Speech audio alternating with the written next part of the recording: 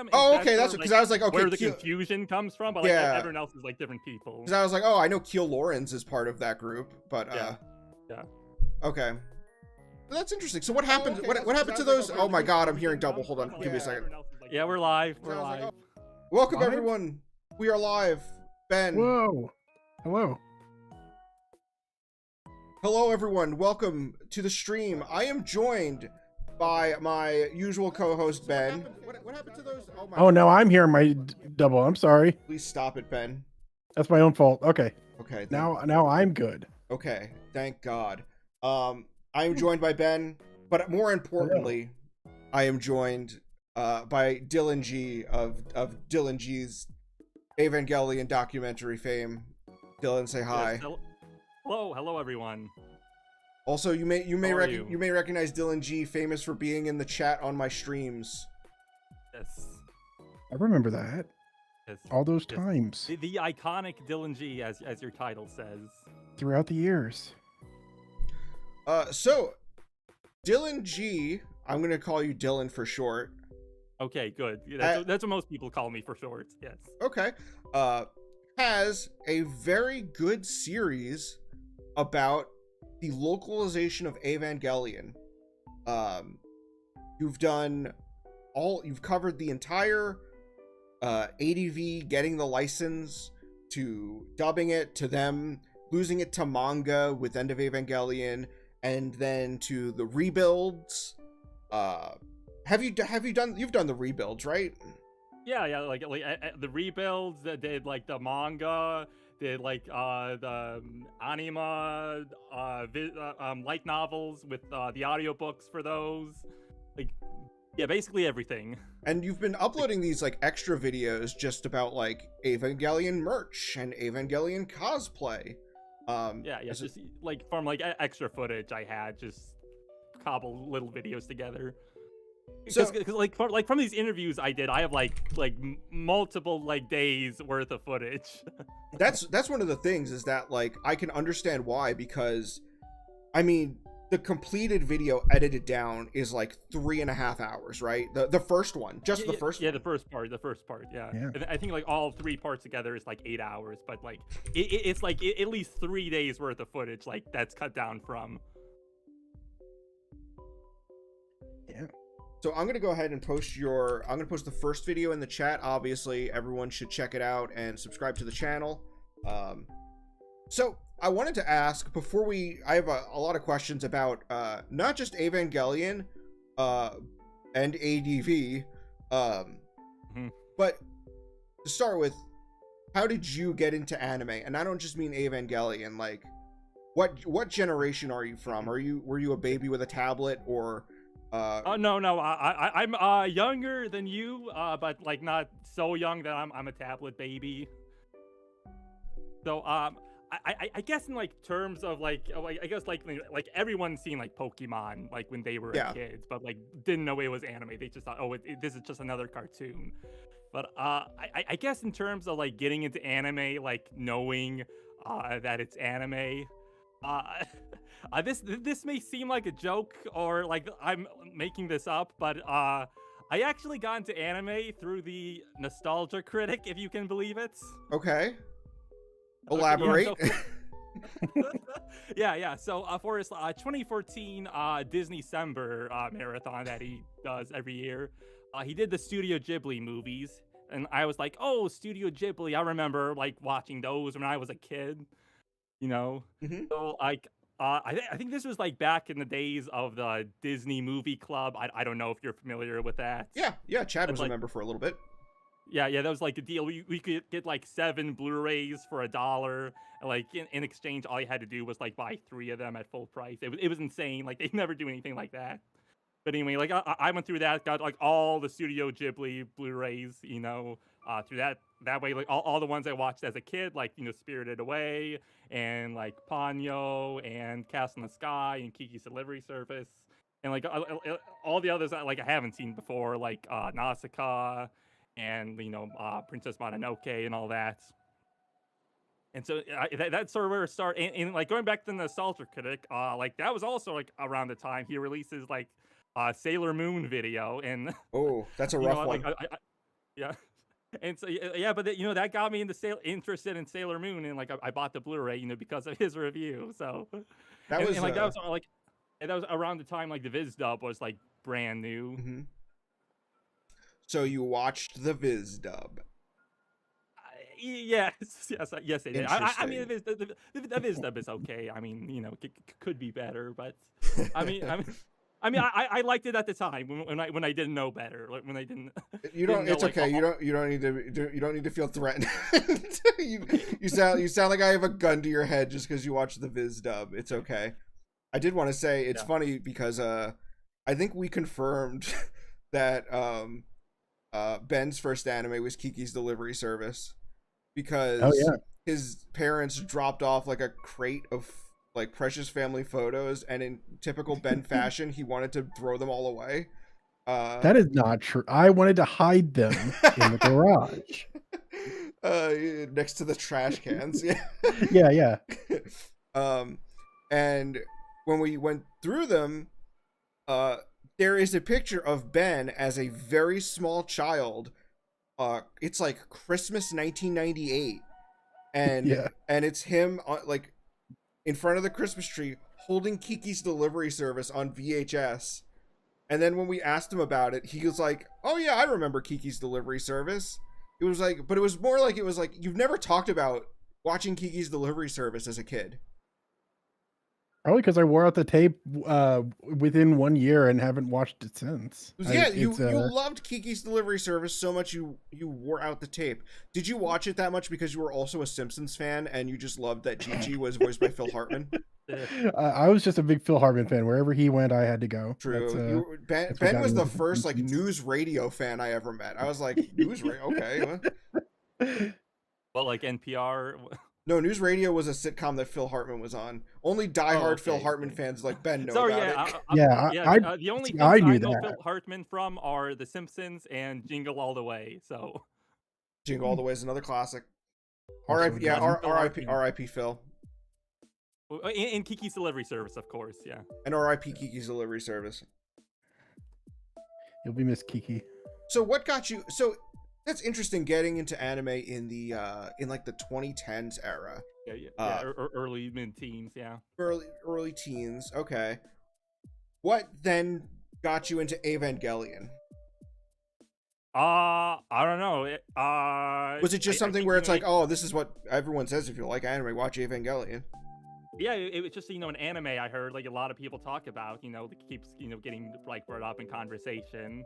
Like bought the DVDs, like because I mean I don't usually like watch too much stuff on streaming. I usually like buy the DVD or like the Blu-ray. I noticed. I've seen your shelf. Yes, thank you. And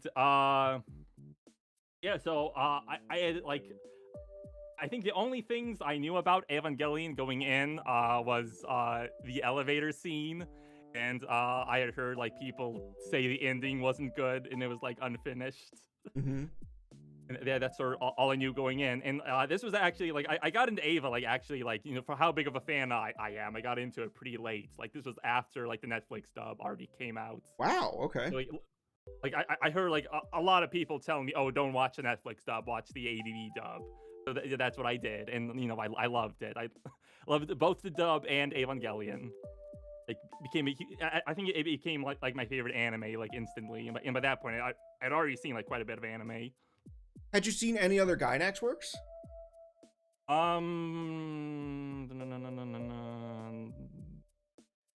Not. I'd seen Fully Cooley. I think that was the only Gainax thing I had seen before Ava. Okay. So, what inspired you to? I understand. I can get being a big fan of something. What I guess inspired you specifically to be like, I need to make a documentary about this. I. Go.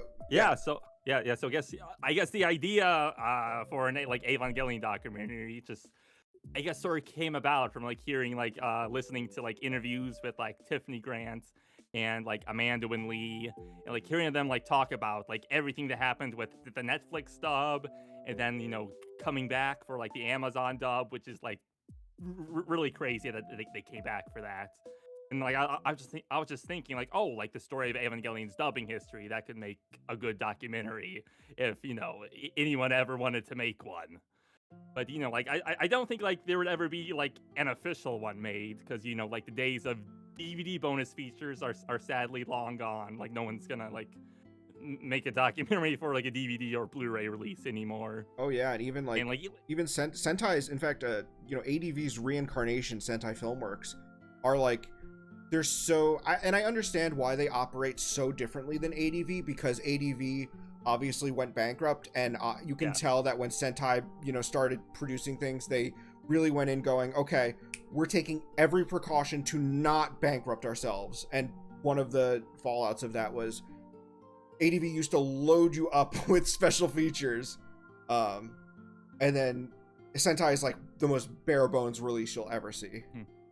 Yeah, but that's sort of just like everyone nowadays. Like nobody does bonus features, like, except for Discotech. I mean, that's sort of the exception.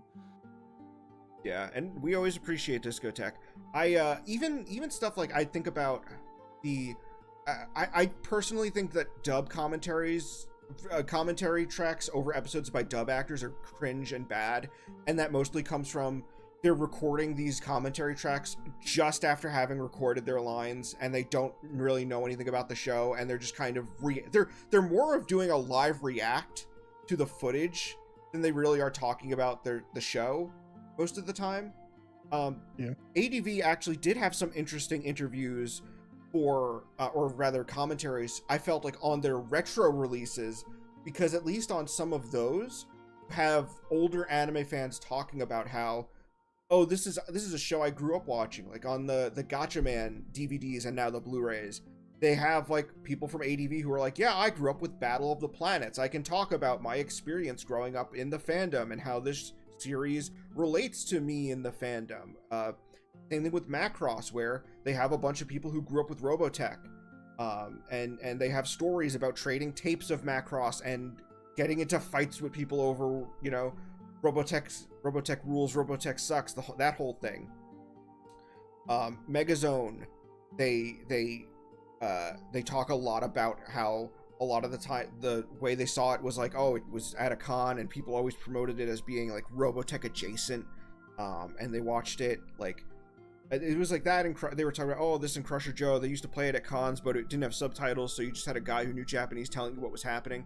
Just like really interesting stories that I felt like were more interesting than like, okay, so we got Monica Rial, she just recorded an episode of Angelic Layer and now she's gonna react over it.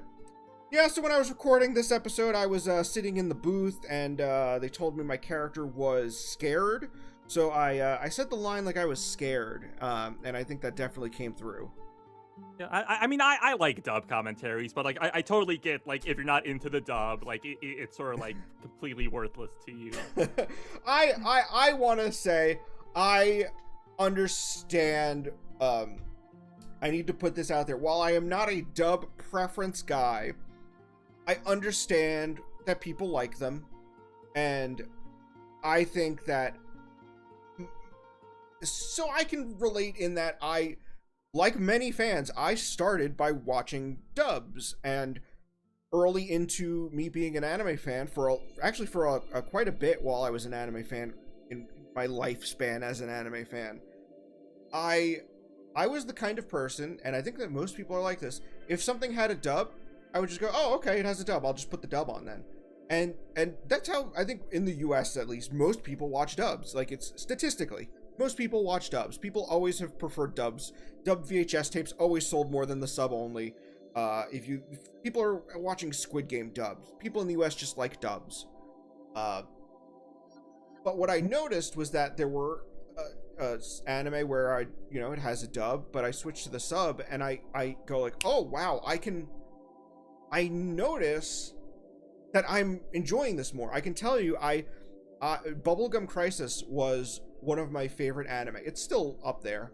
And it came with a dub, so I always watched the dub. And then I think it was when Animego first did their Blu-ray.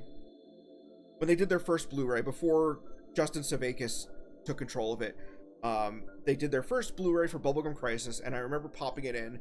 And I always make fun of how in the dub, with Bubblegum Crisis, they didn't have the M&E tracks when they dubbed it. M&E, for anyone who doesn't know, is music and sound effects. So all of the sound effects in the Bubblegum Crisis dub are redone, and they're not great. There's a scene in episode 1 where Pris is thrown into a stack of boxes, and it makes like a car crash sound effect. And Is that right? Like, yes. like even like the Blu-ray release of the dub, like doesn't have the Japanese M&Es. No, the dub on the Blu-ray, I believe, still doesn't have the Japanese M&Es, and in fact, the dub for the Dirty Pair OVAs, not Dirty Pair Flash, but the actual 10-episode Dirty Pair OVA series was the same way. I have a clip uploaded on a channel from over 10 years ago of just like funny sound effects. They had to redo the sound effects, but I believe in the case of Dirty Pair, they did find the M&E tracks. So I need to check my Blu-rays that I waited 6 years for. From what I've heard, they were supposed. The Kickstarter said they were supposed to add the original M&E Dirty Pair tracks to the dub of the OVAs, but they didn't. They didn't? Unfortunately, no. From what I've heard, they didn't. Okay, Ben, hold on. I'm gonna grab something. One of the many like screw ups they did with that release. Okay. I'm not gonna check it now, but I might check that as soon as we're done, because that's crazy. Because I was like, oh, at least they fixed the M&E track. That's insane. They were supposed to. They were supposed to do a lot of things that they didn't do for that release, unfortunately. Oh, dude, I was asking, like, I gave them like so much, like, I guess, like, I was playing devil's advocate, like, something bad must have happened to these, like, but like I was asking people, you know, like they had. If you break up Dirty Pair, what they were releasing, into like episodes, because it's mostly episodes, but then there's some movies and some OVAs, it's essentially like 55 episodes of TV anime. You know, if you break up the movies into 3 episodes each, put them all together, they're essentially releasing a 55 episode show. I know, not exactly, but like, follow me.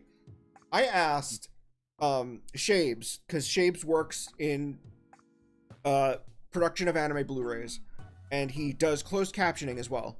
And I asked him, when you're subtitling an anime, how long would it take to do a 50 episode series? And he said, well, when the people who do that for a living, they're doing it as a full-time job. So while fan subbers take kind of a while to get an episode out, you know, we can get that out. 55 episodes, we could probably get that out in a month. And I was like, okay. And I was comparing like the Dirty Pair Kickstarter where they announced they started working on it, and then 3 months later they're like, we're still working on it. And I was like, is there anything you could think of that they would be this behind in 3 months?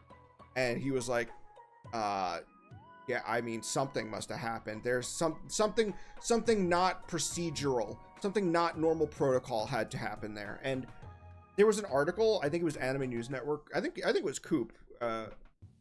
I think Anime News Network did an article eventually at one point. Yeah, and it seems like the big issue was just people involved kept getting COVID. Like I genuinely don't believe they were just trying to steal money, because like they're an established anime company and they've put out other Kickstarters before, and you know, this did come out 2021. COVID was still a thing, but like, yeah, it just seems like people kept getting COVID and everything just kept getting delayed because of it. But on the topic of M&E tracks, I get the Bubblegum Crisis Blu-ray, and I'm like, man, those sound effects sure do ruin the mood. And I was like, you know what? I'm gonna switch to the Japanese. And I was like, oh my god, I love this. And I just kept watching it, and I was like, why did I never sit down and watch this in Japanese? I love this in Japanese. This is like, I was thinking like, you know, when I sat down and started watching it, and, you know, not only are there the sound effects, but I was like, this is kind of like, I'm not really jiving with the characters like I did when I first saw it. This might leave my top 10. But then I switched to Japanese, and I'm like, I'm back in it. And I've had other experiences with anime where I watch the dub and maybe I don't feel anything for it, but then I watch it in Japanese and it hits harder. And so generally, I can't really think of an anime where I've watched it in Japanese and I had the reverse, where like, oh, Japanese it doesn't hit, but then in English it does. I haven't really had that sensation, but I've had the reverse, where I watch it in English, doesn't do anything, watch it in Japanese, and I'm into it. So there are some shows I've watched dubbed. I think Ben and we watched Mob Psycho dubbed. Yeah, maybe that with, was a good one. yeah, it's a good dub. There was we watched Ping Pong dubbed. That was I was Oh, still yeah. I was still kind of feeling like that was more of a like, oh, if it has a dub I'll watch it. But at the same time, I thought that like Ping Pong was great dubbed, especially the actor that played Kong Wenge. They got someone who actually spoke Chinese. And so that's something that's like, oh wow, that was really immersive. I really liked that about the dub. I don't know if I would have felt that immersed switching from, the way it switches from English to Chinese, the way it would if it switched from Japanese to Chinese. It actually did help with that immersion of, oh, he's a foreigner to these people. Yeah, Japanese, Chinese, what's the difference? Yeah, it's the same squiggles, right? So I don't have anything. I shouldn't say I don't have anything against dubs, but that is why my preference has been Japanese, and I always try to get people who say they only watch dubs to try things in Japanese. And I told Ben this, where I sort of think of it like picky eaters, where I can relate because I was a picky eater when I was young, and when I grew up, and I just was like, I need to get over this because this is like affecting like my social life and causing a lot of anxiety that it really shouldn't. And so I just tried to be open-minded, and I tried some new foods, and little by little I was like, okay, I am liking these new things. I was open-minded, and now I like these things, and I wound up loving a bunch of foods that I would never eat before, and I'm really enjoying those experiences. And I also feel like, man, I was missing out in the past where I could have been doing all these things where, telling my friends, oh, I can't go to Mongolian barbecue, I got something going on. It's like, no, I'd love Mongolian barbecue. That would have been a great experience to have. And I don't want anime fans to feel limited. Like, if they only watch dubs, they can only watch shows that have dubs. There's a lot of great stuff that just isn't dubbed. And I want fans to be willing to try, to have that open-mindedness so that they can try those things. Because I think a lot of them would find that they actually can have those experiences with subtitled anime that they have with dubbed anime. And they're just not realizing it, I think.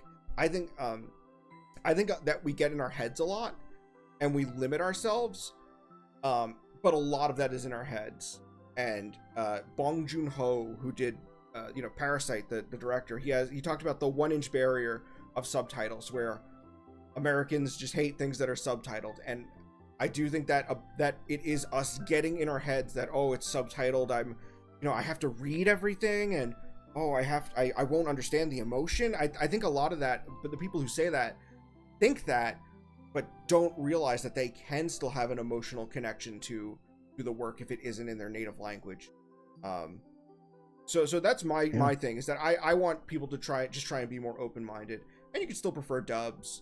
I absolutely understand the appeal. I was there. But that's just always been my thing, is empowering fans to step outside that comfort zone and try new things, because I think they can have these experiences that they don't think they can have, both with picky eating and watching anime. Yeah. Yeah. I certainly prefer dubs myself, in case you couldn't tell. I'm joking.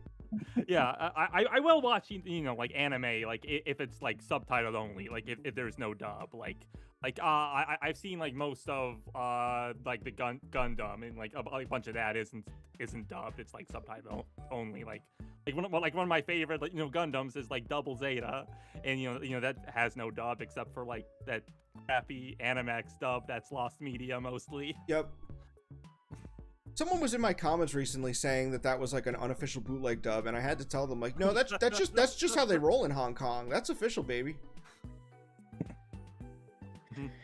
Like those like Animax dubs, like like those are created like from like they do like Yu Yu Hakusho, like for example, they did like all like 150 episodes or however long that show is, and like they did like all 150 episodes in like 1 month. Which is like crazy. Oh, yeah. There's an article. Have you read the Answer Man article about it? Maybe once a long time ago. But where don't really remember it if I did. Yeah, where he talked about how he also gives an interesting number. He says that to dub an episode of anime, it generally costs, in the US, it costs about it can cost anywhere from $5,000 to $10,000 an episode. In Hong Kong, the groups that do those dubs usually do them for about $1,000 to $2,000 an episode. And they are done very quickly and with very little oversight from the Japanese producers and rights owners. And there's sort of an agreement between the Hong Kong companies and the Japanese companies. And it's sort of the reason why those dubs very rarely come over to, or very rarely leave Southeast Asia, which is that in Hong Kong, Singapore, these areas in Southeast Asia, they have English-speaking markets, and they want to air English language content in those areas, but they can't afford, but it isn't profitable enough to do a standard dub, so they'll do them more cheaply. They'll get the rights and do them more cheaply, but the understanding is, okay, the rights holders from Japan will say, we'll allow you to do this more cheaply, we won't charge you as much, and we won't hold you to like a higher standard. Like, we're not going to come like with we're not going to do a Studio Kara where you have to redub everything, every line has to be Four-Eyed Crony or something like that.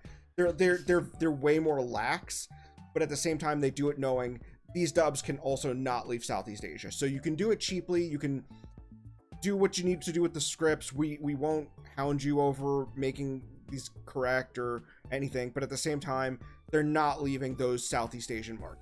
That's sort of the agreement between them. Yeah, and that's why like so many shows like they only have a Southeast Asian dub. Like I mentioned, like the Gundam Double Zeta and like Urusei Yatsura, like all of that was dubbed in Southeast Asia. They've tried to do English dubs of Urusei Yatsura, and they've never completed them. Including the 2022 remake. That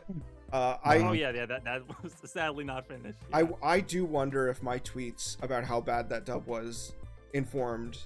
Not that I feel good about that. Like it sucks that happened for the people who want that dub, but it also sucks that the dub was lower quality than it should have been. Ben, do you remember when I posted clips from the Urusei Yatsura dub that Sentai did, and they straight up missed lines? Like there's scenes of there's scenes of characters talking and no lines, because this is what I can tell. So did they ever fix that? I haven't heard yet. I'll need to check.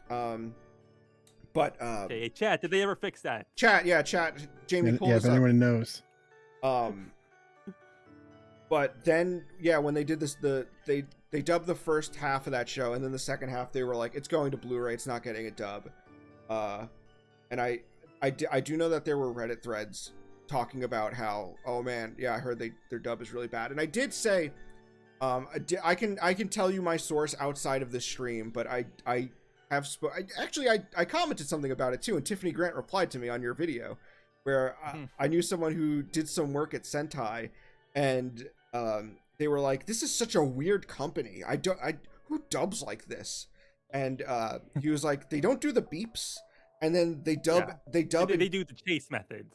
Yeah, and then they do an entire scene at a time instead of going line by line.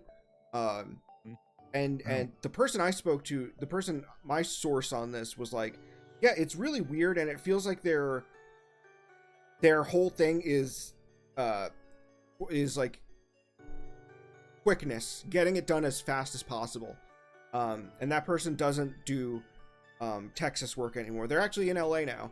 And they do work in LA, but at the time they were going between Sentai and Funimation, and they were like, man, Sentai is weird. Sentai is not like any other company I've worked with.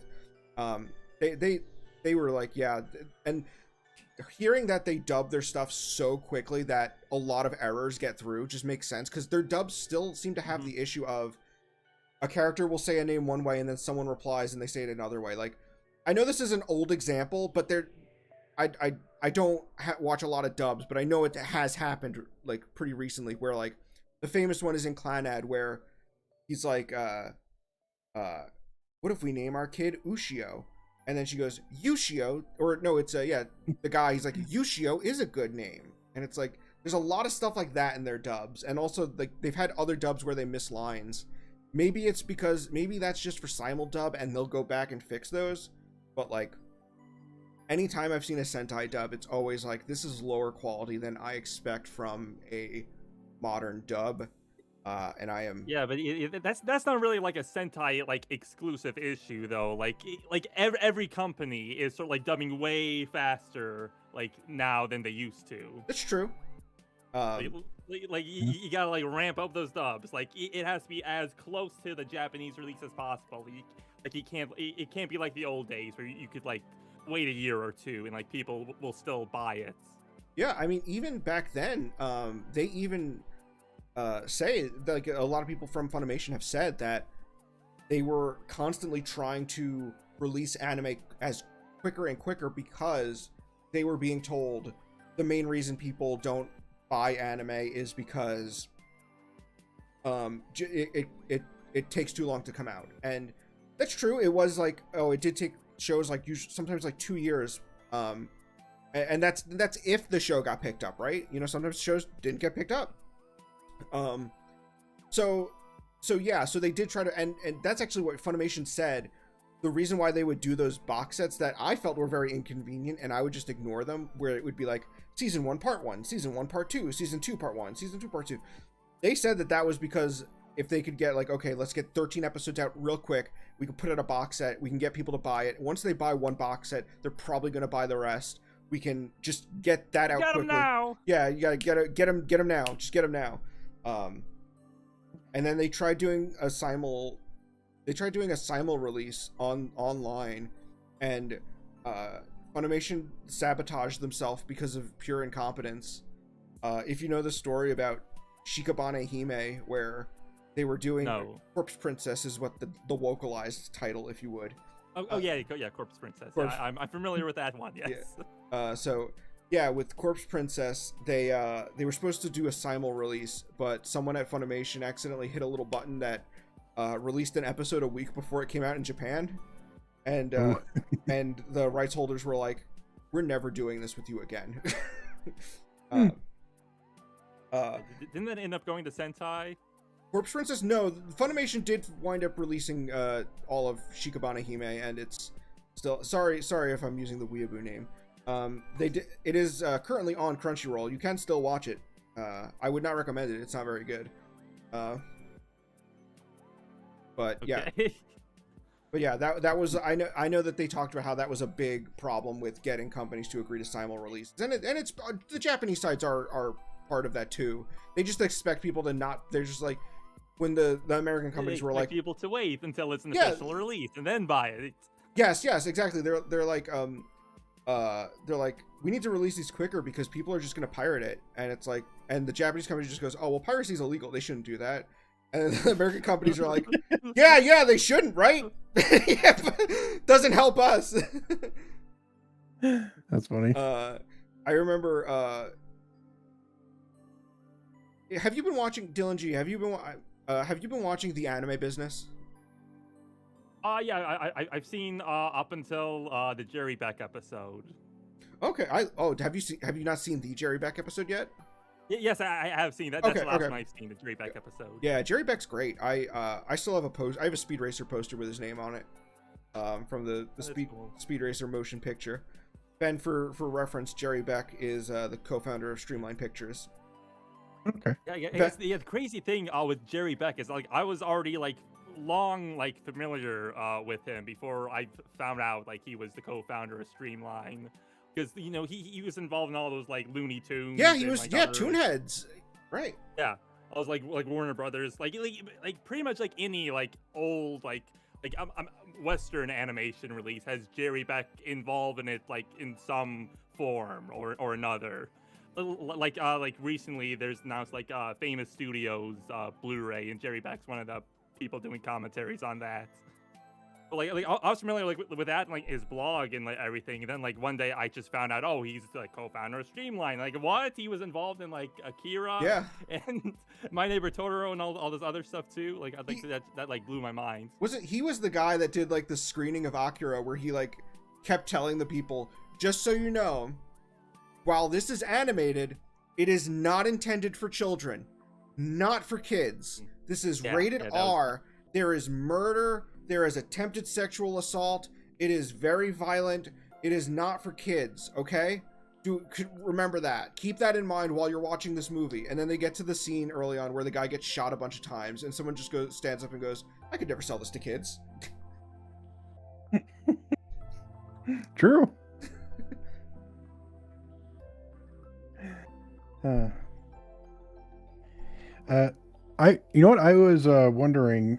I wasn't sure if you actually wanted to do this or not. Like, it's fine if you don't.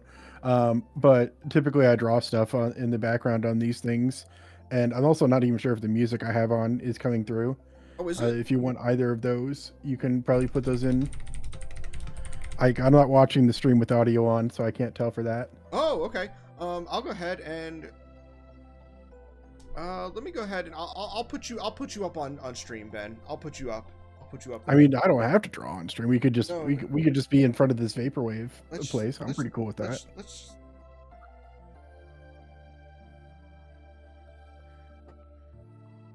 like barely. Okay, so there is a little music. So okay, that's good. So barely is not bad actually. Yeah. Yeah. So yeah, I can up it myself, but you would need to up that somehow on your end. Let me see if I can raise Ben up a little bit. How does that? Ben, say something. Hello, it's me. I'm right here.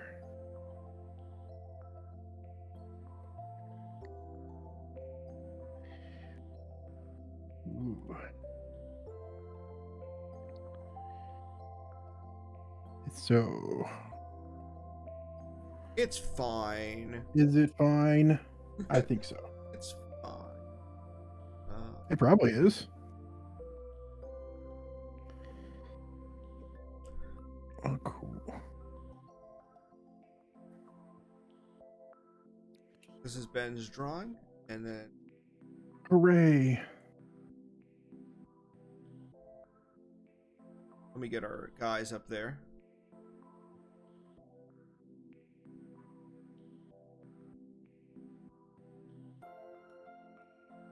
Oh, there it is.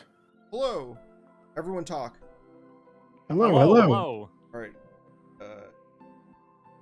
Dylan G, I'm gonna have to move you a little bit. Okay. Yeah, just get us moving. I'm sorry I keep calling you Dylan G. That's not like a human way to refer to someone. I mean, it's fine, and like, I'm gonna put you up. I get it. Go up in this corner. You refer to someone as their username in your head for a while, and then you just can't break away from it. That looks like a manga. That's a very accidentally mean thing to say to someone. Whoa! It's almost like you're making a real drawing. That's when I was a musician, and people would be like, "This sounds like real music," and I'm like, yeah. "Thanks, man." That's I mean, that's the goal, so I guess it's fine.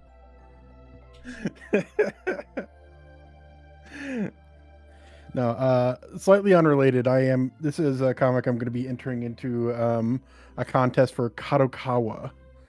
They are a manga publisher that is having is that what they are? Worldwide a worldwide accepting people from outside Japan rarely happens. And so I was going to enter it for fun. I have no inklings of I have no assumptions. You have no inklings? I'm going to win. I have no squidlings, octolings, anything. But what did Kadokawa do again? I forget. So what if you win? Like, will we just like make a manga then? Apparently, I mean, there's a cash prize, and apparently they're like, oh, and you could talk with our editors, see if we can get you. Talk with your editors stuff. to get a chance to make your own manga. Yeah, something like that. It's insane that what did Kadokawa do? They're like the biggest Japanese publishing company. I know very little of like company, like actual like company stuff outside of Shonen Jump for when it comes to manga. I've read other manga. I think they did like Made in Abyss. I read through and watched a lot of that. So it's like, okay, yeah. And they did I think Frieren. Like, okay. I know manga. I just don't know manga companies as much. I'm sorry. They do more than manga. I'm also aware of that, but I don't know what they're like the biggest distributor of light novels. I think they're like credited with the light novel boom.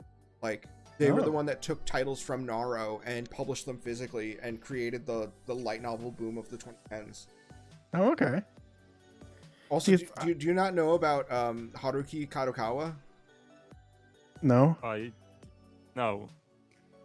Okay, so Haruki Kadokawa was the son of I believe he was the son of the founder of the Kadokawa Publishing Company, and he wanted the company to branch out from just standard book publishing and do stuff like films. And so in like the mid to late 70s, he started producing films.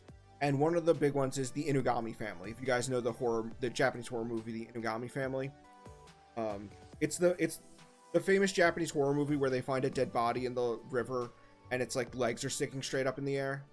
It gets referenced in a lot of anime. I do not recall. Okay. I'm uncultured. The arc in Dandadan where they go to like the snake, the people that worship the snake, that's like that arc is has references to that movie. Okay. And the music they actually use in the anime is based on the music from the film.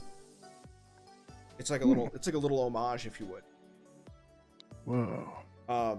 And so the thing about Haruki Kadokawa that's really interesting is that they didn't have this term at the time, but he was a chunibyo. And in Rintaro's book where he like catalogs his career in the anime industry, whenever he talks to Haruki Kadokawa, he's sitting in front of like a full set of samurai armor. And like if you look up pictures of him, it's like pictures of him wielding swords. And he eventually got outed from the company by his brothers in like a hostile takeover. Which is really funny because there's one of the things about Haruki Kadokawa that's like really interesting is that he has a list of claims that are like insane, like claims that he has made that are insane. Okay, I do remember that part. Yeah. Yes, I showed you the list where it was like, okay, so I pulled it up here. These are things Haruki Kadokawa has claimed. Has witnessed several UFOs and flown through space. Awakened psychic powers at age 35. Used these powers to create rain and snow. Cured Osamu Tezuka's kidney stones. Is the reincarnation of Yamato Takeru. Can sometimes see two suns in the sky. Stopped the Great Kanto earthquake.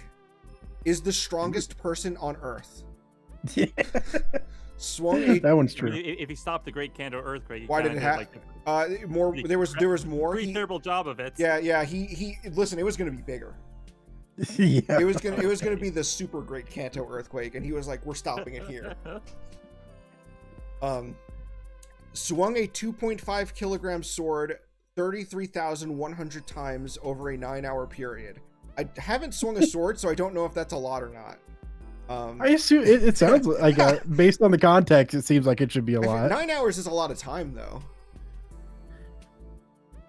So it was 25,000 swings or whatever you said. 33,000. 33,000. Okay, 33,000 over 9 hours. I'm going to calculate that real quick while you list out other amazing things he's done. Thank you. He swam under. What's the swing per minute rate? He swam undersea and was the first to see the sunken remains of the Yamato battleship. Claims someone told him he is the reincarnation of Genghis Khan, but says he has no memories of that life. Left the company in... I believe he told someone he was the reincarnation of Genghis Khan. That's unbelievable. Okay, it's almost exactly 1 second per swing. It calculating that out. Okay, do the calc. He wound up leaving the company in 1993 when he was caught smuggling cocaine. That feels like that tracks. That something in there adds up.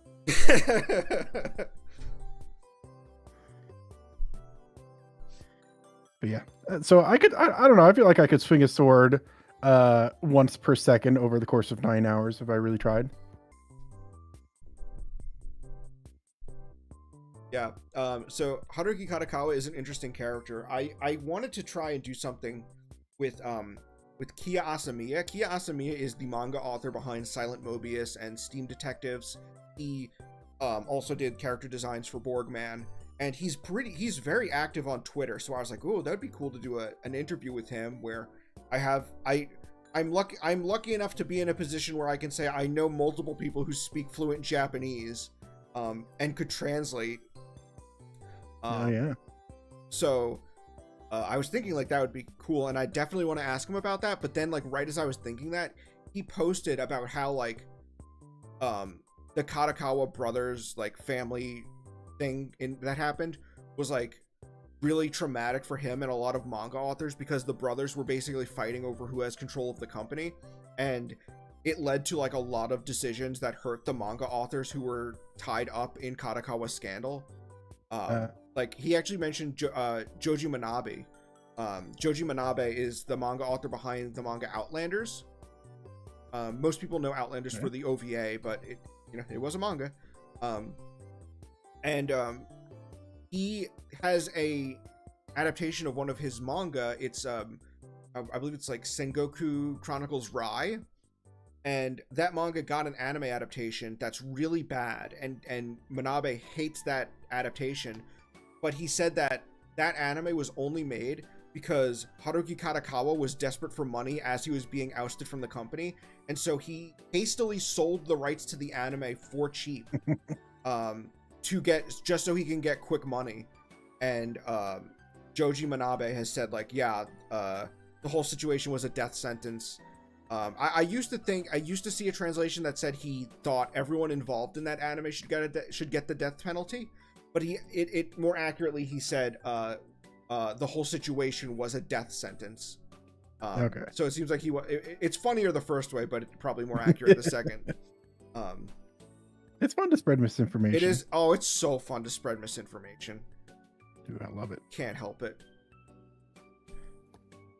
So, Dylan, I gotta ask. Yes. What has your experience interviewing people in the anime industry been like? Let's hear about how you feel about that, because I've interviewed only like a handful of people. But doing that and then going to something like where I did with my Cyborg 009 Hollywood video, where I interviewed FJ DeSanto and Takigawa, I got a very different vibe from them than I did from all the anime people I interviewed. So I'm curious what your experience has been. I think personally, like I think I've gotten like first of all, like, I've gotten better at it like over time. Like when I first like started out, like I've never interviewed anyone before. I had no idea what I was doing. Just listening like back to my like old interviews, like a lot of times like I just like repeat questions and just like word them differently, and like I think now it's like stuff is like more concise. And like I guess in terms of the people, I don't think I've really had the same experience as you. Like I think like everyone seems nice. I think, like if they don't want to like be interviewed, they wouldn't agree to be interviewed in the first place. So well, my experience has been and this isn't to shit on anyone, but like sometimes I feel like I ask questions and it's clear they don't know the answer, but they give me an answer that's like, oh, they're just kind of like giving their best guess, but they're sort of portraying it like, oh, well, this is what happened, and then they kind of like guess, and I'm like, no. If you don't know, that's cool. Just say, oh, I'm not sure, because like I can catch on when they're doing that, and my preference is always to just be like, oh, I don't know for sure. I'll have to get back with you on that. Yeah. I do feel like sometimes they feel like because they're in the industry, they feel like, and I get it. I feel this way too sometimes, where someone asks me a question and I go, man, I feel like I should know the answer to that. I feel bad. I kind of want to give you what I think it might be, but I've had to make sure I check myself, because I'm too crazy about this stuff that I have to go, well, I don't know, but I think the best guess I have in this situation is bleh. But I feel like with anime people, there's a lot of them giving answers that could be either they misheard something, or they misinterpreted something, or it's a rumor but it was never confirmed, and then they kind of repeat it as fact. Recently there was one with Steve Bloom where he very confidently said, yeah, Cowboy Bebop flopped in Japan, and then they redubbed it. It was such a big hit in America that they redubbed it in Japan to be closer to the English dub, and then it was a hit. And it's like, what the fuck is he talking about? Who told him this? Like, Like that's the kind of stuff I deal with. Yeah. Yeah, and I guess going into that, I guess, and no hate towards her at all. Love her a lot, but like with Amanda and Lee, like I know there was a lot of like stuff she heard like in the early days, like of working on Evangelion, and it's just sort of been like hard for her to like get it in her head like, oh, that's not really accurate. That was like just some fan rumor or a mistranslation or something. Like like to this day, like I tried correcting her on it, but like to this day she'll still say like, oh, like End of Evangelion was made as like a fuck you to the fans because like Ano didn't like that, they didn't like the TV ending, which is not really true at all. No, you should send her Steven's video on Anna. that, that's a joke. I don't think she'd watch it, unfortunately. Yeah. Dude, people Yeah, still or like the rumor that like the end of the TV series is the way it is because they ran out of money. Which, yeah. Again, is not true. That's not what happens. Mm-hmm. Yeah, Anna was very clear. It was simply time. Yeah. It's the same thing. Same thing with Kare Kano has that issue too. I made an account on some slop website because someone made an article about like anime anime with great anime with bad endings, and it's like Kare Kano, they ran out of budget and had to do an entire episode with paper cutouts, and it's like the paper cutout episode of Kare Kano is one of the most creative. It is the most creative episode of the show. That is the best episode. It's insanely interesting and creative. It's directed by Hiroyuki Amaishi, founder of Studio Trigger, and it's full of like special effects. Why do people keep saying, oh, it ran out? Like, you have to have not seen Kare Kano to watch that episode and think that this was a budget issue. That they made this episode where all the characters are done with paper cutouts and like they actually like made miniature sets and then blew them up with pyrotechnics. Like, it's really just like an old game of telephone.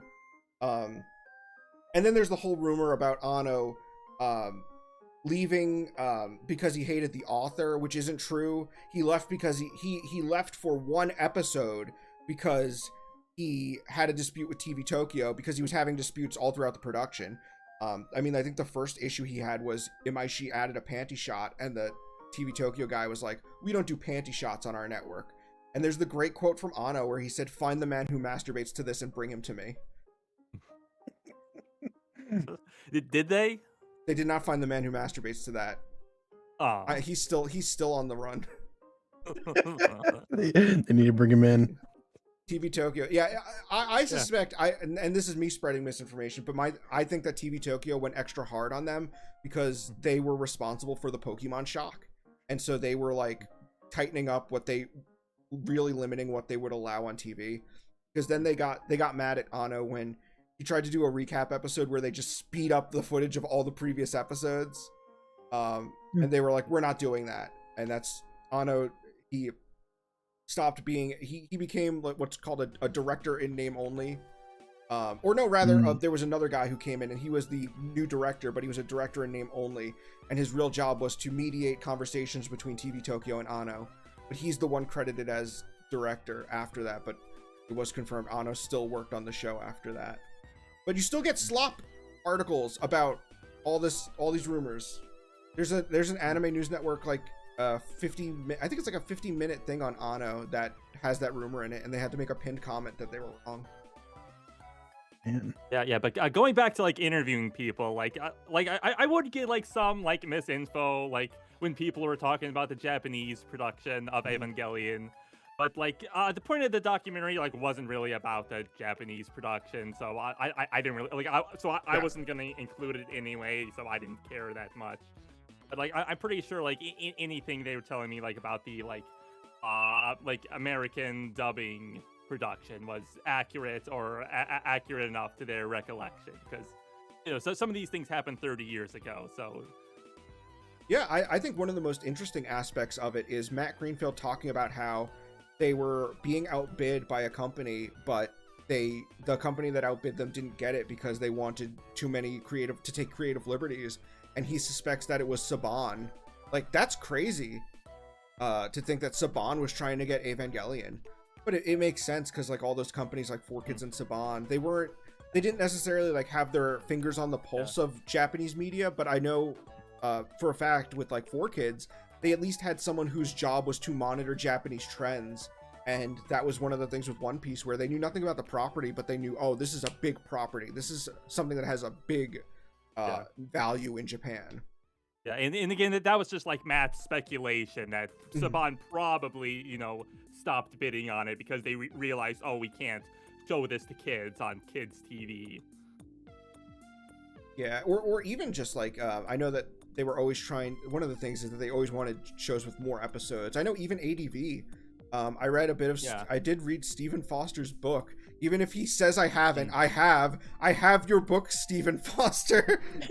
Buy my book. Buy my book. Yeah, I have it. I literally have it. I read the story about your teddy bear getting thrown on the roof, and I thought it was sad. Like, I read it. He remembers every person he sold his books to. So I think you're in the wrong. Check on Amazon. You should see my credit card there. Yeah, tweet out my credit card info to prove it. I thought it was genuinely funny where he talked about how like his parents didn't know anything about like creative fields, and so like when he told them he wanted to be a writer, they were like, oh, so you should like work at the post office. They write a lot of things there. Yeah, you write a lot of things at the post office. Wow, that's funny. Yeah. So they think like at the post office they just write letters all day. What else do you do? I mean, if you work at the post office, you clearly write addresses on things. You love letters, so. But yeah, and I was gonna say something about Stephen Foster, where he mentions in his book that they were licensing anime, ADV, kept pitching stuff to Cartoon Network, and they kept getting told, can't do it, not enough episodes. And he said that, like, Orphan was a show where they felt like, oh, this might be, like, this is like a boys' action, because that's what they kept saying, is like, boys' action, we want boys' action. It's like Toonami back then, it was, like, 5 days a week, so, like, if it's 26 episodes, like, they're gonna be, like, out of episodes before the month is over. Mm-hmm. And they it's funny enough, I think this was even before Toonami, because they said Orphan wasn't enough episodes, and Orphan is 26 episodes, but they wound up taking stuff like Outlaw Star, and so they were okay with 26 episodes. I think it was just more so they Orphan may have been like 97, and I think Toonami was like 98, so they may have just missed the mark. But I believe even after that, ADV was like pitching shows to Cartoon Network, and they were just trying to get something on TV, because he mentions in the book that like that was the thing. It's like, get on TV. Everyone just wanted to get a show on TV. That was how you really sell anime, is getting it on TV. Yeah, I think Toonami, they did that like infamous Giant Robot Week promotion. That was like all ADV titles, and apparently that was like a massive failure. Like like the viewership like apparently like tanked that week, and so none of those shows end up getting picked up. What shows were on there? I think it was Evangelion was on there. That's where like the infamous like first 2 episodes with the edits where they changed the beer to water. They changed the beer to water. They removed Pen from a couple scenes, which is because I think all Pen scenes are either with the beer or with naked Shinji, so they couldn't show that. So there's actually a couple that aren't, but it's suspected that like they needed to cut for commercials, and they were just like, well, this cut to Pen squawking. Well, he actually didn't show commercials during Giant Robot. Oh, okay. It was commercial free, and they actually showed what they did was they cut up like episodes of Gigantor and aired that between shows instead of commercials. Oh, that's unfortunate. I am a fan of Tetsujin. I am not a fan of Gigantor. I do like that they call Kenji Murasame Dick Strong. But other than that, I'm not really a Gigantor fan. Kenji Murasame is one of my favorite anime characters, period. So it is funny that they call him Dick Strong. Yeah, so I got the Giant Robot Week list. It's Evangelion, Dai-Guard, Nadesco. Okay, hold on. How many are there? I want to try to guess them. No one put them in the chat. I want to guess them. I think there's 5, and I already told you 4 of them. So there's one mecha show left that ABV has that I haven't listed yet. Is so it guess Go Danner? No. Okay, Go Danner may have gone a little too hard. Even for even with edits. It couldn't have been the Maz and Kaiser OVA, even though they did dub that. No. It's from is it from like the 2000s? It's okay. I'll give you a hint. It's from the 80s. Oh, Robotech. Yes, Robotech was the last one. Do it. Yeah, first try. First try.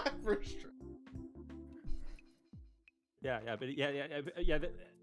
even though like that like ended up being like a failure. Like I know like Jason DeMarco, like the guy who runs Toonami, he talks about like people like all the time will like tell him, oh, I love Giant Robot Week. Even though like apparently like it didn't do well, but like that's such something like fans like bring up like all the time, like, oh, I love Giant Robot Week, will you do like another Giant Robot Week like on the Adult Swim Toonami? So probably just niche then. It's one of those things where like, and this is something I wanted to talk about because it's sort of tangentially related to Evangelion in recent news.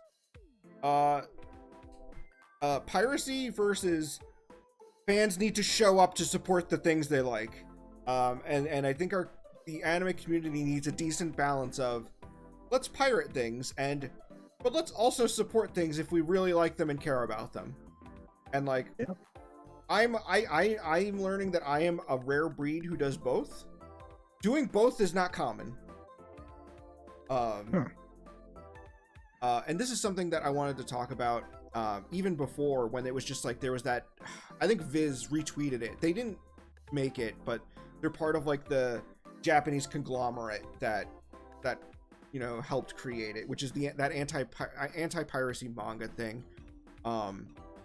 Which I would I to give them the benefit of the doubt, when I saw that, I was like, oh well, this is just for Japan. I can understand why they would, you know, why they would make that. I mean, those manga are super easy to get in Japan. Those are all like popular titles. Like, yeah, it's like, yeah, we've seen like one Mitsuru Adachi manga over here, but like, yeah, they're all huge in Japan. Touch is still the 20th best-selling manga of all time.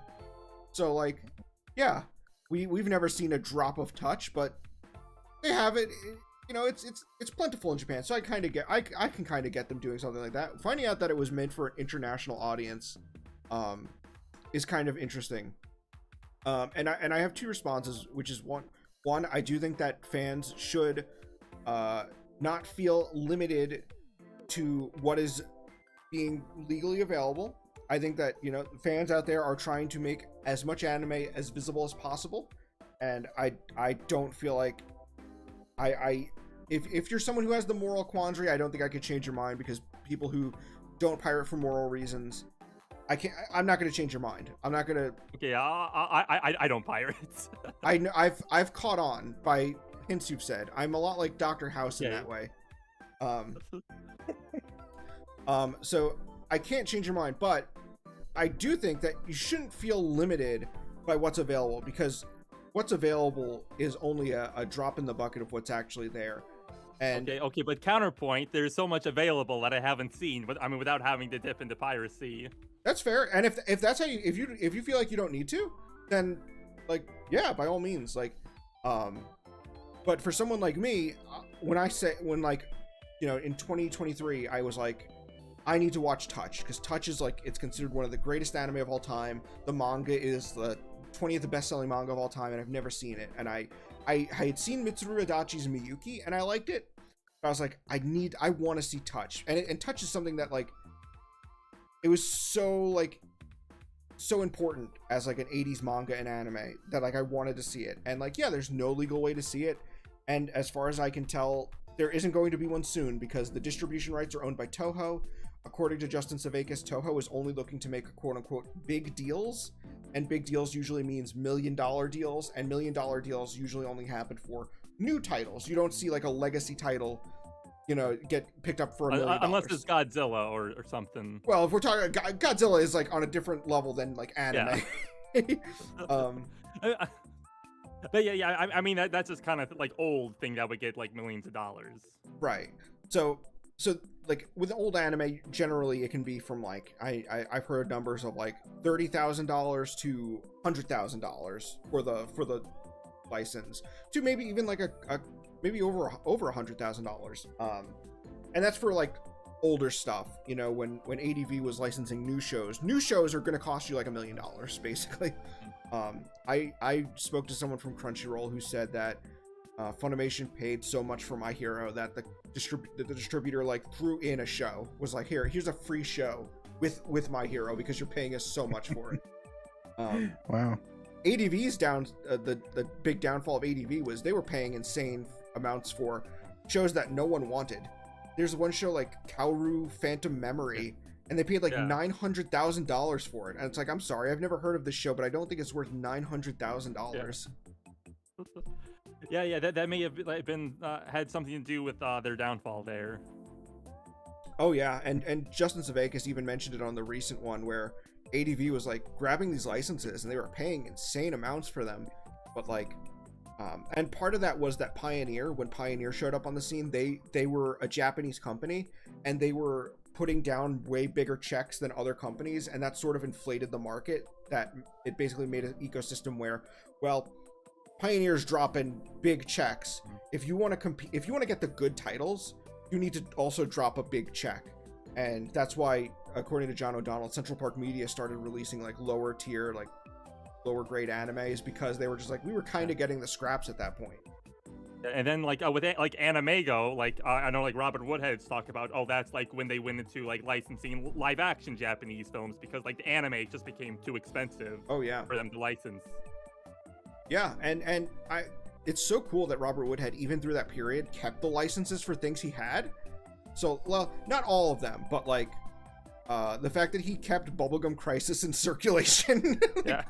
Bubblegum Crisis, Riding Bean, I think Otaku no Video, Vampire Princess Miyu. He just kept these. He's like, I just gonna have the license forever. I'm just gonna always Vampire Princess Miyu will always be available. I guess he's got that wizardry money though. You mean like he's a wizard and he can use that to his with, advantage? No, he's the creator of the video game Wizardry. Oh, okay. That makes a bit more sense. I don't know if you knew that, Ben, but it's like a very foundational RPG. I don't think I knew that. Yeah, it's Delicious in Dungeon. The dungeon system is actually based on Wizardry. Oh, okay. And there's like there's photos of Robert Woodhead with like the creator of Dragon Quest, and the creator of Dragon Quest is like, love this guy, loved Wizardry. And it's funny because it's the guy that licensed Bubblegum Crisis. But yeah, so I can tell that you respect dub actors way more than I do, and that's good. Probably. So my thing is that like I already mentioned how I feel when I interview people in the industry. It was so crazy going to FJ DeSanto and Takigawa, and I kind of get DeSanto is interesting because he's like, he can come off in text as like a little standoffish and a little confrontational, but once you talk to him, you kind of get him. And he's a New Yorker, and I am also from New York, and like it's part of that vibe where it's like I used to work with a group that was centered out of a warehouse in New Jersey, and no one else could work with these people because they always came off as so standoffish. But it's like, no, that's just how they talk. Like, it was so funny how one of them asked us for, I'm not going to say what my job is, but one of them was like, I need you to get this thing added. And he's like, okay, and someone replied, okay, I'll get on that. And then they immediately replied with an image of Judge Judy, like tapping her wrist, like angrily, like do it, like do it now. Yeah. And I remember just thinking, she is so funny for doing that. But like we've had issues where it's like other people on our team would like get so mad and like be like, I'm gonna tell her off, and we'd have to talk them down from not like starting a fight. And I'd just be like, no, I get it. That's just how they are. That's how New Yorkers are. So when I talked to DeSanto, it was really funny how he came off as a little standoffish and a little bit like he was like, that's not how it went down. Let me tell you how it really went down. And he'd be like, not to sound like a dick, but you got your story all wrong. And I was just like, yeah, no, tell me how it is. And he was just like, after that, he was just really nice. And he just like, we talked and he told me everything. I didn't tell him I was recording his video footage, and I didn't know if that would be a problem to use in the video, but I knew that if I actually like showed him talking, it would sort of legitimize his points, because I think that always makes more of an impact when the person is on camera telling you these things. Because it's like, oh wow, you actually got into a Zoom call with this person, which is what you do in your videos. And so I remember sending that to him and be like, hey, I know I didn't mention this, but I was screen capping the Zoom, so I used clips from that in the video. Is that okay? And he was like, yeah, that's fine. Can you just remove like this scene here where I bend down to grab something? It's a very unflattering position. And I was like, yeah, that's fine. And I just removed that one and fixed it. And he was like, yeah, that works. Did everyone know that you were recording them? I assume so, because everyone had like a very nice setup. Yeah. I think like before like every interview, like I would like ask, oh, are you cool with like it being like recorded, like the video being recorded? And did you how long did it take you to do all these interviews? Was this like was it like a year or more? Yeah, around a year. Like I think almost a year exactly from when I like did my first interview to like when the like first like video came out. And when you interviewed people, did you do everyone in like, okay, this is the Amanda Winley episode, or did you like go, okay, I have Amanda Winley, and then you record her and you go, oh wait, I need to get another question for her. Did you ever have to interview anyone more than once, or was it just one interview where you asked every question for all of these videos? I mean, typically it would just be one interview, and that would be that. Like, some people, just because I wasn't able to get every question in, like, in a single interview, I would just have to go back sometimes. Like with Tiffany Grant, like, she can talk about Asuka and Evangelion forever. So I think we did, like, 3 different interviews with her just to get to, like, everything I wanted to get to. Was there anyone who refused or was like, because it feels like I'm just saying, as someone who watched it, it feels like you got everyone. Was there any? Yeah. Like there's like about as many people who like declined to be interviewed as there were people who like agreed to be interviewed. Really? Oh, interesting. Yeah. I mean, like a big hurdle of course was for the Netflix dub, like. Because I really wanted the Netflix dub to have like just as much attention as like the ADV dub, but like I only ended up being able to like interview Ryan Bartley, who was the voice of Ray, and you know I'm so thankful like she agreed to that. But like I get it. Like I think like part of it is like these like actors like. These voice actors, they have like tons of people like fans like messaging them all the time, like they don't know who I am. Like I'm not established, so like I can see why they wouldn't want to be involved. And like also like there's the fact that like then the Netflix dub has its controversy surrounding it. So I understand why some of them like maybe like adverse to talking about it, maybe like. Because I do genuinely think like some of those like actors and people who worked on Netflix dub are like probably embarrassed about working on it like now in like retrospect. Really is because my only issues with the Netflix dub, and this is as someone who I admittedly has no emotional connection to the ADV dub, is like, okay, it's just a new dub, and a lot of shows have new dubs. I mean, shockingly, my only issues from it, as someone who prefers the Japanese, if someone were to say, I'm going to watch Evangelion, but I want to watch it dubbed, I think my only issues are like there's some weird translations in some spots, but my complaints are minor, but maybe I'm missing stuff, or there's stuff I didn't know about that dub. Because I think of the things that stand out about that dub to me that go, that's very weird and I don't like that, is first, second, and third children. I I agree. Gynax is on the wrong side of history. Or I'm sorry, Karen. Children is not singular. Yes, children is not singular. You can call them first, second, third child. It's fine. Like, I'm not gonna like. It's fine. It sounds better. I think the other thing is, I understand that with Kaoru's line, which is very controversial, I understand them not wanting to go with love because I think that the needle lands on Kaoru wasn't necessarily talking about romantic love to Shinji. And if you use love in English, that is immediately how it comes off. And so they wanted to find a way to get around the romantic implication of what he says to Shinji. I don't think worthy of your grace is it. Those two things really stand out. Are there other things about that dub that are like, oh, maybe I don't know? Well, I guess like issue I have that I don't see like brought up that much is like the jokes like really aren't translated, or like I guess not. I guess they aren't adapted. I should say. I think I know what you mean. It's kind of like when Asuka's skirt blows up and she like slaps Toji and is like, "That's the viewing fee," and then he goes, "Well, here's some change," and he pulls his pants down and moons her. I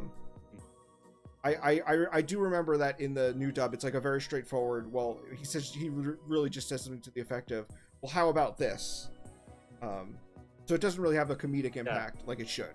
Yeah, and I guess the one I was thinking of is like that same episode in when Shinji goes inside like Asuka's unit 2 with her, and like she's telling him, "Oh, think in German." I think in the like Japanese version, like he says, I forget the word. It's like a German cake that's popular in Japan, and like Shinji says that. Like I forget what it's called. Do you know what I'm talking about? No, I don't remember that. Yeah, but in the Japanese version, like he says like that name of that German cake, and the joke is like, oh, that's one of the only words German knows. Know.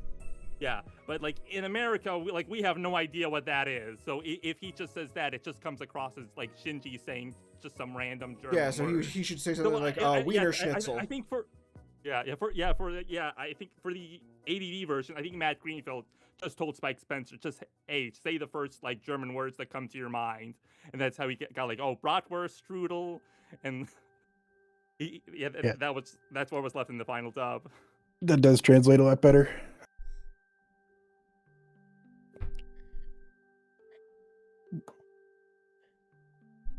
So yeah, and I guess there's another like line. I'll look it up because it was on like the Evangelion subreddit like not too long ago. Like someone was watching the Netflix dub and they were like, I don't get this line. Can someone explain it to me? It doesn't make any sense. And it's something like so the intent of the line is like I think in ADV's translation, like Kaji asks Shinji, "Oh, is Misato like still like wild in like in bed?"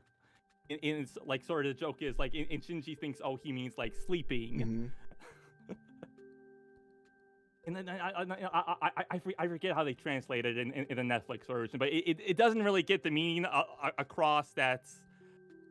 The line like Kaji is saying has like two different meanings. It can be interpreted as like sex or sleeping, and it just comes across as like really weird. And I just have that on my head because there's like I said, like not too long ago, like a Reddit post, someone like just being really confused at that line. So interviewing all these people at ADV, who is actually responsible? I'm just gonna ask, who's responsible for the Ghost Story stuff? Who did it? Because while I was willing to give Foster the benefit of the doubt and say, oh, he says Vance told him this and he's just been running with what Vance said, I feel like other people have come forward and said like said like, no, nah, Vance is a good guy. He wouldn't do that. Foster's throwing him under the bus. Okay. Spill the Can, tea. can we hold on for a second? I need to go to the bathroom. I guess I'll go too. Sure. Here, we'll go together. Ben. Okay. We'll talk about all about Foster when we get back. Okay. Yeah. Ben, do you need a drink or something? No, I'm good. I got my big old jug of water. Okay. Can you read the chat and Yeah, chat. Make sure everyone's happy and comfy and cozy. Yeah, what's going on, Chad? What do you got on your mind? What thoughts you got about things that's going on and stuff? I'm a great host. No, I haven't been talking too much about in this one. I'm just here for moral support, for drawing support, for just being able to chime in as kind of like a layman. I haven't I'm not too involved in the world of Evangelion nor the world of anime production and dubbing.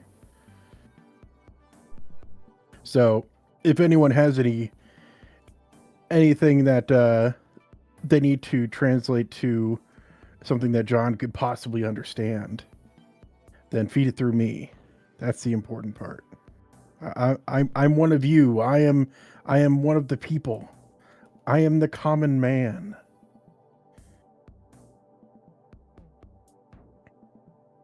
Can you put Matierika in John's next? Is that something I'm supposed to know? Matierika? Matierika? Do I need to look this up? Hold on. Matierika.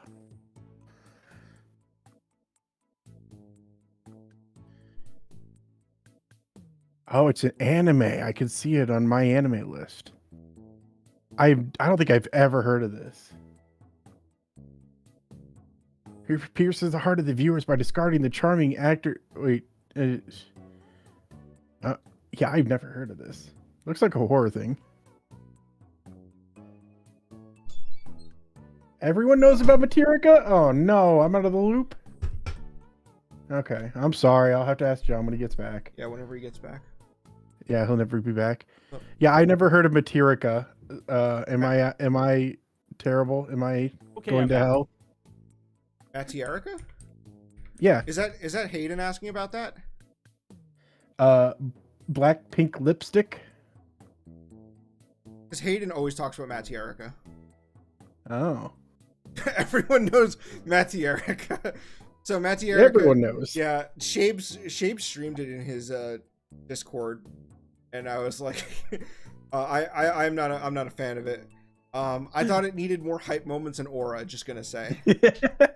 Hey, and before we get into Stephen Foster, I just want to point out I saw a comment earlier, mentioning Mike McFarland, and that was a interesting thing. Like with people who work for Crunchyroll, it was difficult to get interviews with them because apparently this is like a Sony like policy for like all companies owned by Sony, is that their employees can't give interviews unless like it's approved by Sony first.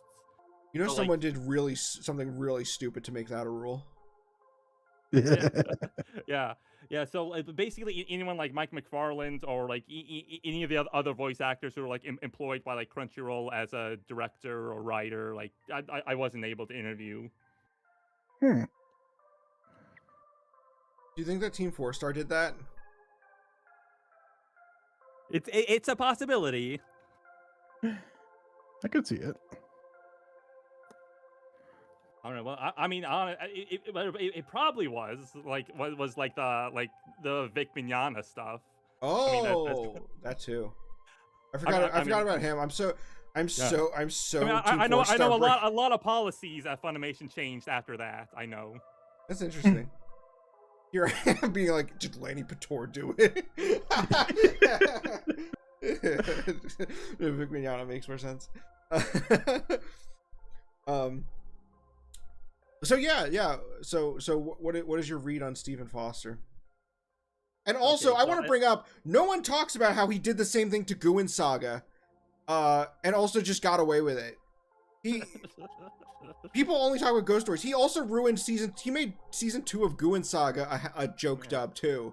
No one talks about he did that on a few shows, yeah. Yeah, and like I understand that a lot of shows he's credited on are, you know, he was big into like the comedy. So like when he does stuff like that on Cromartie High School, it's like, well, it's a gag comedy. You know, it's to the spirit of the show. I like. Oh, okay. Well, I'll talk about that later. But I guess just to give a little preamble about Stephen Foster. So, you know, in my opinion, like, you know, like the first like 6 years of ADV dubbing anime, that was like their golden age. You know, back when it was, you know, just like Matt Greenfield was, it's mostly just him like directing the dubs, plus, you know, Amanda and Lee and like Christian McAvery, you know, helped did a few. Was John Ledford there?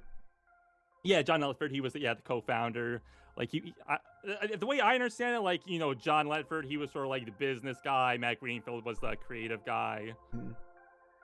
Yeah, and so like, you know, ADV they were founded as like, you know, an anime company by anime fans for anime fans. So like in those like first like several years, like I think pretty much every like person like hired there was an anime fan, and I think Stephen Foster, he may have been like the very first person they hired who was not an anime fan. So that kind of like there was sort of like a noticeable change in the like direction of the company after that, I feel.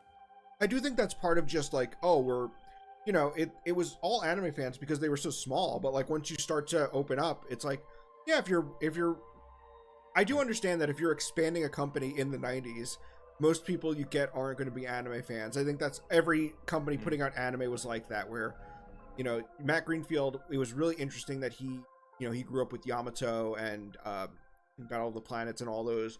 And then John O'Donnell is hilarious because he apparently just saw Plastic Little and went, that's hot as fuck.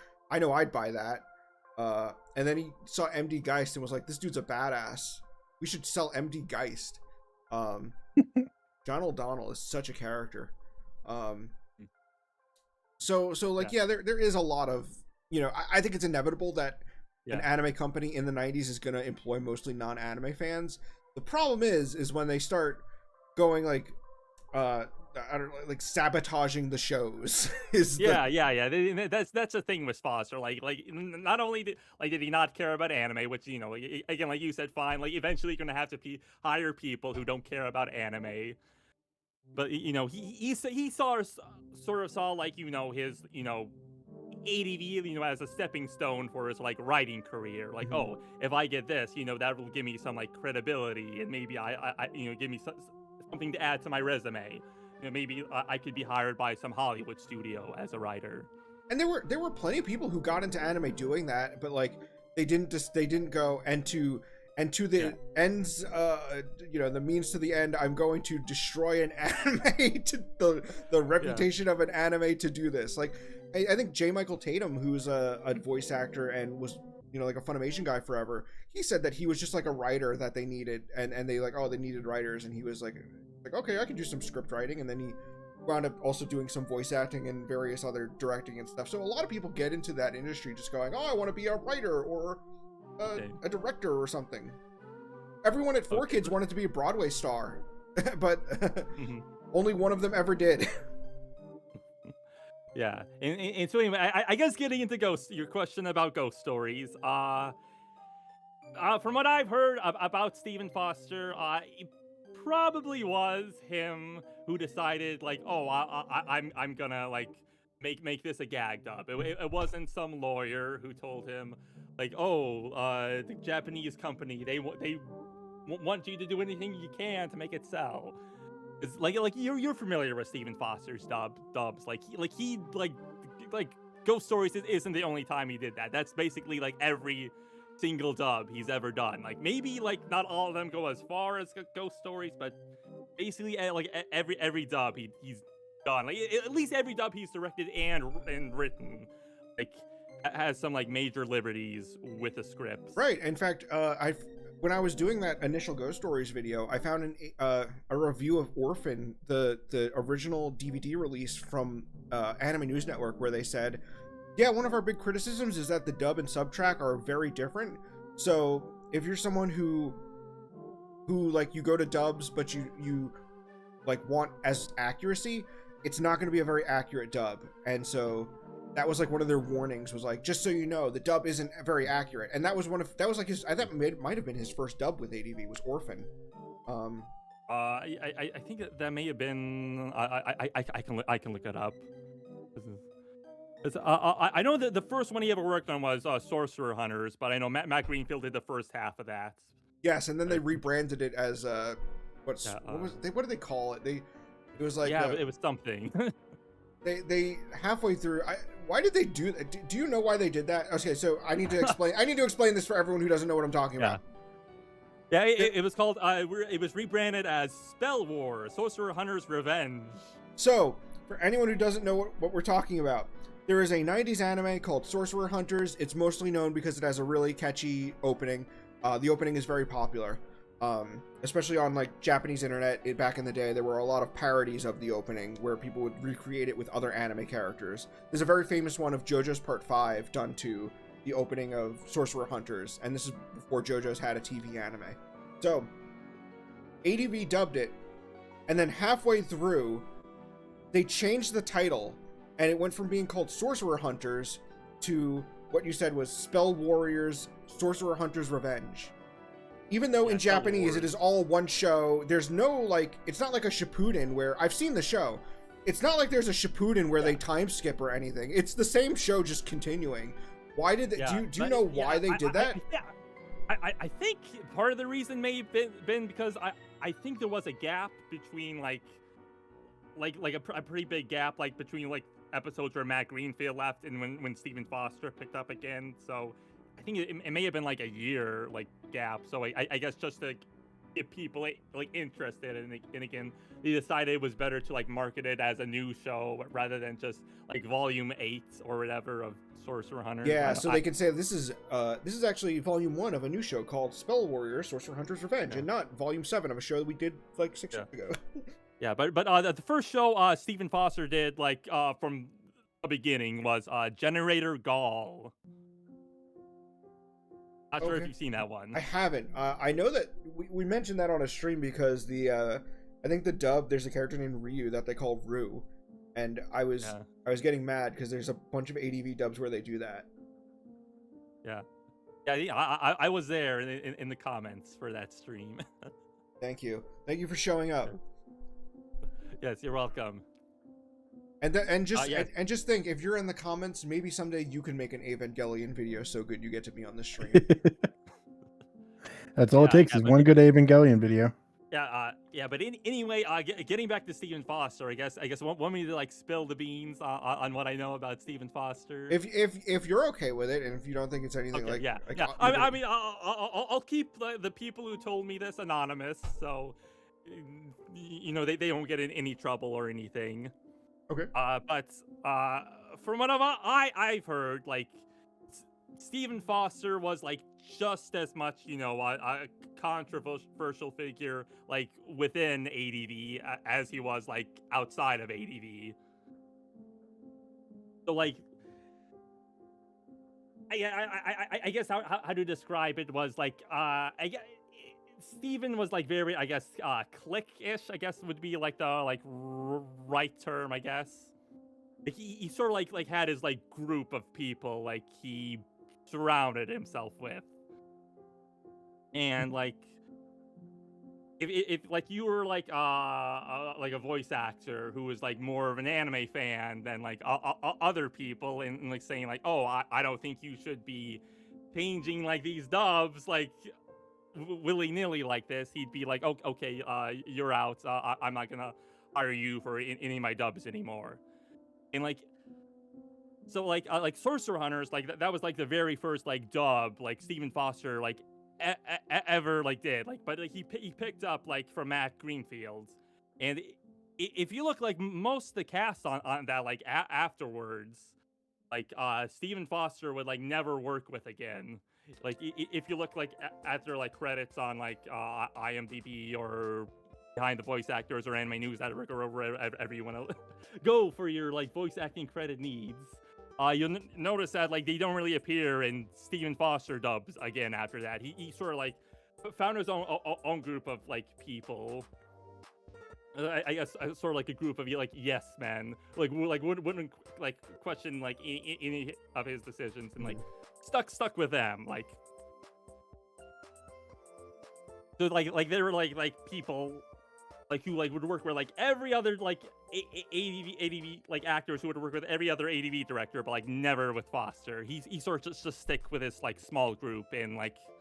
I've heard like that extended like beyond voice actors to the like production staff, and like from what I've heard, like he was I've had him just like described as like very like two-faced, like for like his boss. I would also describe him that way based on the comments he left on my video. Yeah, for his bosses or whoever it was, like he had to like impress at the time, like he would act the one way, and then like if he didn't like you, he would act like a completely another way. Because initially, his initial response was, and it was very long, very rambly, but he essentially said like, yeah, I mean the show didn't do well. I may have been lied to when I was told this, that, and the other thing about the show. But you know, it all in all, it wasn't like a big deal. It's not that popular of a show, and you know, we wanted to do something funny, so we did something funny. He wrote about 5 pages to say that. And then when like later on he commented again and was like, someone was like, "This sucks. You're lying. Why would I believe you over the voice actors?" And then he replied to that person going, thank you someone for finally standing up for me. It's like, well, wait a minute. Yeah, and I just want to clarify for a second, like not like every voice actor who like worked with Stephen Foster a lot was like a bad person or in anything. Yeah, just the people who were like had some sort of opposition fundamentally to what he was doing. Was he friends with Elite Guardiola? Yeah. I think Illa Guardiola worked a lot on Stephen Foster dubs. I think, interesting. You know, like Vic Mignogna did, Monica Rial did. Oh. He got the whole trilogy there. The trilogy. I was dating a girl, and she was a big fan of DN Angel, and I remember we were watching it dubbed.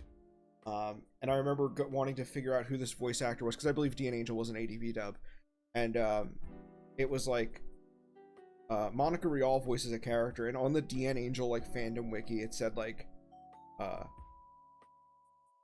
the voice of this character dated the voice of this character as confirmed by a tweet, and it was when I went to the reference, like the citation, it took me to a tweet from Monica Rial where she said she used to date Elite Guardiola, and I'm like, I can't believe that tweet is still alive. Like, I don't think Ben Ben doesn't know what we're talking about, and I'm not going to explain it. Okay, yeah.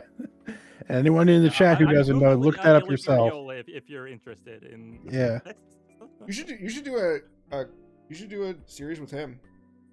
Yeah, maybe. I don't know. I think he's still around somewhere. He's on Facebook. Probably. Yeah. I still have him on. I think I still have him on Facebook. He used to wish me happy birthday. That's nice. Because I used to add, like, back when I was a dub guy, I would just be like, oh, does this voice actor from Facebook? And sometimes those dub voice actors weren't that popular. They would just add fans on Facebook, and so I had Elite Guardiola, and he used to wish me happy birthday. So thanks, man. Okay. Well, I mean, that was nice of him. Was that? Yeah. I was of age. Okay. Yeah, so long as he was saying happy 20th birthday. Well. So, Dylan, is there any anime that you want to see that isn't legally available? Is there anything that's like on your radar and you're just like, I don't know. I mean, if it isn't like legally available, it's probably too obscure for my taste, honestly. Like,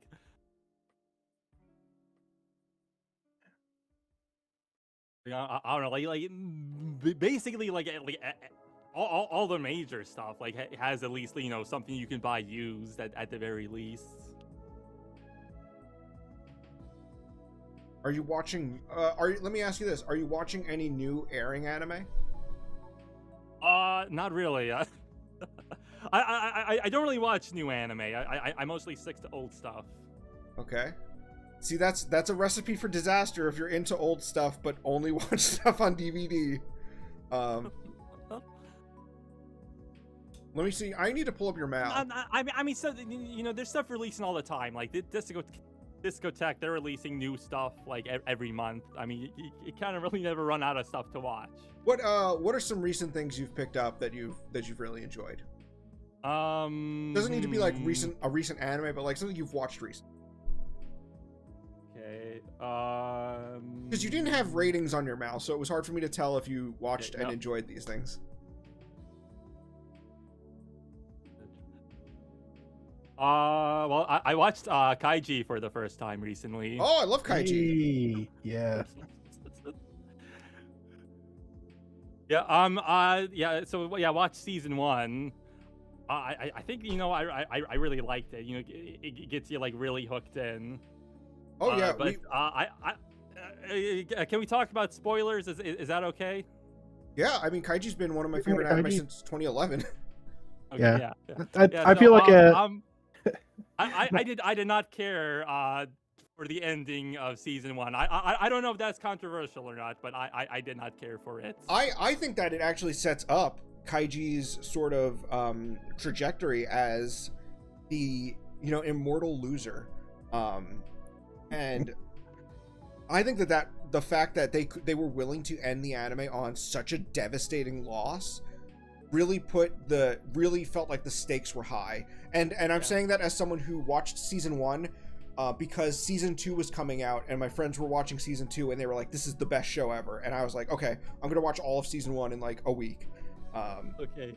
So like, do the other seasons like end that way? Because the way season 1 ends, it's sort of like he has like he's won like all the money like to pay off his debts and then some, and then he like bets it all away. Yes, and there is a happier ending for season 2 because I felt like they knew that was where they were. It felt like they knew they were not going to do another season afterwards, even though season 1 and 2 have a 5-year difference between them.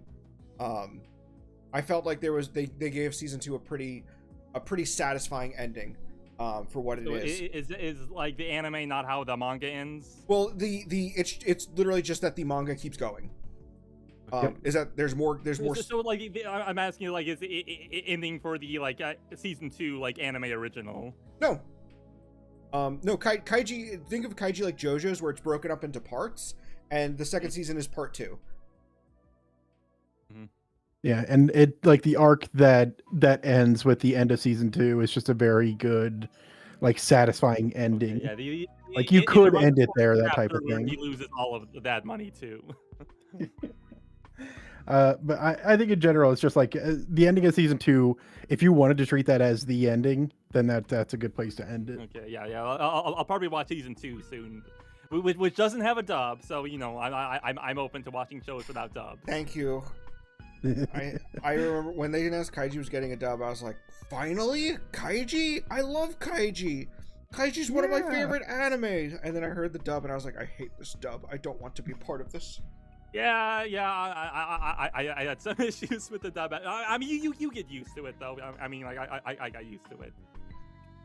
See, I've ascended above getting used to it. I no longer get used to it. I mean, I think my issue like with the dub was like, oh, these are like just like all crazy like character designs. And like their voices are just, oh, hello, I'm Kaiji, I'm regular guy sounding voice. I know. In Japanese, Kaiji is voiced by a guy who only voices Kaiji and Akagi. That's not true. He's voiced a couple other characters. He's actually like a famous TV actor. he actually gets name dropped in Yu Yu Hakusho. If you remember when Yusuke goes to that cabin in the woods and meets the two psychic kids. Yeah. The one girl says her dream is to marry, I forget his name, but she's like, my dream is to marry this, and that the actor she says she wants to marry is the actor who plays Kaiji. Well, the dub, the kid just says, I love an actor. If you watch the dub, you don't get the cultural reference. The kid just says, I'm in love with an actor. No further no further information given. I hate dubs. Yeah, but the weird thing about like Kaiji, the Kaiji dub, is the Tonegawa spinoff was dubbed first. Yes, it was. Yeah. Which is a weird decision because it kind of expects you to have already watched Kaiji. Yes. Before watching that, so I have no idea why they did it that way. Which is also, if you watch Tonegawa subbed, the narrator is fucking Cypher from Cypher the Video. That's I hear no one talk about this. Ben, you know what Cypher the Video is, right? I've seen it, yeah. Okay, yeah. I mean, I've seen a bit of it. I've seen pieces of it in videos and things. Okay. Dylan, have you seen Cypher the Video? No, I haven't. Okay, Sorry. I'm going to send this to you. When you get free time, just watch it. Don't worry, it's in English. Okay. Oh, yeah. I've seen clips of that, yeah. But it didn't, like, Kenny Lauderdale make a video about I don't know. I know this because I like Cypher the Video. Okay, I think Kenny made a video about that.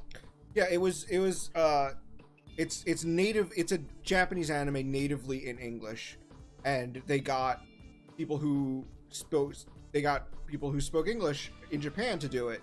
And one of the people in this, I think it's the voice of Cypher. It's Cypher or Shiva, one of the brothers, where he's like, "I like people try hard at something."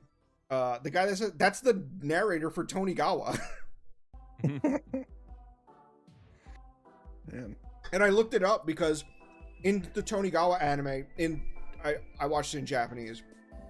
He'll say he says English words in like perfect English. So he'll be like, "Yatsudenaga, Tonegawa's number 2 man," and I'll be like, no, that's great.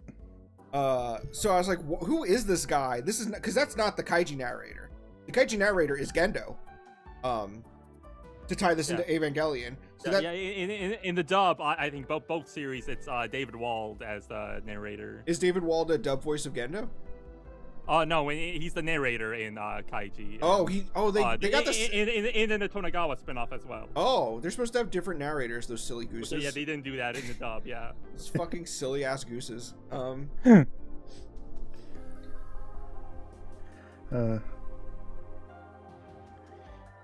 yeah, that's something that I watched. Like, as far as where he was a guy who was a Crunchyroll was stealing his mail. Oh, I remember him. Yeah, that's funny because we have a friend who worked at Funimation, and he was saying how crazy that is because when he was doing stuff at Funimation, they always hold on, I'm gonna burp. Oh. When he was at Funimation, they were always really good about making sure fan mail got to the right person. So it's funny that eventually Sony was just like, whatever. I don't know if they were actually stealing his mail or they were just like getting fan mail and throwing his fan mail in the trash. I mean, what he described was, they were like opening his like packages for him and then distributing the contents. Like, okay, no, that's not good. Yeah, I don't know. I don't know. I mean, not really sure what happened with that because he said, like soon I'm gonna tell the whole story about everything that happened with Crunchyroll, but that never happened. And then Sony went, like, "Hold on a second, buddy." It's been like over a year. So I mean, he still hasn't like done a Crunchyroll dub since then. So I mean, he hasn't. He hasn't. So it sounds like stuff's still rough between them. I mean.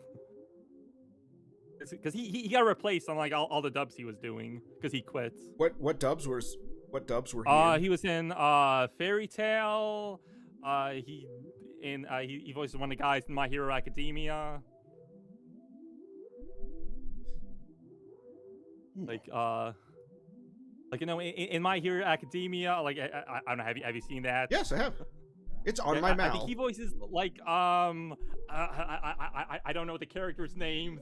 I'm sorry, but like there's like the one guy, the red-haired guy who's like powers to like make himself hard, and he has a like twin guy who's in the other class who has a similar power, Oh and yeah. that's who David Wald voices in My Hero Academia. Oh, okay.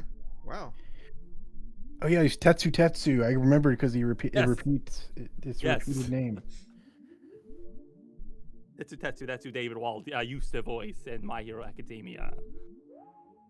Okay. But yes, he was replaced by Christian Eros, whoever that is.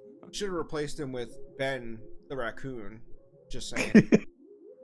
Ben the raccoon. That's me. Uh, I could do a good Tetsu. I've been in a bridge series or two. I've screamed in projects proximity to Justin Cook. Like he was Kirishima, right? The Rock Man. yeah. Yeah. Yeah, Justin I Cook. could Yeah. I could scream alongside Justin Cook. I think I could do it. I do have faith in you. You did make Yu Yu Hakusho parodies. Yep. That's my that's my shame is that I was part of the dubbing scene unofficially. Me too. I promoted it. I was like, yes, of course, dubbing things. That's the way to do it. And we all know now that it's only subs are good. Sometimes it That's do be, what. sometimes it do be that way. No, I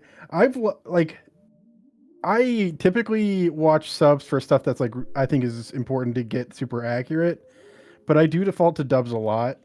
I have the wonderful excuse that my eyes are kind of crappy, so I do get the extra benefit of saying, I don't know, I don't feel like straining my eyes right now, and then it's like a handicap pass for your car. It's just like, yes, I get to be lazier. Yeah, I don't think we've talked about this yet, but like my sort of reasoning for like watching dubs instead of subtitles most of the time is like sort of the Carl Masick arguments that like anime that it's a visual medium. When I'm watching it, I want to be watching the animation. I don't want to like be looking at subtitles.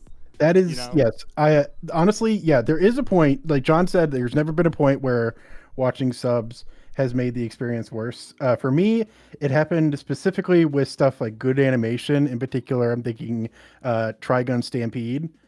I love the animation for that, or I guess I would have loved it, except I couldn't pay attention because I was watching it subbed, and it took too long I know, for me like, to read it. some people that say they can, like pay attention to subtitles and like watch the animation at the same time, but I am not one of those people. I can at least say I've had experiences where I haven't had a lot of those. I think I'm pretty good at reading the subtitles and capturing the visual imagery. But I've had instances with that. I will say I remember watching G-Reco Reconquista in G, the Gundam series, and that actually I can say was a time where I said, man, this should have been dubbed, because there is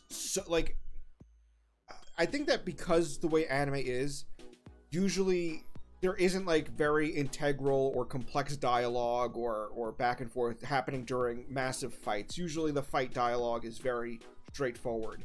But during G-Reco, they have during these regular casual scenes of characters talking and expositing, there's all these things happening in the background, and there's characters doing things, and there's a character, there's like a one girl who's always doing like something silly, and she's doing stuff in the background, and there's like a guy floating in space, there's like two people having a conversation, but then outside you see someone floating in space and they're doing something, and that's sort of part of the gag, is that they're having this conversation while someone's in the background doing something. And during that show, I actually did feel like I am not getting enough of the visuals because I'm too focused on the subtitles. And if you know how Tomino writes, it's very dense, and they hit you with a lot.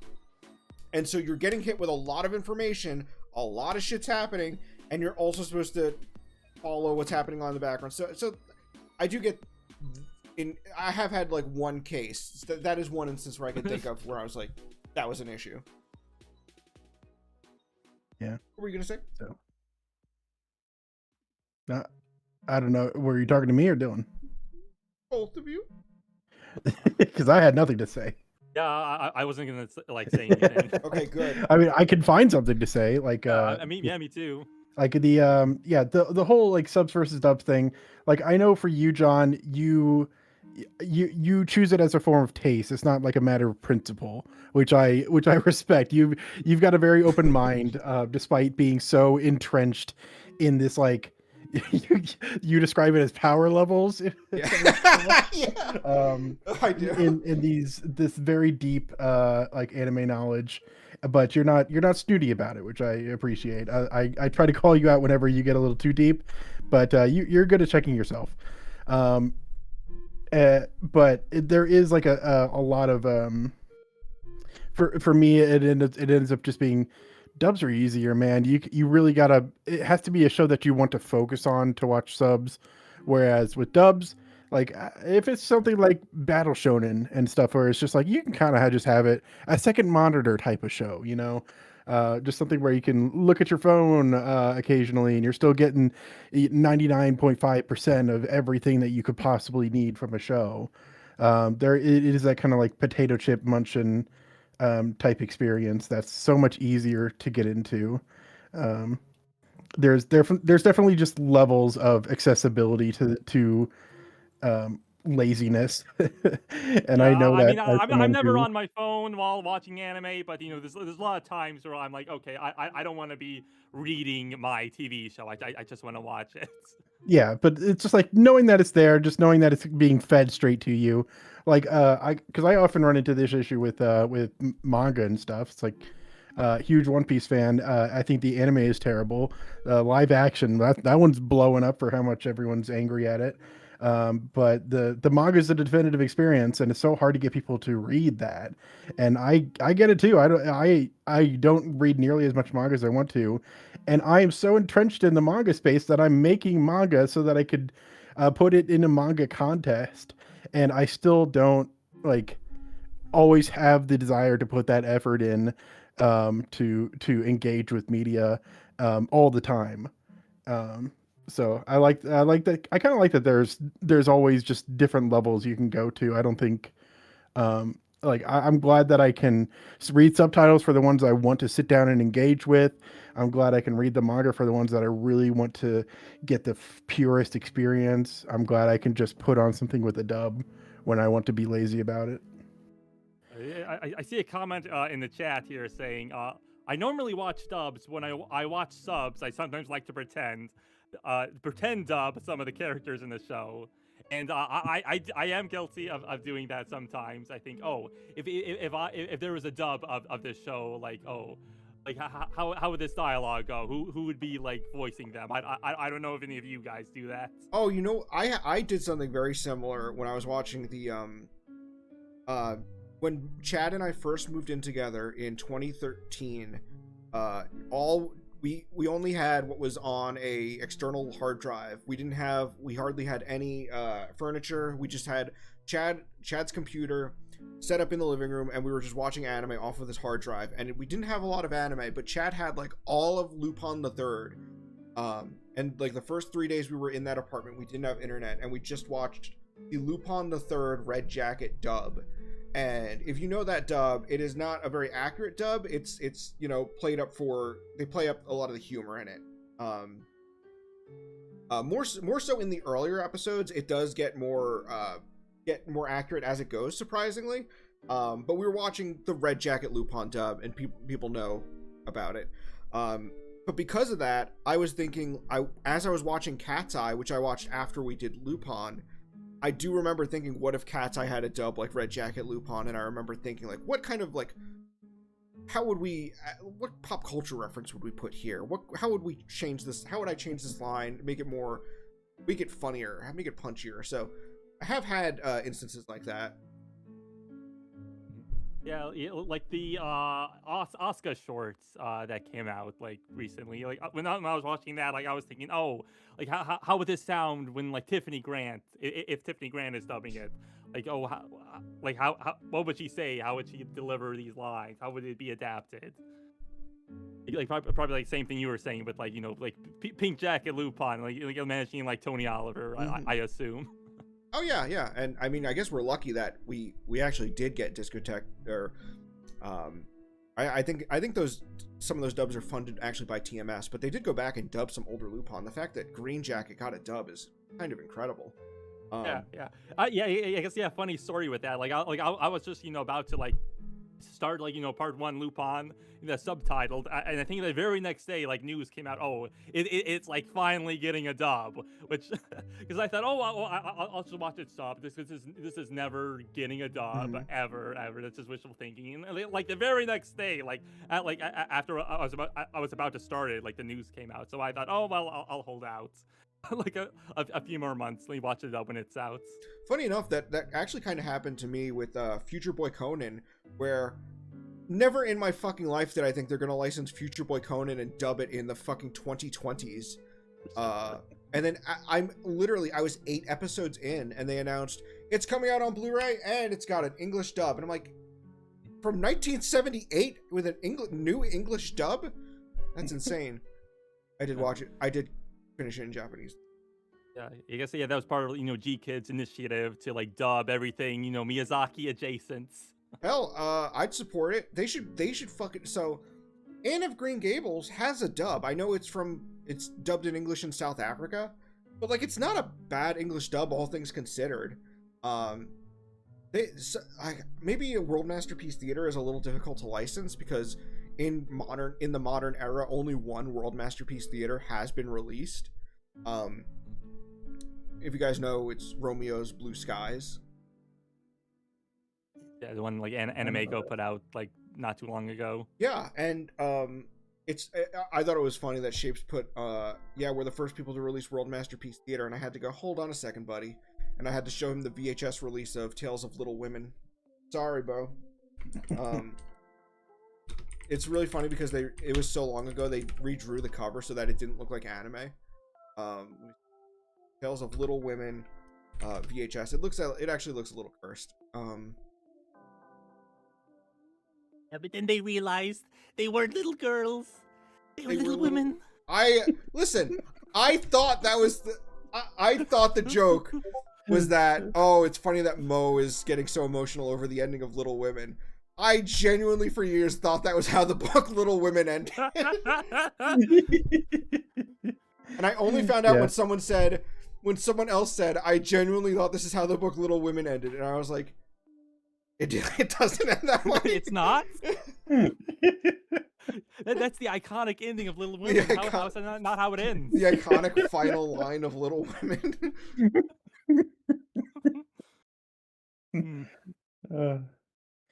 This truly was our My Hero Academia. Yeah, so I'm seeing like people in the chat like talking about if they dubbed Oscar shorts, like should they get like Tiffany Grant and Stephanie McKeon to voice both of the Oscars? But I don't think that would really work, because like Tiffany sort of like has voiced like every incarnation like of Oscar like before and after the Netflix dub. It's not like Tiffany's the old actor and then Stephanie's the new actor. And like there's also the fact that like Stephanie has never voiced Shikinami, so you'd kind of have to have Tiffany voice her. But then it'd be weird to have like the newer voice actor voice the older Asuka. So I think it would just like work better if copy the Japanese, have one actor both Asukas. Damn, your hate for the Netflix dub runs deep.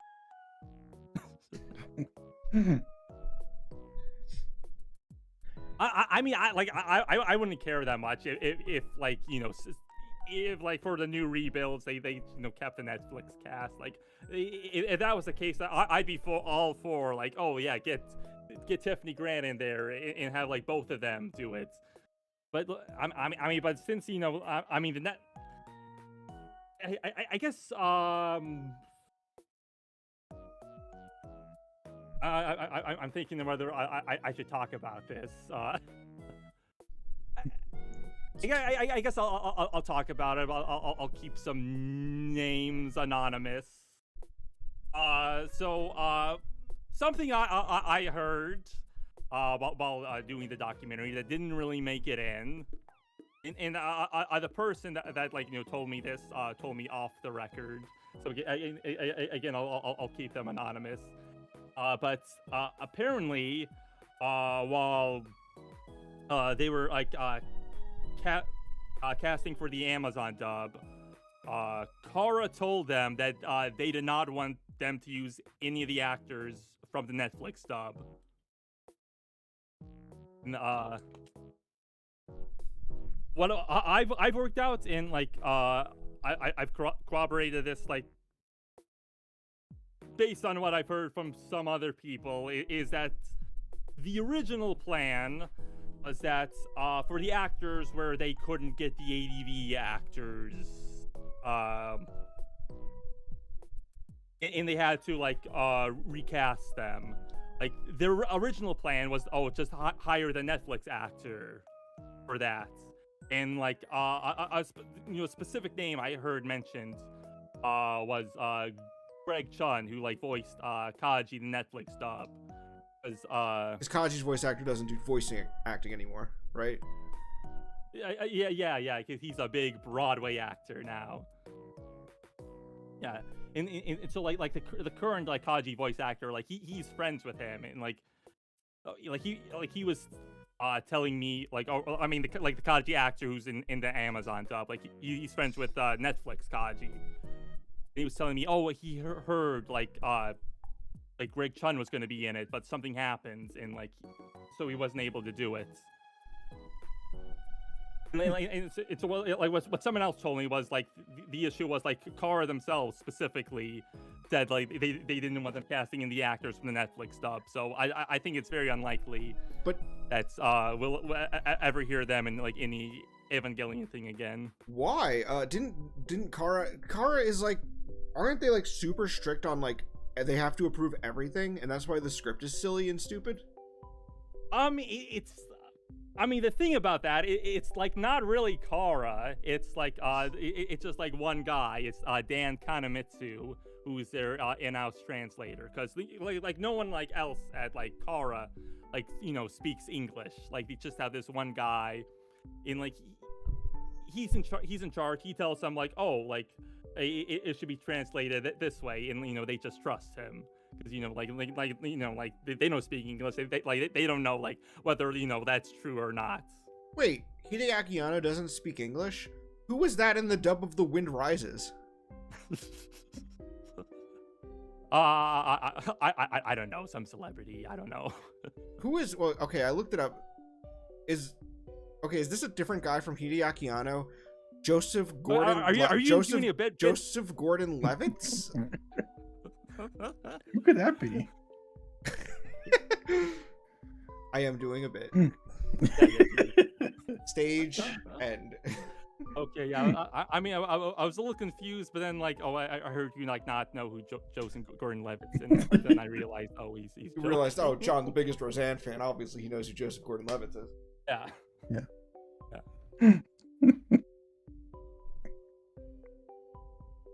So it's Kara.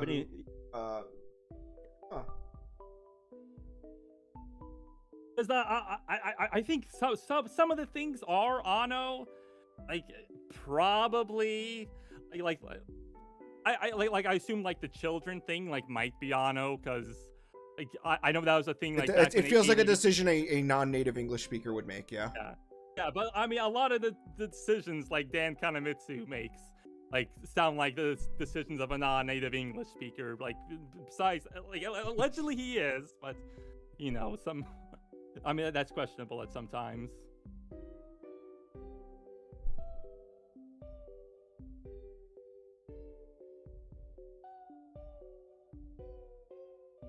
So aside from Evangelion, I imagine you plan to make more Evangelion videos, especially with more Evangelion content to come. Are there any other anime you want to tackle in the same way you did Evangelion? Yeah, I mean, probably not ready to announce anything yet, but I am, working on like 3 different, follow-up documentaries. to the Evangelion one, and I guess might be ready to announce like the first one in April. I mean, like I don't even know like which one will come out first. It just be which one's whichever one's ready first, which will be the first one to come out. No hint. Let's see. Something with a Okay, dub. I guess the main thing I guess I want to tackle next are like anime that are like the biggest anime in like a specific dubbing market. Like Evangelion was the first big like title in like come out of the Houston dubbing market. So I also want to do like the first big title out of the like Dallas dubbing market and the New York dubbing market and the Vancouver dubbing market and the Los Angeles dubbing market and like so on and so on. Wow, that's All right. interesting. That's interesting. Have So, you so that's your hint there. listened to the Four Kids Flashback podcast? Yes, I have several episodes. Not most of it though. It's very interesting, and as someone who grew up in that era of I hate Four Kids, it was very endearing, and I'm glad that like um it's one of those things where it's like they made these dubs as sort of hack dubs, but at the same time I feel like it's more forgivable because they were doing it specifically because they were caught in this transition between anime can only be successful if it's aired on TV, and there are licensing shows that are aimed at a younger audience, and they to get as much commercial accessibility as possible, they had to do all these massive editing, and it just so happens that they hit right when there's like a booming market for properly translated and accurately dubbed anime on DVD. But at the same time, they have all this Pokemon money, so they're just like, I don't give a fuck. We're, I don't care a fuck what these people think. And so it's interesting because, especially for me, as someone who was very much a big anti Four Kids guy, big Four Kids sucks guy, to be sort of endeared to it and to be like, you know what, I can accept it for what it is. It was a product of its time. And a lot of those shows we now do have, which is what we all wanted, was we want a way to watch these shows in the original form. And I now own Shaman King subtitled on Blu-ray. Yu-Gi-Oh is accurately subtitled, mostly accurately. There's a couple on Crunchyroll. And that actually sort of ties in with my thing about piracy, which is, while I do pirate anime because most anime isn't accessible, and I think that fans do a lot of hard work to expose these shows to other people, so that they can appreciate them, even though it might not be commercially viable for this evil corporation to sell it. You can still enjoy the art. But at the same time, I also think that if you enjoy something, you need to send the message to that company that you enjoy something. And the way you send that message is with money. So here's the thing, is that while I work on fan subs. I'm helping fan sub shows. I'm helping with all these things. But at the same time, if something I like gets brought over legally, I would absolutely pay for it. And here's the thing, is that I don't like the moral argument of piracy, because anyone who doesn't pirate because they think it's immoral, they're not going to change their mind. I don't think that those people would ever change their mind. They're just like, yeah, it's illegal, so I won't do it. And it's like, okay, that's, if you want to hold yourself to that standard, that's perfectly fine. If you're someone who doesn't pirate because of like, what's a way to put this? I forgot. And I just want to step in here like for a second. Like I totally get like pirating stuff like that you have no like other way of accessing. Like I Right. get it. Right. Like I have no like problems with anyone doing that. It's just something I'm personally not interested in doing. Right, and what I was going to say is that on the flip side of that is that I think people need to realize that while fan subbers are great and they put in a lot of hard work, um, you cannot, no one can fan sub as quickly as an official release can come out, unless you're the Dirty Pair Blu-rays, but we're not going to count those. So Shapes has a great video on why you should buy anime on Blu-ray, and I steal quotes from it all the time. So there's an anime called what's it called? Memole. It is a little Memole, and it is a 1984 Toei anime about these little elves, and it's like a 50 episode show, and it's really cute. It's I believe it's directed by Junichi Sato, who is the director of Sailor Moon, and you can see a lot of his aesthetics in the series. Now, because of it's not a big action show, it's not from the 90s. It's 50 episodes of these little I think they're technically aliens, but they're like little elf people having adventures. It's not a show that got a lot of exposure, and so the only way to watch it is through the fan subs, and Inca Subs has been fan subbing it. Now, take in mind it is 50 episodes, and I'm gonna look up right now when they released episode 1, and I'll tell you what they're on right now. Okay. It looks like I'm in their Discord, and looks like episode 1 came out on July 8th, 2024. So that was when they released their first episode in July of 2024. It is March of 2026. How many episodes do you think they've released since then? I don't know, maybe 4. Okay. Now Inca Subs goes pretty hard. We're 17 episodes in. Okay, so, yeah, pretty good. So yeah, 17, and that is pretty good. In almost 2 years, by 2 years' time, we might have 18 or 19 episodes. So think about that. 2 years, in 2 years, we've subbed 20 episodes of a 50 episode show. If that show got licensed and released on Blu-ray, it could be out in 6 months. Yep. Yeah. Think about that. 6 months. And then not only that, but you buying that Blu-ray tells the company, I like shows like this. So they go, oh, people like shows like this. This show about these elves living in a forest from the 80s that has all these like weird, Sailor Moon aesthetics and something that doesn't look like it would appeal to a mainstream anime fans. People are buying this. Let's see if there's other shows like that, and we'll get those too. So if you're a fan of 70s mecha and you go, you know what? First of all, most 70s mecha shows didn't have legible subtitles until Discotech put them out. Mazinger had the infamous crabstick subtitles with fucking increase the soup. And Dr. Hell saying, beware my mighty crabstick. Koji Kabuto answers the phone and says, hello, my name is Helmet. That was the subs of Mazinger we were dealing with before Discotech put it out.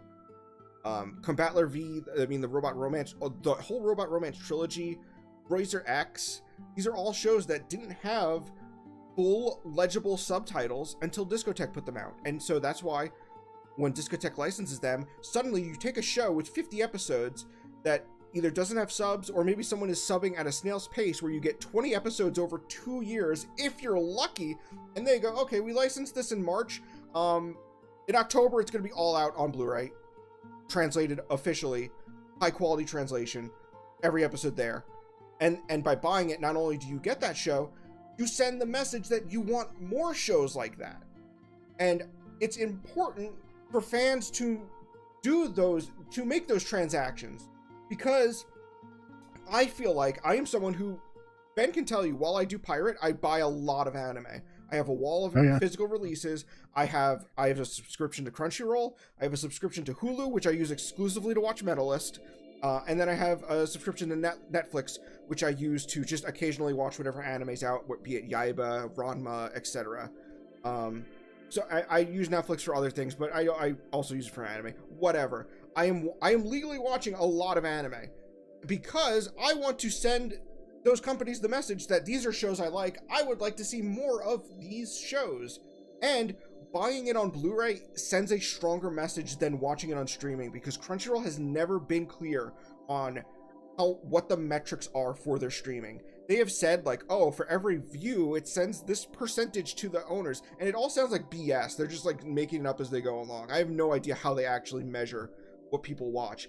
Buying a Blu-ray, though, very solid transaction there. Very clear where the money goes there. I think that it's important for fans to make those transactions. And I feel like sometimes I do get left holding the bag. To go back to Yu-Gi-Oh! Back in the day when we were shitting on 4Kids and saying, oh, boo, you hate anime, 4Kids dubs suck. We always said, I wish we want an official way to watch these shows in the original Japanese. And as soon as a subtitled version of Yu-Gi-Oh! Was available, I watched the shit out of it. I had it on Crunchyroll watching like 10 episodes a day because I already knew the story of Yu-Gi-Oh! So well, I could just power through it. And yet, it's been years since Crunchyroll has added Yu-Gi-Oh! Subtitled, and I feel like no other Yu-Gi-Oh! Fan has watched it. Every time I see a fan talk about Yu-Gi-Oh! in English, they're talking about the dub. They're still watching the dub. They're still posting clips from the dub. It's like we were so anti-4Kids, and then no one, when we finally got the Japanese version, no one watched it. And then you have other instances like with Saint Seiya. Saint Seiya is the perfect example of this, because people show up and go, hey, when are you guys going to license Saint Seiya? And it's like, people have tried licensing Saint Seiya for decades, and it never does well in the US. Why are you asking them to license Saint Seiya if it fails every single time? No one shows up for Saint Seiya. Well, I might like it. I don't know. I'm dying. I'm dying, Ben. Oh my god, when Akira Toriyama died, and there was the big tweet going, how has no one tried to license Dr. Slump? That's such a, that's so egregious. Yes, they have! You didn't buy it! They did try to license Dr. Slump multiple times! You didn't buy it! You could buy it! At that time, you could still buy it! It was still available! They had the fucking movies on Crunchyroll for $20 for a fucking, the 4-year, it was like an 8-year-old release, but it was still in stock and only $20 for like 5 Dr. Slump movies because no one was buying them. Like, I haven't heard any booktubers talk about how it's on their shelf. Dude, so... Moist Critical hasn't told me how cool it is, so how am I supposed to buy it? People ask me when they see my collection, they go, how do you have Ideon on Blu-ray? That's like a $600 Blu-ray. How did you get Ideon on Blu-ray? Because I pre-ordered it when it got announced. Because I said, Ideon? That's crazy. What an amazing show. I'm so happy this is getting released. I'll pre-order it immediately. And Chad ordered 2. And then he gave one away to a friend. And then the Blu-ray is now like $600 because no one bought it. Classic. That's the other side. Yes, I love piracy. Yes, you do need to support the things you like, or you're not going to get them. We fan sub begrudgingly because we have to, because there's no other way to get these shows. If a show gets announced for fucking Inca subs, quit subbing Minky Momo because it got licensed, and they said, fuck, these guys are going to release it faster than we can. It took them 2 years to release 26 episodes of Minky Momo, and then Crunchyroll announced they licensed Minky Momo, dropped 15 episodes, and said that they're going to release 15 episodes a month until they hit 63, that's how many episodes Minky Momo is. And within, so 15, 30, 45, 60, and then on the last one, they had extra episodes because they just released the last 3 as well. So in 4 months, Crunchyroll had released all of Minky Momo subtitled. Inca Subs just said, fuck it, we don't need to sub anymore. It's getting licensed. Like, yeah, they're going to sub it way quicker than us. No reason for us to waste our time subbing it. And then Crunchyroll subs for Minky Momo were actually good. They seem to have been They can confirm, doesn't seem to be machine translated. Seems like they actually got a guy on that. But yeah, now my voice is shot because, like, yes, you should also officially support anime because it will get you more anime quicker and of higher quality than people who are just doing this in their spare time. Absolutely. Dragonar came out on Blu-ray in Japan, and it took like 2 to 3 years to get those Blu-ray rips subbed, even though the DVDs were already subbed, because the timing not only did the timing not fit, but it turned out that the DVD fan subs were an Italian to English translation. And the fan subbers were like, oh, we should at least do like a proper Japanese to English translation. So it took like 3 years. If Dragonar was licensed, you would hear, hey, Dragonar got licensed in February, pick it up in September. Right? Yeah. Like, talking from my experience from the manga space, manga is like, notoriously, it's like, there's a lot of hit and miss. There's a lot of manga that go untranslated because, like, even for anime, most manga adaptations for anime get an anime because they are big, to a degree. There's lots of manga out there that aren't even big enough to get an anime. And so there's just tons of stuff that end up getting swept under the rug when it comes time to translate for English stuff. And so now there's this big website for manga piracy lately that they're going corporate. It's the whole Crunchyroll situation, from what I'm aware of. But now they have to get rid of like 90% of their library. Most of the stuff I read on there, like I've got subscriptions to Shonen Jump apps. I've got all that stuff like fully legal because I do want to support it. And even though their business website is trash for that, just awful, absolutely terrible.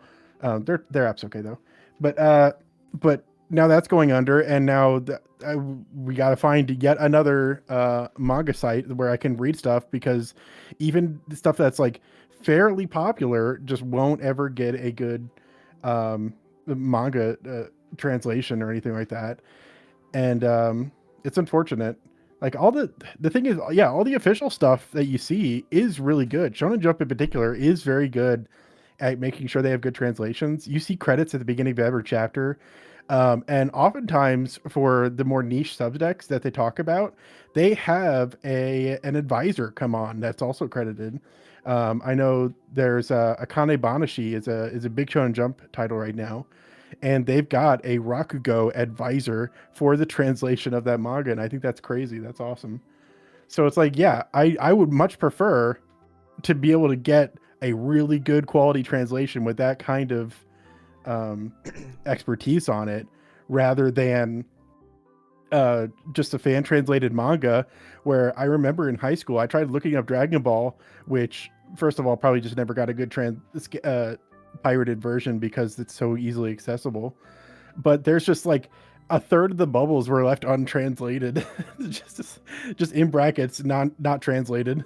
Okay, I guess so. It's like, yeah, I'd much rather prefer a professional handle all this, and I'll pay for it.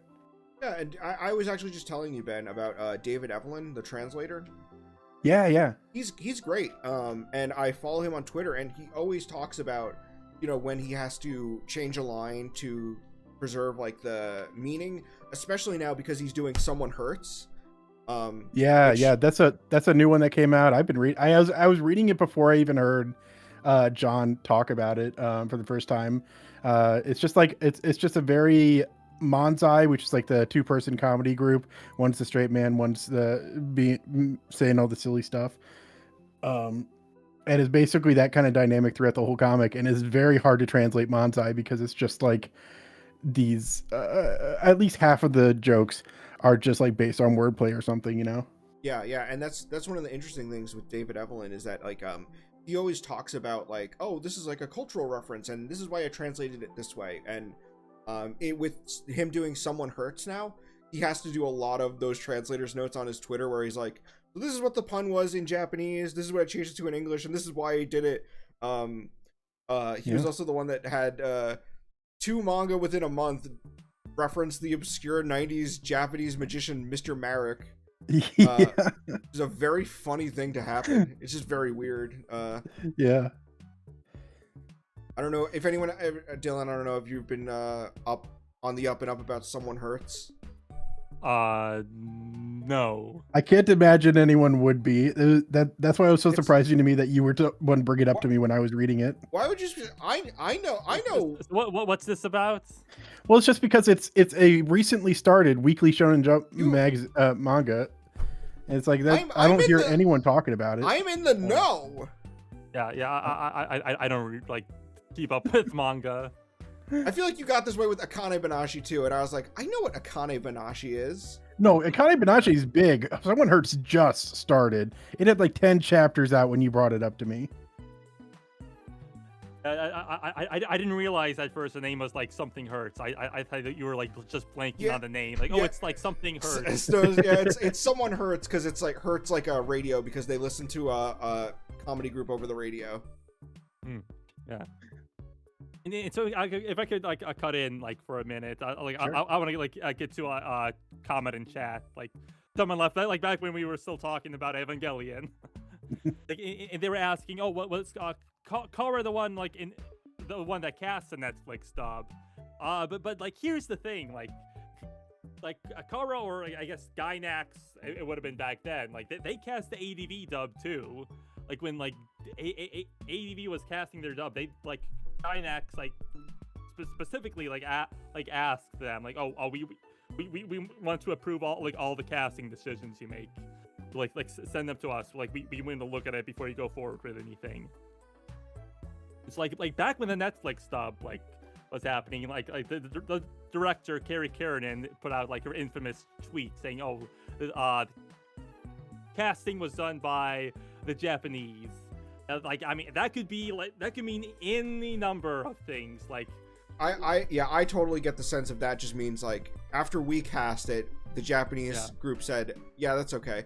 I noticed that a lot of times when there's a controversial decision, I wish they wouldn't do this. Whenever there's a controversial decision in a dub, I always see the people go, well, the Japanese people agreed with it, so it's on them. And it's like, I think they just kind of nod their heads and go, this doesn't seem terrible. Yeah. It's like, did they send like them like every single person who like auditions like for the roles, or did they just like send them say like, oh, here's who we want to use, is this okay? And like specifically like with Evangelion, like I know there's like multiple like stages of like auditions. Like there was the like initial audition, and then like later like there was a callback. So like was like Kara involved? Like, did they help whittle down like who was getting the callback, or what? Like, was that all like Netflix and BSI who did that? Like we don't know like how involved like Kara was. Yeah, I always assume it is just like a final check with them. That's what I always hear whenever we do hear like, oh, how involved were you in this? And it's just, and usually the answer from the Japanese side is, well, we just approved it. You know, once we got something that we were okay with. Yeah, I think that's the thing. Like with Carrie Keranen, I know like like Amanda Wynn Lee and Tiffany Grant, they don't like her. I mean they've been like pretty open about that because she lied or to them like at the like audition saying, oh, like hey, like it was up to me, like hey, like I'd cast you as this, or at least like I don't think she said that directly, but that's the implication she was getting, that it was sort of like out of her hand, like oh, and like she seemed to be like implying to them it was the Japanese side who like or someone who was like making them like go through like these like auditions, but like then you have like like Alice and Keith who's Misato, and like if the thing is like if she wanted her like to voice Misato, like why did she audition for the role herself, you know? Like and then like there was the thing like she like tell them, oh wow, like, someone in the chat put, yeah, and then she cast herself as Misato. I didn't realize she voices Misato, the director voiced Misato in Netflix stuff, and she was like telling the ADD actors like I'd be all for like voicing the characters, but like we have to do like these auditions, and then like she auditioned for like the role herself, like Like, come on, like. Well, the Japanese guys wanted me to audition, so it's fine. Joseph Gordon-Levitt from Kara came down and said, "Please." Yeah. And then she told them like, "Hey, I'll like keep in touch with you, let you know what's going on," and they never heard from her ever again. Classic. Spaghettios, you might even say. Uh-oh. Yeah. So yeah, that's sort of what happens with casting for the Netflix dub.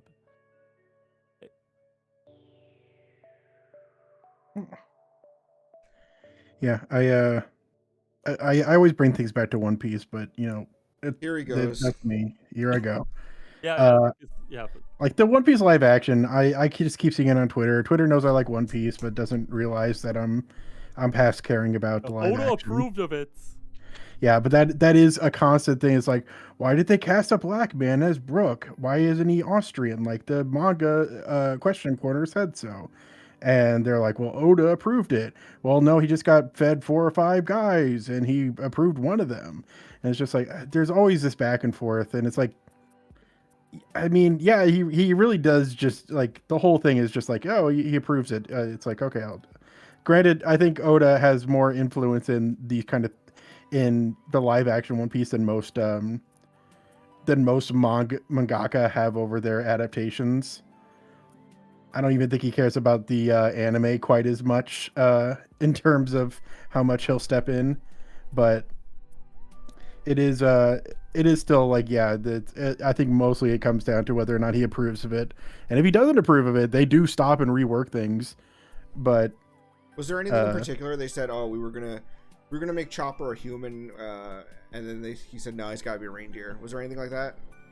I don't remember specifics, and honestly, like all of this is secondhand information. It could be total BS. Oh, okay. We like so spreading it's like, misinformation here.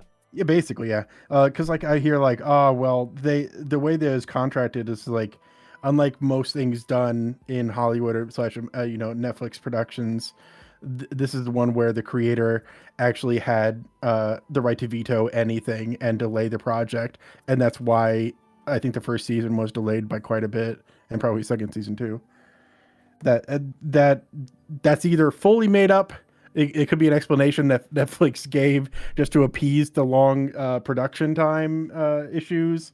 It could be literally anything other than what I heard here. So I don't want to put any stock behind it. Do you remember that the first season came out the day I had my tonsils removed?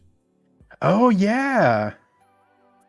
Yeah, I think we watched the first episode, and I said I was in too much pain. Yeah, and I was like, I understand. One Piece live action does that to people. Live action does that. Some might even say Ben's pain watching One Piece live action was worse than mine. Yeah. I guess to jump off of like a Japanese side, like approving changes in dubs. Like I mean the thing I have with that is like if American company like tells the Japanese side, oh, like we have to change this because like otherwise like you're not going to be able to sell it in America. How is the Japanese side like going to know if that's true or not? Like, yeah, I imagine that there has to be a consistent like back and forth there, because with a creative project and with because like a lot of that is kind of just like based on reputation, is like our product is known for giving people this type of feeling because it's a piece of art. And so they're like, okay, well, we don't want to ruin that. We don't want to change that and suddenly have people's expectations ruined by a weird dub that made a wrong choice. And so there has to be some oversight, where at the same time, it's like, okay, well, you're paying these people to translate it and bridge the gap between cultures, so they have to have their say as well. So I imagine it's like just like a one long and big back and forth that's just a necessary part of the creative process of translation and localization. And so there's always going to be just tension there, which I think can be oftentimes misconstrued as like drama and stuff, when it really is just like that's just how things need to be done in order to create a decent product. It's funny you talked about changing something in a Japanese property because it wouldn't sell in America. Because actually, one of the I have a bunch of YouTube shorts. People may have noticed I've been breaking up parts of my video and releasing them as shorts because I want to just put out more YouTube content to catch more people, try and get more people, more eyes on the channel. And I also want to do, aside from just breaking up pre-existing videos into shorts, I have a bunch of new shorts I'm going to record and edit. And one of them is actually about the change of Cyborg 008's design for the 1980 movie, where it was the first Dylan, do you know anything about Cyborg 009? I guess I should ask. Besides your videos, no. Okay. So 008 used to have a pretty unfortunate design, if you didn't know. Yeah, I think you talked about that in your video. Yeah, so that was one of the things where there's two interviews talking about his design for the 1980s movie. One is from Animage, and the other is from Out Magazine.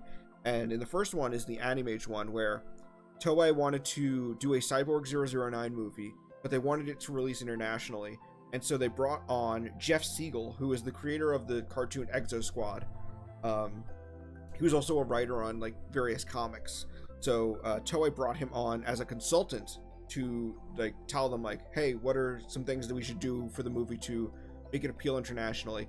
And immediately he was like, you can't put that character in an American movie. That will not fly in the United States, and in fact, you will probably not get played in most Western countries with that design. And Toei's reaction is very interesting because they were shocked. They were like, really? And it's like, yes. Which is interesting because we know that Mushi Pro also got told that they can't do blackface designs when they did their Kimba anime, because NBC was helping produce Kimba, and they were like, yeah, if you're selling that, if we're going to sell that to overseas markets, you cannot put blackface characters in that anime. And that's why Kimba, the Kimba the White Lion 1965 show doesn't have blackface Africans in it.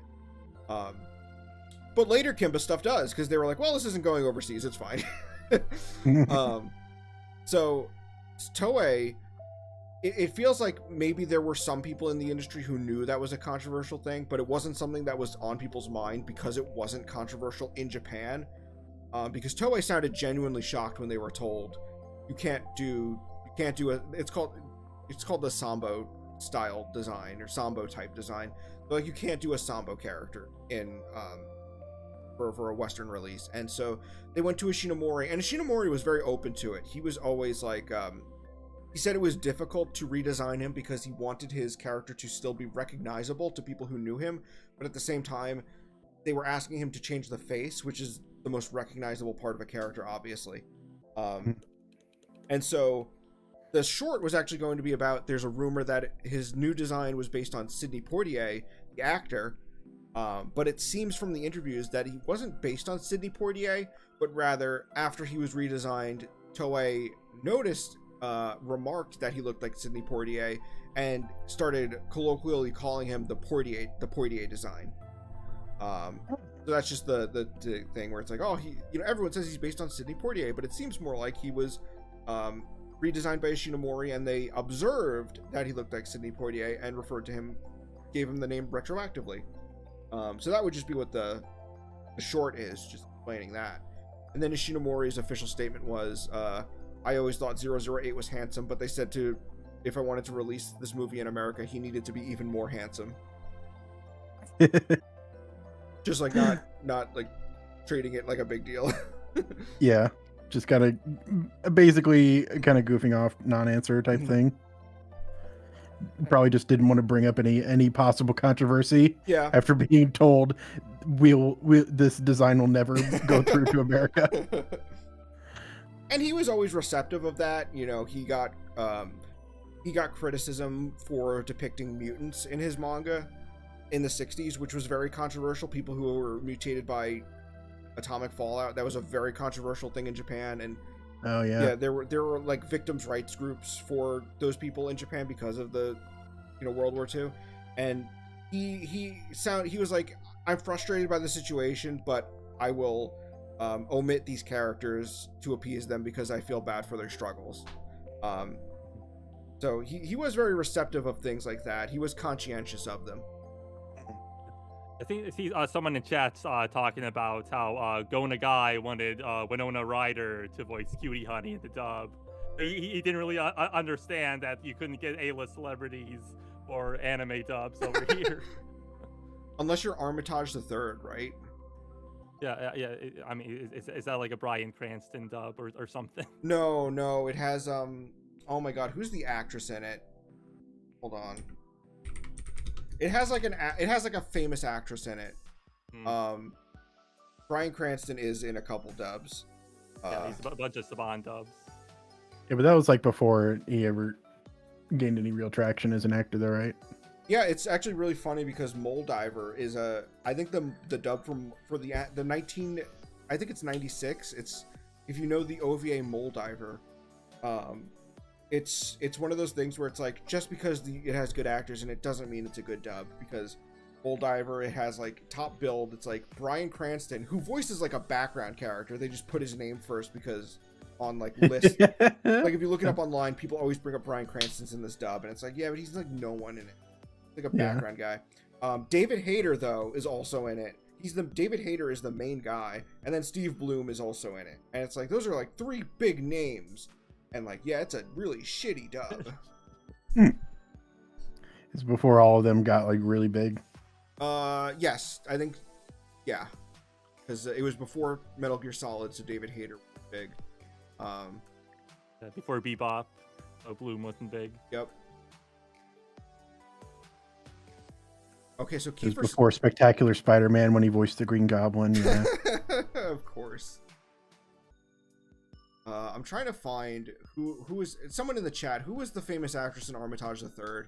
I know that there was Armitage the Third Polymatrix, and they got like Kiefer Sutherland and people and Juliette Lewis and like a bunch of names.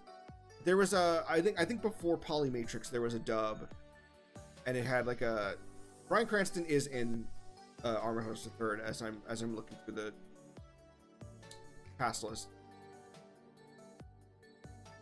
Channing Tatum was in Infinity Castle. Yes, because his daughter loves Demon Slayer. His daughter has terrible taste. Yeah. I don't know anything about Channing Tatum. I think it's Kiefer Sutherland who's in Armitage the Third. There's a female actress though too. She and Kiefer Sutherland's. Yep. I don't know. Kiefer, that's the only famous name I'm seeing here in the cast list. It might be Elizabeth Berkley. Isn't Elizabeth Berkley the oh my god, is she the one from Showgirls? No idea. Elizabeth Berkley sounds right. She's the one from Showgirls, right? She's in is she in the movie Showgirls? Please, I need you to answer me. Oh, yes, Elizabeth Berkley's in Showgirls. I'm seeing. That's who it was.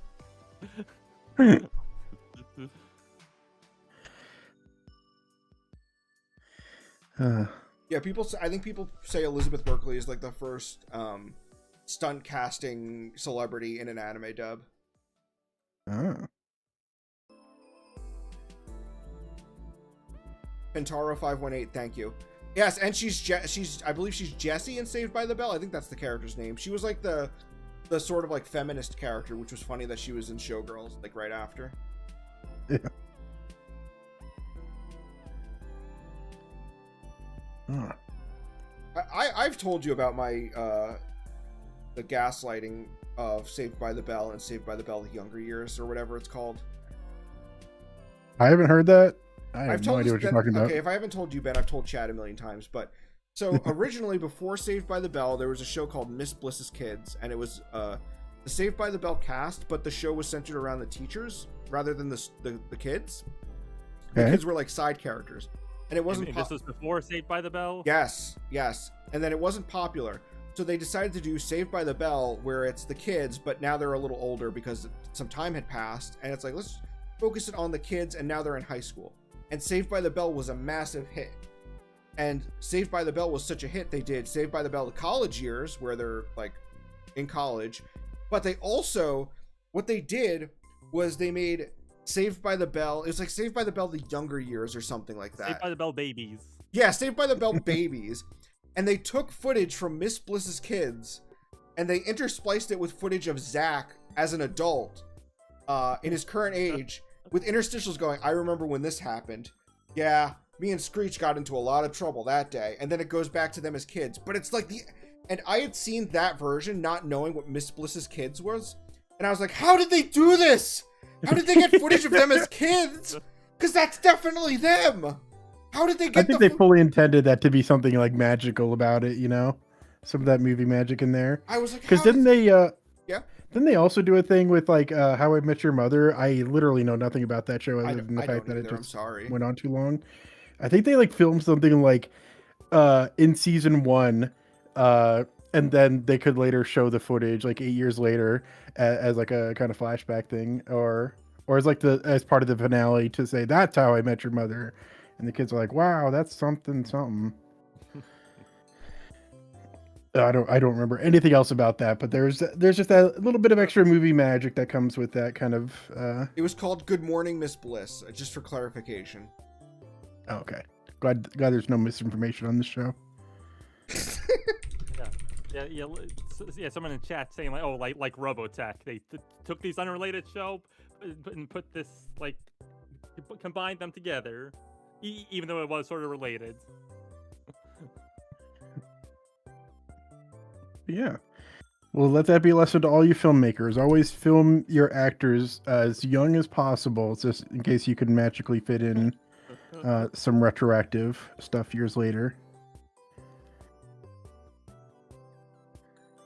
I remember they did that for Lost as well. They're like, the kid on this show is growing up too fast. We need to film the season finale first, so that we can get him out of the plot. And at the season finale.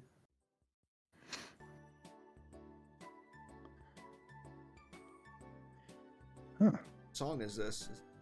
Ace Attorney? No, this is all from Omori. Oh. The Very Happy Game. Dylan, what's your 3x3 look like? Oh man, I don't. I don't know. Like, I really don't think about shows like that way, about like ranking them. I mean, it's just like shows I like and shows I don't like. I mean, let's just talk about shows I like. Ben, what's your 3x3 look like? We got One Piece. You hate the One Piece anime. Okay, yeah, that's true. Then you don't got One Piece. I mean, I like Kaiji. I remember saying that one. Okay, can you pull up a 3x3 maker and we make your 3x3 right now? Oh my god. All right. Okay, Anime I like 3x3 generator.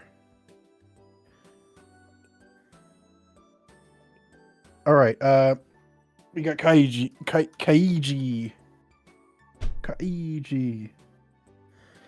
What else do I like? I like Mob Psycho.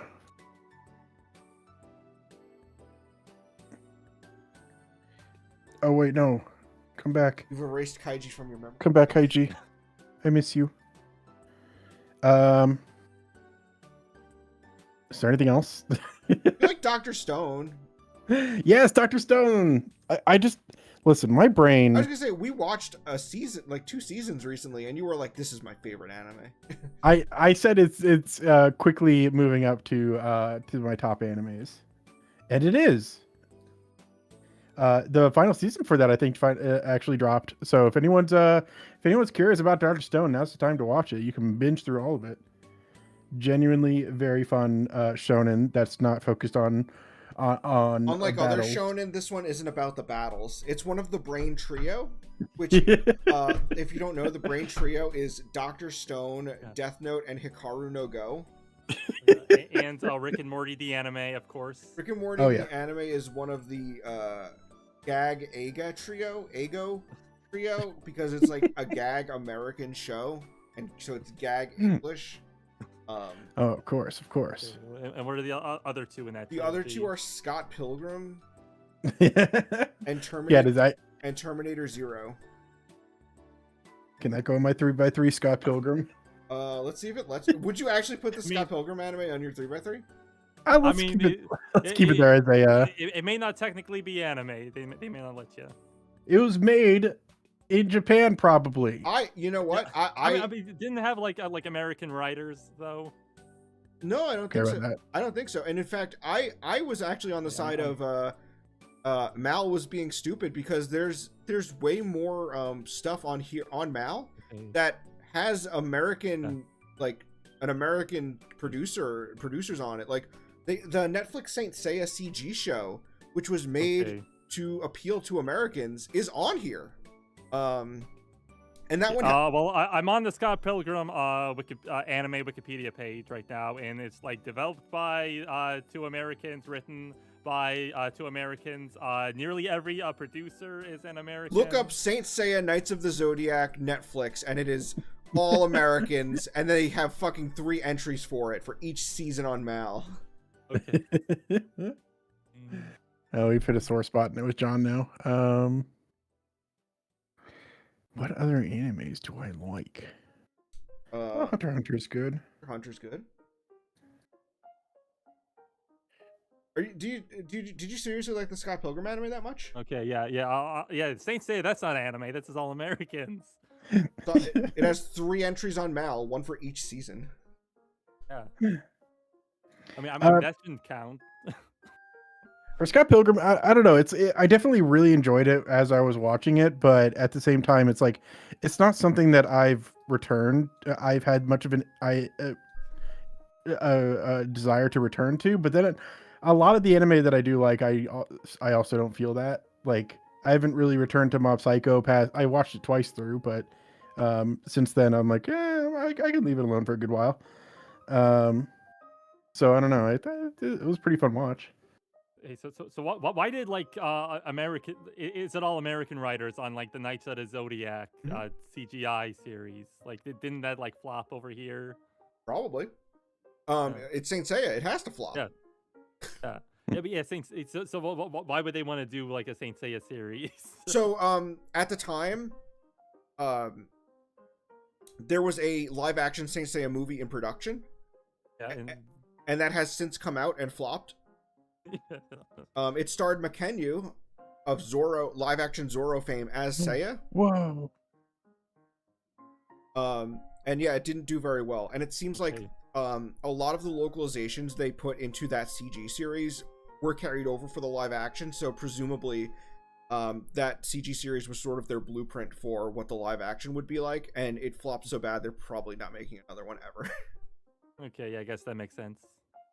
But the CG series, to build up to this, Toei put all of Saint Seiya on Netflix, and they did a new dub for 1985-86 Saint Seiya. 110 episodes, they dubbed it, and no one watched it. I watched it, but no one else watched it.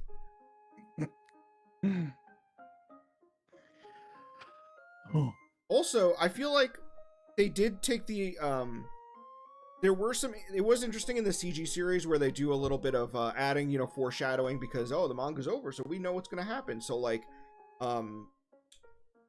Gemini Saga mentions that if Athena's reincarnated, it could mean other threats like Poseidon and Hades would show up, which are the next 2 big arcs of Saint Seiya after the Sanctuary arc, are Poseidon and Hades. So they did a little bit of foreshadowing. I thought it was weird they could have also incorporated do you guys know anything about Saint Seiya? A little bit. Not much. in the final arc, it's revealed that I haven't seen the final arc. Yeah, it's revealed that Shun has a necklace that says like ever yours, and it's what they use to tie him to Hades, because the reveal is that just as Saori Kido is the reincarnation of Athena and Julian Solo is the reincarnation of Poseidon, Shun was the reincarnation of Hades. And the thing that ties him to Hades is he has this necklace that says like never yours.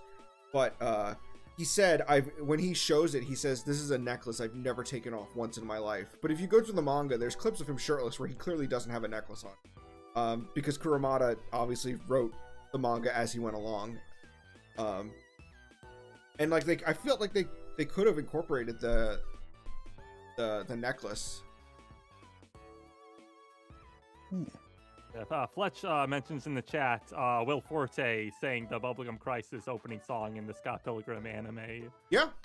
Yeah, and I thought, and he sings it in Japanese, even though there's an official English translation of the song. Unnecessary. It's Konyawa Hurricane. I don't know. I have a soft spot for the English Bubblegum Crisis song. I think they're. I'm okay with them. I like that they did go through the trouble of dubbing those songs. Yeah. But yeah, because I mean they never do that like in a modern anime, because there's like it's like 2 to 3 songs per episode, and like they dub them all, and they never do that now. Oh yeah, I mean especially I think that there's even issues because like the Japanese record companies are very much like they're very strict about how their songs are translated. I know that Crunchyroll has said that's why some of their shows release without the OPs having subtitles, is because the record companies are like, no, they have in their contract that they have to approve whatever we translate the lyrics as, and they're like, it's just not worth it, just release it without the subs on the opening. Yeah, and like Matt Greenfield like said when they were like doing the new Cutie Honey dub, they like weren't given music tracks for the song, so they couldn't dub them, like even if they wanted to.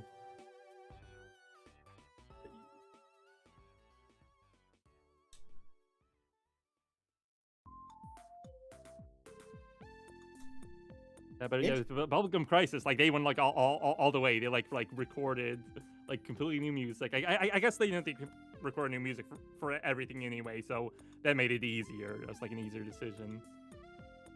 I think that they also were more mindful of the transition from a Japanese singer singing in Japanese to an English dub might be awkward, whereas now that's sort of people have come to accept that in dubs. I do appreciate when dubs go the extra mile. Like I actually remember I watched Zombieland Saga dubbed, and I actually liked the dub for Zombieland Saga quite a bit. And I remember though that initially they didn't dub the rap that happens in like episode 2. But they did go back and dub it, and I felt like, oh, that's great that they actually did go through the trouble of dubbing it. Especially since it's a rap, and you don't need to be a good singer to pull it off. Damn, Ben, you got 2 of the brain trio. I'm trying to think of other stuff, and it's like, because like I'm right now I'm making an effort to be like, okay, well, are there any animes that aren't just like normie trash? And it's like anything like more obscure I've read, I've seen is from a manga, so I think this might be the best it's gonna get. Like, now post it on A and have them make fun of you. No, don't make fun of me. Don't make fun of me. I could put it in the Weeb Crew chat, and they'll also make fun of you. No, don't make fun of me. I mean, I could like lie a little bit and put on something like Perfect Blue. I thought it was a good movie, but it's not like. I mean, that kind of makes it worse. Ah, man. Like Ping Pong is good, but good. I don't know. It might be hard to get rid of other stuff for this.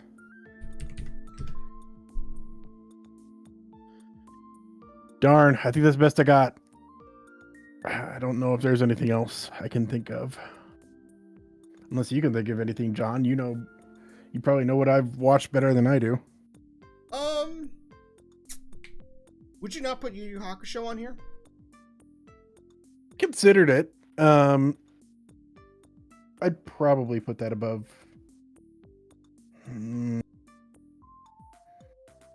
I mean, I've got issues with the Undead Unluck anime, so. But it's funny because I think you're lumping in your love of the manga with. Yeah. So yeah, I like the anime of Yu Yu Hakusho better than the anime specifically of Undead Unluck. Dylan, have you seen Undead Unluck? No, I haven't. Do you like shonen garbage? Because I'm asking because we do. I mean, it depends on the show. I have no opinion on it in general. Like it really just depends on the show. I liked Undead Unluck. I liked it a lot. I think the manga is better than the anime though. Especially the TV special that they put out. I was actually like genuinely Oh, it's disappointed. actively bad. I was like this. I was like, when the first scene happens and no one's face is symmetrical, I was like, it's just a little wet. It's still good. It's still good.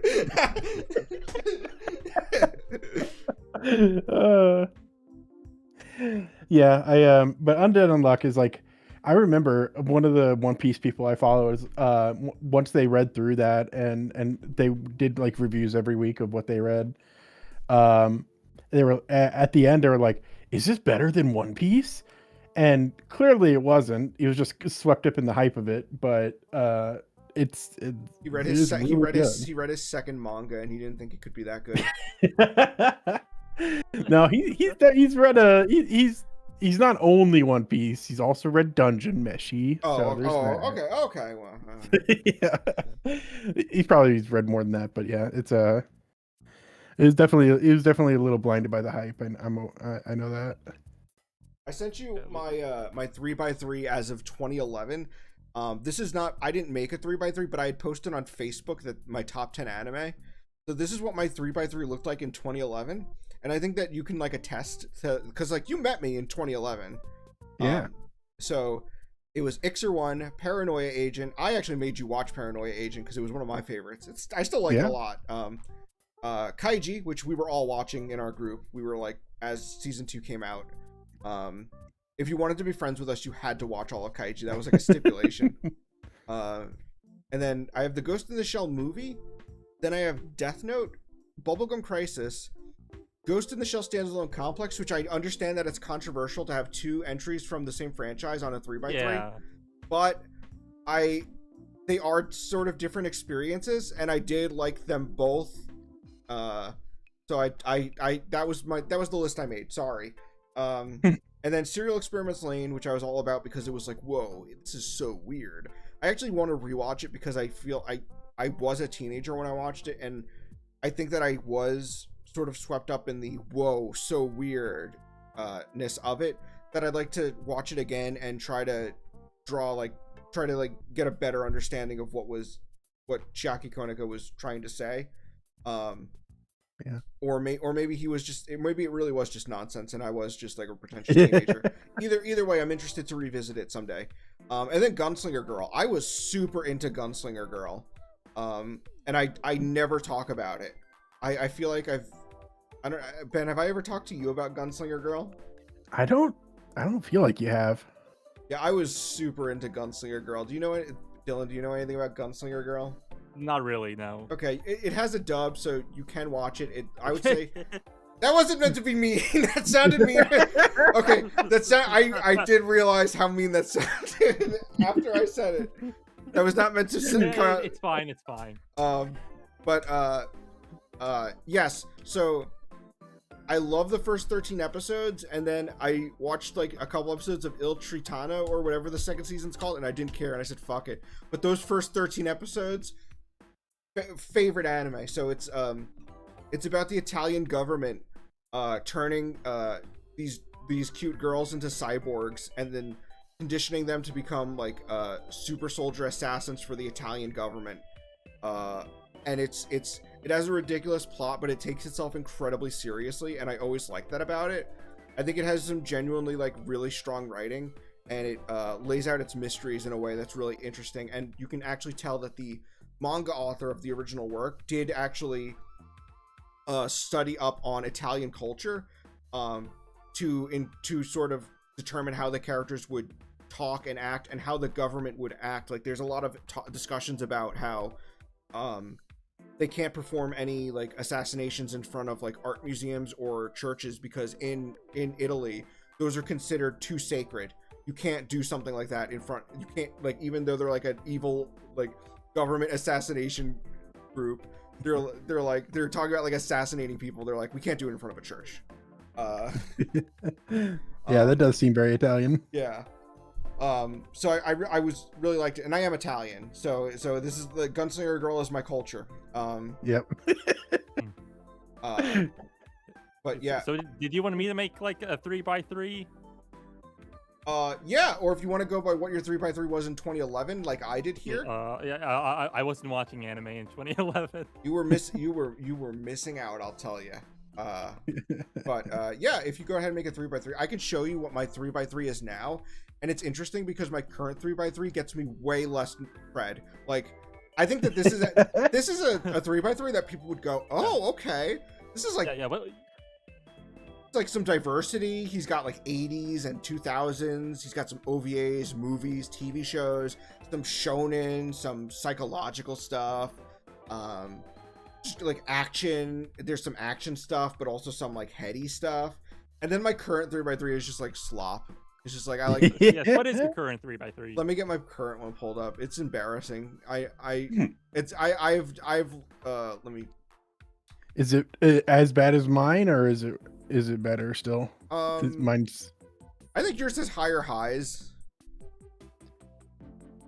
Let me find mine.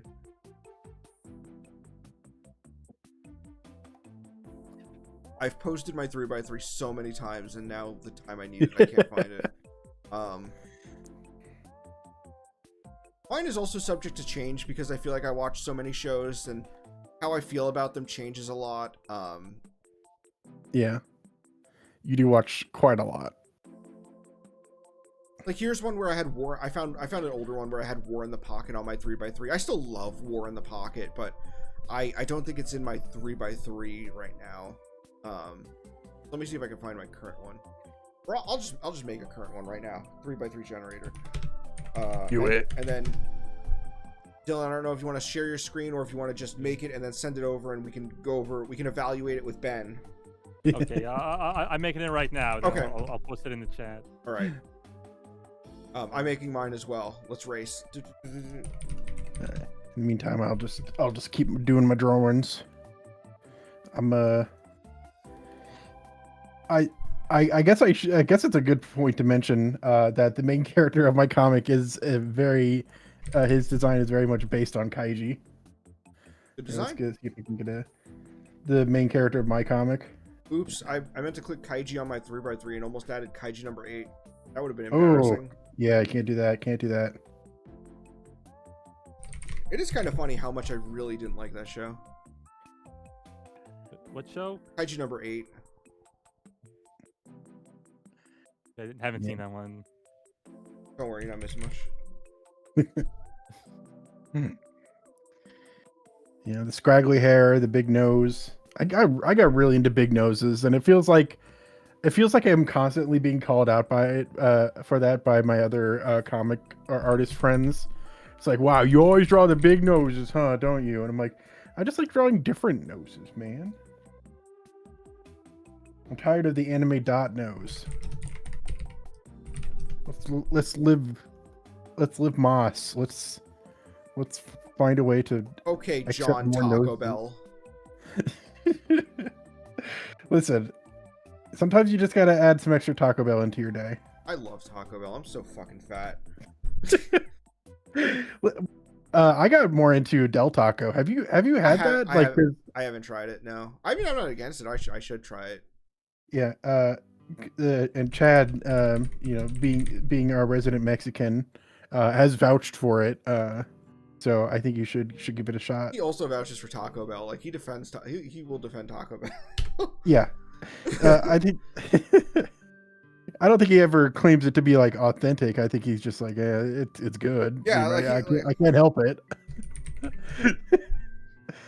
Listen, you can't just deny reality. Taco Bell is still like it's got some kind of hold on us, you know. Why else would it still exist? I hate that the image that they have for Gundam on the site is the Gundam drawn by Hajime Katsuki, because like that's not really indicative. Yeah. Shut up, Ben.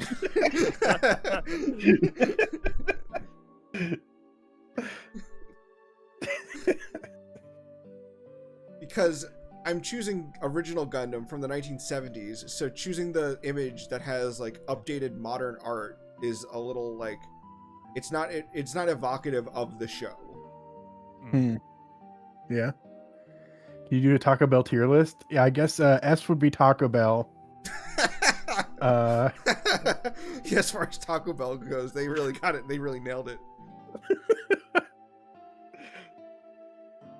like as far as the menu goes, I feel like I don't know. I've tried like pretty much everything Taco Bell has to offer, but when I'm craving Taco Bell, I specifically always just go for their plain tacos. Really? Like, yeah. They have like a you don't Yeah. go for the I mean, that's what I get too. Plain tacos, Taco Bell. That's like the best item. I get the It's like, I don't know, it's the purest form of Taco Bell, and when I'm specifically craving Taco Bell, then I'll just get the pure Taco Bell injection, you know? I don't like the I mean, five layer beef I don't burrito. get Taco Bell that often to begin with because it's Taco Bell.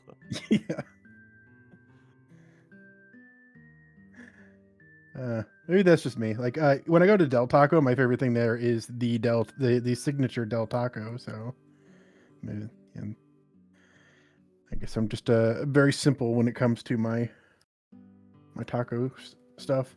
I don't think I've actually tried the Dorito taco. I feel like that's just kind of an abomination. I don't think I want to try that. I don't think it's terrible, but I personally just prefer a regular taco. Yeah, I mean it might taste good. I just think it's against nature. Doritos should belong in the Dorito bag. Yours is an ethical issue. Yeah. Okay, that's fair. Yeah, I can't eat it on religious grounds.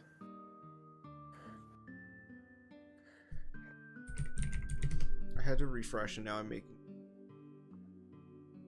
It's okay as long as you're really fast about it. I'll try to be. But I really made a panel that's just mostly a word bubble, huh? Oh well. You don't know shit about comics. I don't know anything about comics.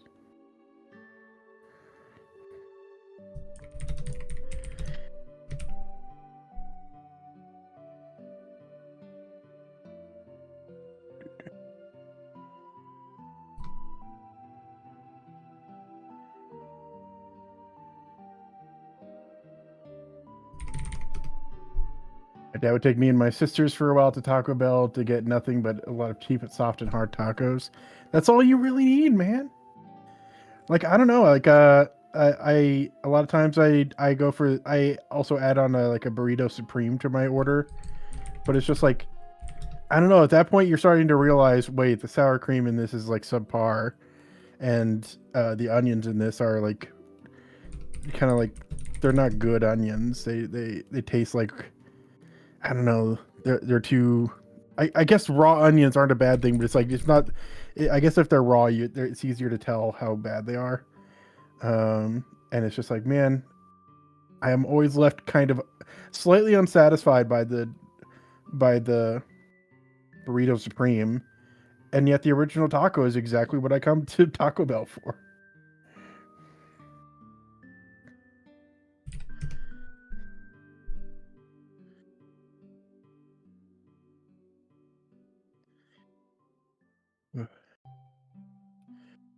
All you need is some spicy sauce on it and nothing else. I'm only very recently getting into spicier foods. I'm trying to mature out of my whiteness. Finally. Yeah, I'm giving it my best shot. This is pretty close, I'd say. So this is about where this is about where I stand now, as far as my 3x3.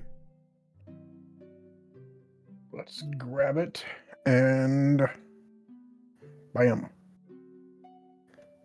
Oh, hopefully that didn't remove the view for you, but my monitor's shut off. There we go. I can see it. Okay, cool. So there's that thing. Cyborg 009. JoJo's. Is that just all JoJo's or part one? Everyone asks that, and then people usually go, "Oh wait, no one's favorite JoJo's part is part one." I mean, I don't know. Sometimes you like to be contrary, so that is just JoJo's the series. I think yeah.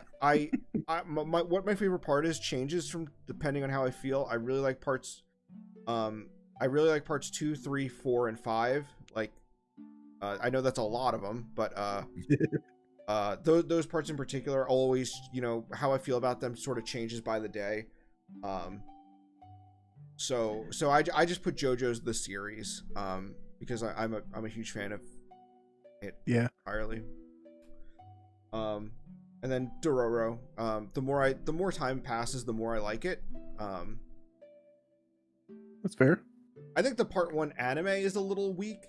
You can tell that they were sort of rushing through that one because part 2 had more material to cover, and they needed to spend more of their episode deficit on it. Mm-hmm. I don't know. I'm looking at this and I'm not seeing anything that's like, oh, oof, this. What does this guy know about anime? I feel like Cyborg 009, Skull, and Skullman are choices that would make people go, "Oh, those shows." I don't know. I feel like I'm as the closest thing to a normie here. I don't think I ever would have known anything about these shows had I not talked with you every day. Okay. Okay, guys, in the chat is my new 3x3. Is it? I feel like you're right. I think that's kind of the issue. Maybe is that these are more titles that people don't have strong opinions on. Like, you don't hear people talk about Dororo. You don't hear people talk about Heavenly Delusion. You don't hear people talk about Cyborg 009. You don't hear people talk about the Skullman. You might hear like old people talk about Bubblegum Crisis. Obviously, Macross and Joe and Kaiji, like that. Those ones, people do talk about those. People mostly, generally very positive towards those shows. But I feel like there's less stuff on here that gets quote unquote nerd cred, right? I don't know. Like if I were to look at this, like Ashita no Joe on there, it's like, okay, anyone who's worth their salt likes Ashita no Joe. That's kind of just like, okay, it's like expected, but expected because like, okay, it's a good choice. What do you want? It feels like Heavenly Delusion is like kind of niche just because it feels like it kind of got overlooked in the landscape of things. I don't know, that's my perspective of it. And so it's like, okay, well, clearly there must be something important there. If you such a niche and underrated show is qualified as one of your favorites. And Kaiji's just awesome. Kaiji is awesome. So. I love Kaiji. Kaiji's been on. I feel pretty vindicated because, as you remember, it was so hard to get people to watch Kaiji in 2011. Everyone was just like, the art style looks like doo-doo, and it's like, stop it! Stop saying Kaiji looks like doo-doo. I love him. I have my 3x3 done. If you want me, yeah, to go ahead, it. post it in the chat.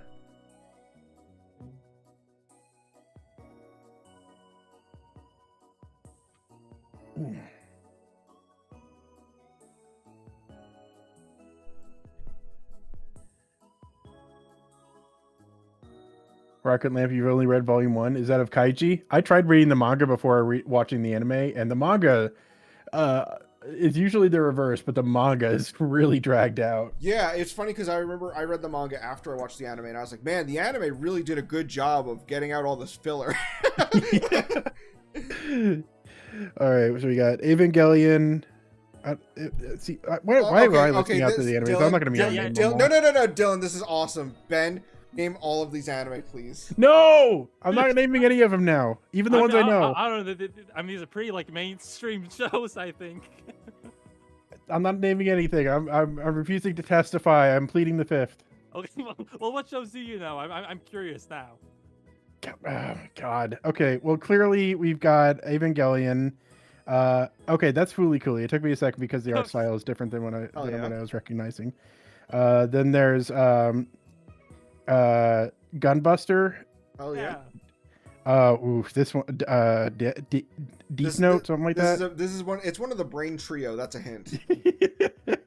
Bubblegum Crisis. I guess that's Gundam. I can't tell. Like the art looks different. Zeta Gundam. Okay. I feel it's on the tip of my tongue. Is it like Golden Boy or something? Yes. Yeah, that's it. Golden Okay. Boy. Okay.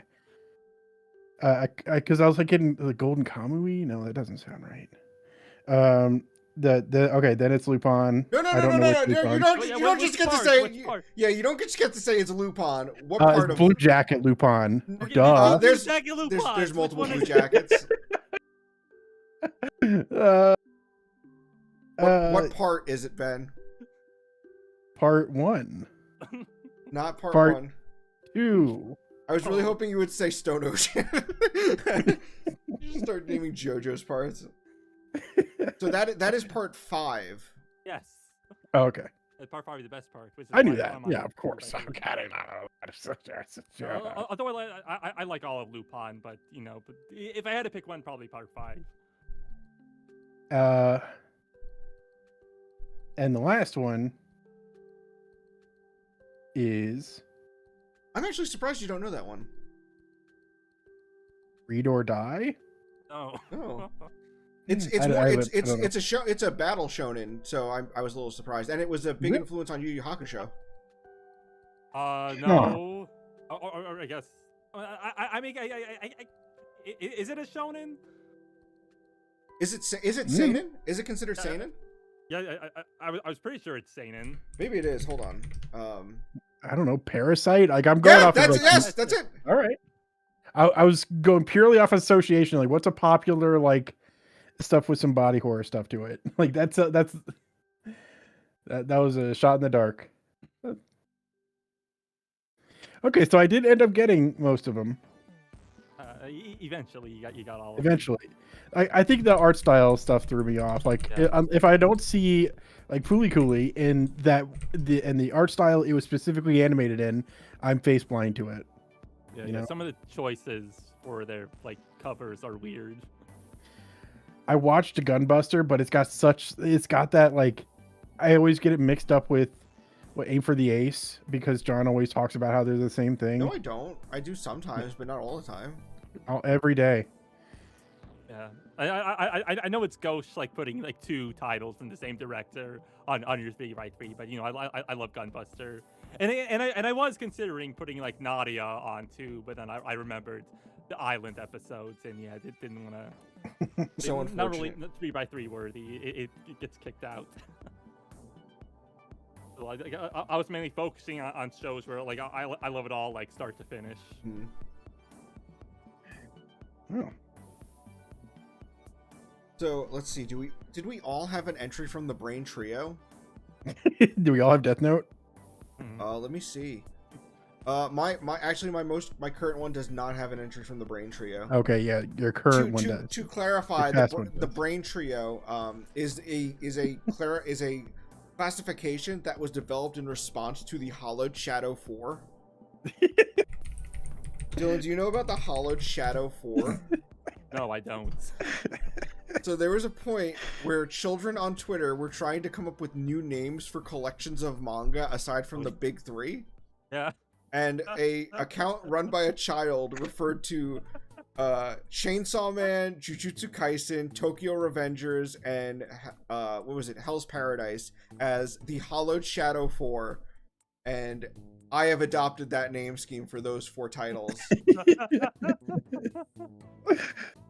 It's a good name, I think. It is. I mean, so what does that mean exactly? Hollowed. They're just like dark and edgy manga that person likes. It really is like just peak teenager. It's like this is. What ones were they again? It was Jujutsu Kaisen, Chainsaw Man, Tokyo Revengers, and Hell's Paradise. Yeah, I mean, I don't know. I guess dark and edgy if you're like 7. Hey, that's the Hollowed Shadow 4 you're talking about. I need to. Maybe I think I sent the tweet to Ben at one point. I think you did. I'm gonna go into our chat and search Hollowed Shadow 4. Okay, hold on. I need to go to the bathroom again. Oh my god, this guy's always pissing. I found it. Oh my god, I found it. Thank you. We'll probably wind it down in the next like 15-20 minutes or so, right? But yeah, if you have a screenshot or something, unless we don't want to dox this person. I don't care. Their username. I don't consider it doxing. I consider giving them credit. Yeah. With the obvious, what should be obvious, but just in case it's not, do not harass or make fun of this person too much. Why would you? They invented the Hollowed Shadow 4. Yeah. Don't. I'm just saying, don't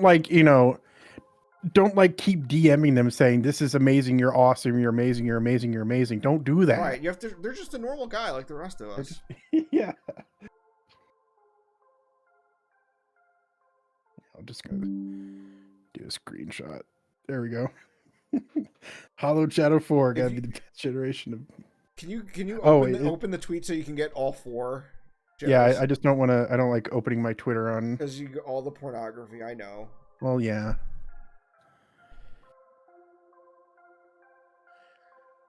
Let's see.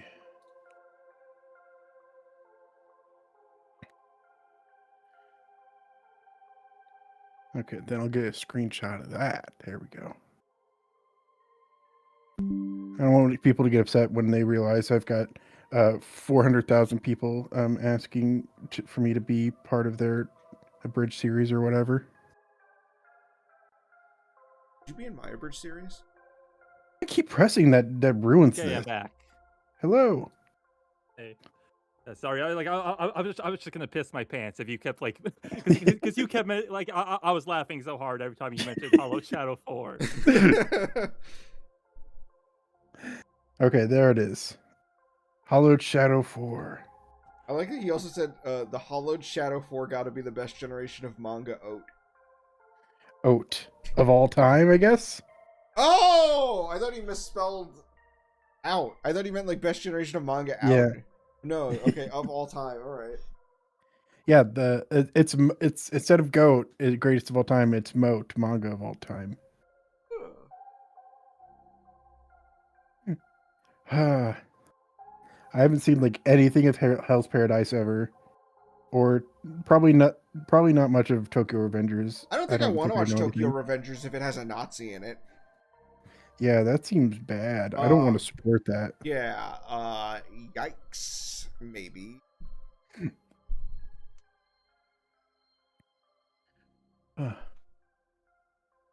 They introduced Ace in live action One Piece. I don't know. I've only watched the first episode. That was an epic Homer Simpson impression, by the way, of when he impersonates Mr. Burns. I don't know. I don't know. That's just like what do the kids call it? Like a vocal stim? That it's just like, okay, I always default to that.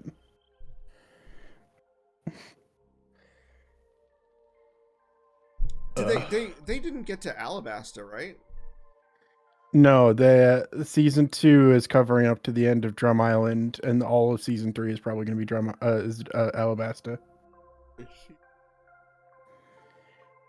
Yeah. But yeah, my whole thing is just that I don't necessarily care about it. It is not the One Piece that I like. It is a different thing, and therefore I'll watch it with friends just to have a good time, but that's about it. And so far, the friends that I'm watching it with, we've only gotten to episode 1. Of season 2? Yeah. Okay. And that's on Good Times Zone. Go check it out. YouTube.com/@ Good Times Zone. Wait, Ben is on another channel? I can't believe that. Where I recently did a Portal speedrun challenge where I gaslit my friend into thinking I wasn't an amazing speedrunner when I was. Very few people watched that video, and that's unfortunate. Yeah, it requires a bit of context. So we were doing challenge runs of games where the challenge is we have to play them as normally as possible. We called it a normal run, and we just have to beat it in the exact average amount of time based on how long to beat.com. And then I thought it'd be really funny if I accidentally failed the challenge by accidentally doing a speed run.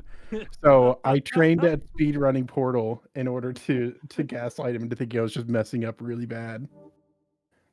It was very fun. Accidentally played too good. Yeah. Oh no. Why? Oh man, this game's supposed to take out 3 hours and 14 minutes, but I accidentally beat it in 22. Oops.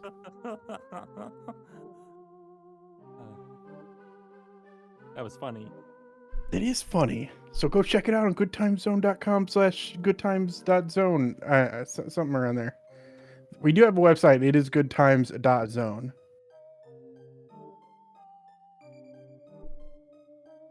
Oh, you linked it in the chat. Thank you. I did link it in the chat, and I'm going to try to get Grant from Good Time Zone to watch Evangelion with us because he seems to have he seems to have the least knowledge of it. And he's like, all I know is that it's about how child soldiers are bad. And I was like, not really. Not really. Yeah.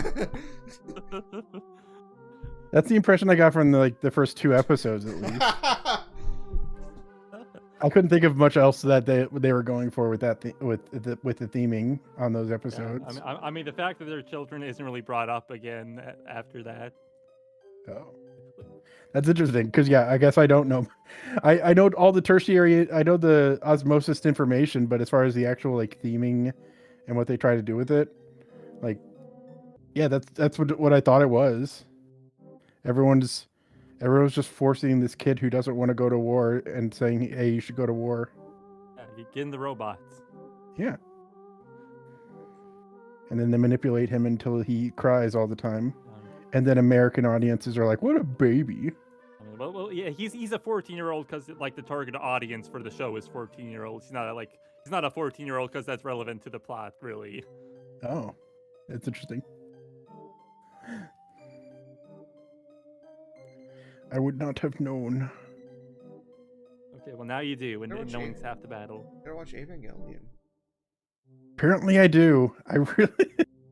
I always bounce off of it so hard. I mean, I don't watch Gundam stuff. I can't even get into what was the recent thing that I tried to get into? Metal Gear Solid. How much of Gundam have you seen? I watched like 25 episodes of the original Gundam. So you quit 25 episodes in? Yep. Oh, that sucks. Filtered by Makuve. Like I tried really hard with Gundam. I was like, I'm gonna watch through all of it and then I'll understand. And I could not at some point keep going. I mean, like I'm trying to think. Like, well like did he even get like to the part where they go back into space, or did he quit like into Earth stuff? I don't remember. That was like 12 years ago, and I do not have the best memory retention. Yeah. No. When Ben decides he doesn't like something, he really sticks to his guns. What? I gave it 25 episodes. What do you want from me? I mean, yeah, but it's been 12 years. I mean, give it another shot. So for the rest of my life, listen, I got to try Gundam. Yes, I am trying Serial Experiments Lane again because I liked it as a teenager, but I don't know, maybe I don't like it as an adult, so I got to try it again. It's the same idea. That's a complete opposite thing. You liked it. So you're like, there's not like an issue. Oh no, what if I like it again? Oh no. I don't know. What if I like it too much? Yeah. Maybe it'll give me a tummy ache. There's a much higher risk of me not enjoying my time spending hours and hours and hours on a show I don't like by trying to do it again. Okay, but what if we can make content and it'll be funny? Okay, then maybe if we can make a YouTube video out of it, then maybe. There's so many YouTube videos that are just people watching anime and then having the most boring reaction, like the most, yo, Eren Yeager did what? I can't believe he bit his thumb and became a Titan. That's so rad. Whoa. Dude, that's so cold. I like how I know exactly who you're making fun of when you say that's so cold. A brother of a friend. We're constantly being told of his antics in watching things like Solo Leveling and only caring about anime characters that are cold or hard AF. Yeah, I told this story to the Weeb crew and they found it more concerning than funny. Where he saw an Instagram video about Berserk and was like, oh, Griffith seems so cool. I'm gonna get a tattoo of Griffith from Berserk. And we're like, do you know what Griffith does? Like, do you know why he's a villain? Like do you know what he's done? And he's like, that's enough information. He's like, yeah, he's like a badass and he like betrays his friends because of demons. It's like he does other things, actually. And then it eventually escalated to us giving him he was going to get a tattoo of Griffith, and we were like, well, here are some characters you should get tattoos of, and we sent him a list of characters that includes let me pull it up: Yujiro from Baki, Akio from Utena, Rance from the Rance series. I think you can see what the common denominator is among those guys at this point. It had Jay Kyle from JoJo's, Robin from Heavenly Delusion, Nobuyuki from Sword Art Online. They're like, these are characters who are cold as fuck. if you don't know what the common connection point is, then you could look it up. Yeah, you can look it up.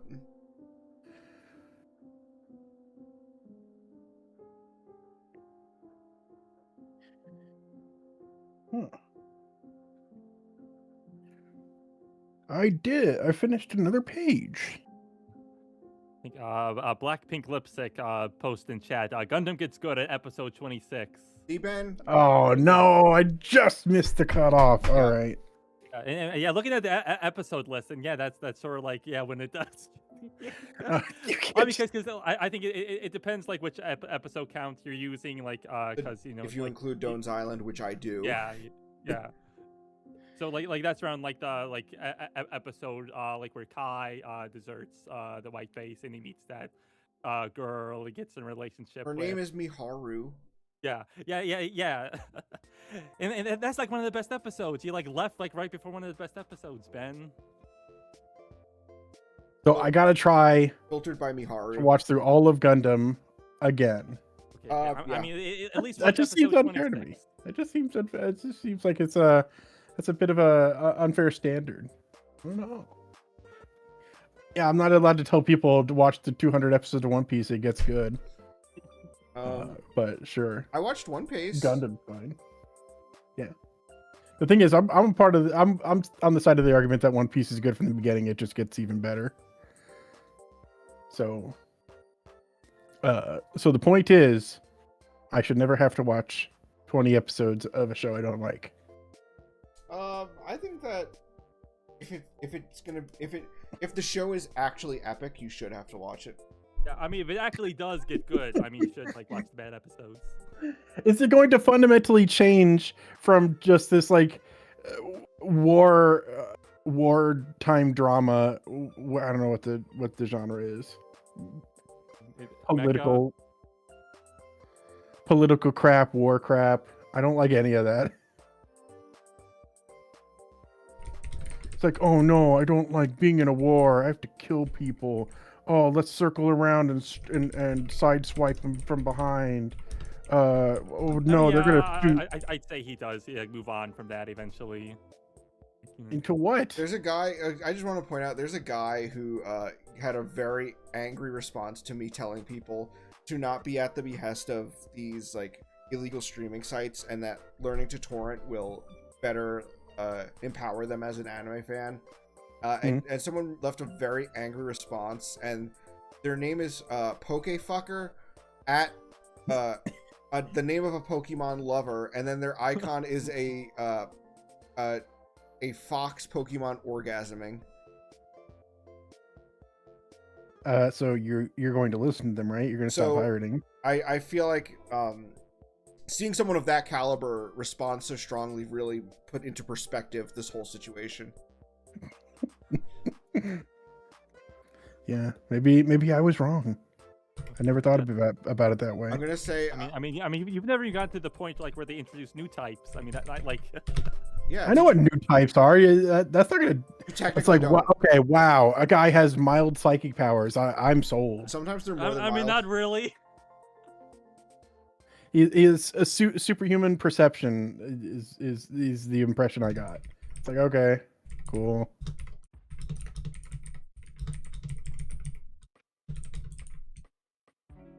I'm gonna say, so he's like, he said that torrenting is for boomers and it's not helpful. And I said, had to torrent Mitsuru Adachi's Touch. Don't see that on streaming, Pokefucker. And then I want to put in parentheses, that's not an insult, I'm just saying your name.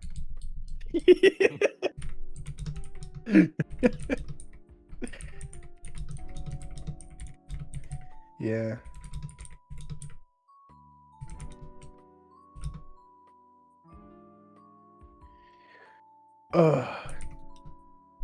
But okay, how about this? We pose this for the chat though. If you had watched through 26 episodes of a TV show, or 25 episodes, I don't know, it was somewhere around there. And then someone said, "Well, you need to re-watch it every 10 years or so just to check again." Every 12 years. Every 12 years or so just to check again. Would you stand for that? I think it's fine. To be to I mean, when you didn't finish it, yeah, it's like a Family Guy meme. Like, how can you say you don't like it if you haven't even watched the ending? yeah, you're Peter Griffin in this situation. How does that make you feel? Does the ending fundamentally change what happens throughout the entire show? My perception of the entire show. I mean, the ending's really good. Like, It's not a matter of quality. I don't like political and war drama. Did you like Code Geass? No. Okay. I could get through it, but no. That's fair. Okay, if you said if you were, because I know you had watched Code Geass. Yeah, I could get through it, and I think that was more for the silliness of it. Okay. I was good because I was gonna say for a second, if you liked Code Geass but not Gundam, I think there's a flaw in your argument of you don't like political thrillers or stuff like that. But if you just said you tolerated Code Geass, then I guess that's Like, fair. you saw how hard I bounced off of Metal Gear Solid when Chad tried to show it to me, right? Yeah. Like, I tried so hard to get into that, and it's just like, oh my, this is stupid. That's just how I handle these kind of things, these types of shows. Can you pull up Dylan's 3x3 again? I want to try shooting some recommendations. See the response I get. Not the Hollowed Shadow 4, please. yeah, I mean, yeah, Ben, just watch Gundam until they introduce new types, because that's sort of like when the political stuff stops. All right, I'll watch all of Gundam all the way through Unicorn or whatever, and then I'll decide. Okay. I don't know about. I mean, at least like watch the Tomino Gundam stuff. I'll watch the original, then Zeta, then Double Zeta, then Triple Zeta. I'll watch it all. Okay, thank you. No, actually, there's no Triple Zeta. It's called Zenless Zone Zero. Okay, so I want to. So, if you're more of a Dubs guy, I'm gonna take it you haven't seen anything in the Armor Trooper Vodum series. No, I haven't. I think you should check out. This is a spin-off of Vodum's, but I think you can watch it without having seen the original series because it's a side story following new characters, and it's a 12-episode anime. Armor Hunter Mellow Link. Okay. I'll type it out in the chat. It is a 12-episode story set in the Vodum's universe, but following original characters to this OVA. And it's a very straightforward story of a soldier who was used as a scapegoat by the military and is now seeking revenge on everyone involved in the plan that got him and his squad killed. It sounds interesting. Yeah, and I'm serious. It isn't dubbed, but it's only 12 episodes, and I think it's good enough that I think you'll appreciate it if you're into like Gunbuster, Zeta Gundam. I think Mellow Link. I think you'll like it. Okay. Anything else you got? I could probably let's see.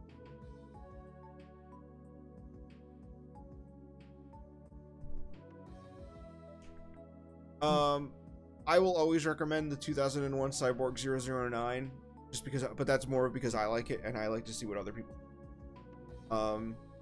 I've been meaning to check out Cyborg 009. I'll get to it eventually. I think the 2001 anime actually improves on issues I have with the manga. Going through the manga for the mistranslation thing did make me realize, like, man, the manga has some issues that the anime does fix. Let me see here. I'm scrolling through my own mal to see like what I think you would like. And I am trying to look for things that specifically have an easy way to watch them. I don't know if the Cyborg 009 anime is on streaming anymore. It might be on Tubi. It used to be on Crunchyroll, not anymore. If you ever want to learn how to use a torrent client, I will help you. I'll keep that in mind. Yeah. Let's see. Scrolling through here.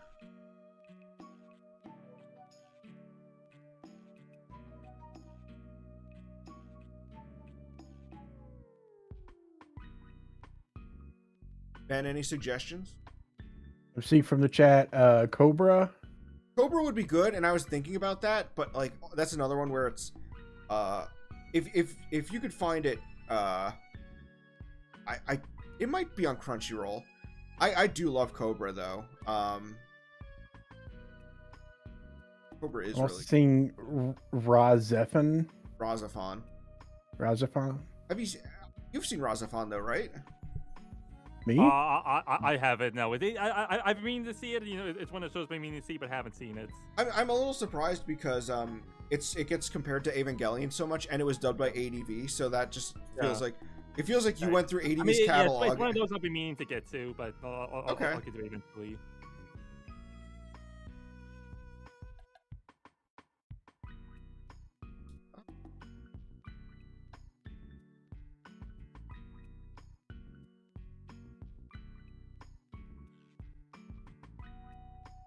Razafon is Evangelion but good, says the person with the Asuka profile picture. Is that Anax? It's a Bridgelian. That is Anax. Hold on. Anax, it's crazy that you're. First of all, I'm pretty sure that's you. You can confirm in the chat that that's you. I'm gonna sit here and wait. I'm gonna wait until he confirms. Yeah, we're just gonna sit here in silence and wait. Yeah, we're waiting. XD. Oh, you fuck. It's crazy. It's crazy that I don't mean it's crazy you're still around. Like you should have died or anything. I'm saying it's crazy that like someone I knew from so long ago is still watching my videos. Annex used to be an abridger, Ben. Do you remember? I mean, I kind of picked it up from the username that they're using, but I don't know anything about it. Yeah. Yeah, they did Evangelion abridged. It seems like it. Wait, Dylan G, do you know a Bridgelian, aka Annex? No, I don't. Okay. I just sort of picked that up from the context clues. Yeah, there's a couple things where if you could be a protagonist in the Brain Trio. You know that? We might need to make this the Brain Quartet. Annex, I'm glad you're still around. There's so many names that I remember used to see around that are just gone now. I remember you had a crazy job, and I won't tell anyone because I remember you were very like you were very much like, oh, I don't like anything about my identity on the internet, and I will keep that to myself. But I still remember that telling me that about your job. Well, now I know they're employed, so yeah. An abridger who's employed, that narrows it down.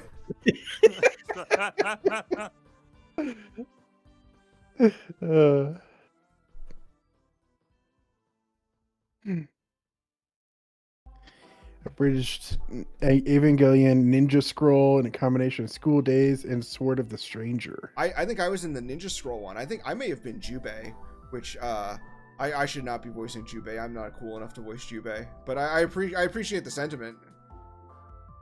The person with the Pokemon Ahigayo poster is like going hard now, and I'm. Oh no! You fed them. I shouldn't have said anything. And he also corrected me that he doesn't like being called Pokefucker, even though it's his title. He's like, I prefer to be called, and then his @ and it's like, okay. I'm not gonna block him because I don't think he. But I think it's too funny. You still want to see what he says. So I don't want him to feel like he's not welcome to reply, but I also don't want to see his replies, right? Yeah, you can mute him. Oh shit! I accidentally blocked. Okay, unblock. Sorry. I just mute. So he can reply all he wants. He on it. You know what? Okay, never mind. That's gone. I went to his page, and the first piece of pornography I saw was the human Pokemon characters, and I went, "Oh, okay. I'm not exactly against that." And then I scrolled down like one post, and there's like a Cyndaquil getting pegged. And I'm done. Yeah, we were on different pages, unfortunately. Yeah, I don't think we could see eye to eye for some reason.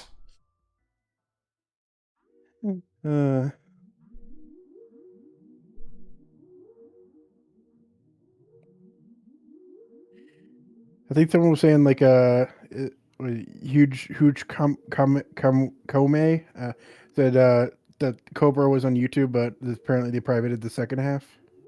Oh, I didn't know about that. Maybe I'm piecing together incorrect incorrect posts in the chat, but that was what I gathered. So if you like Lupin, do you like the Koike Lupin stuff? It's okay. I mean, I, I like classic Lupin I was better. gonna say I understand it's a very different Lupin. Yeah. I'm a little back and forth on it, but I did really love the Zenigata movie, and it did get me interested in the Mama movie. I haven't seen the Mama movie yet. The original Mystery of Mama movie is a favorite of mine. I actually Yeah, I really like it too. I controversially like it more than Cagliostro. Yeah, I don't like it that much, but yeah, I like it. Have you seen Pluto? No, I have not. Pluto is excellent.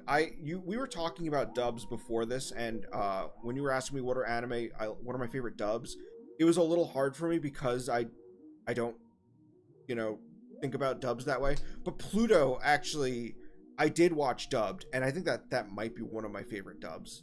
Yeah, genuinely very good. I cannot believe I haven't finished that. I just got distracted and then lost track of it. And because that story is a bit more dense than I'm used to, I didn't retain much of it.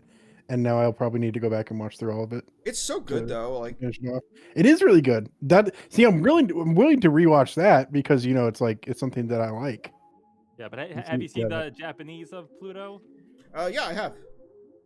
I watched Pluto like 3 times.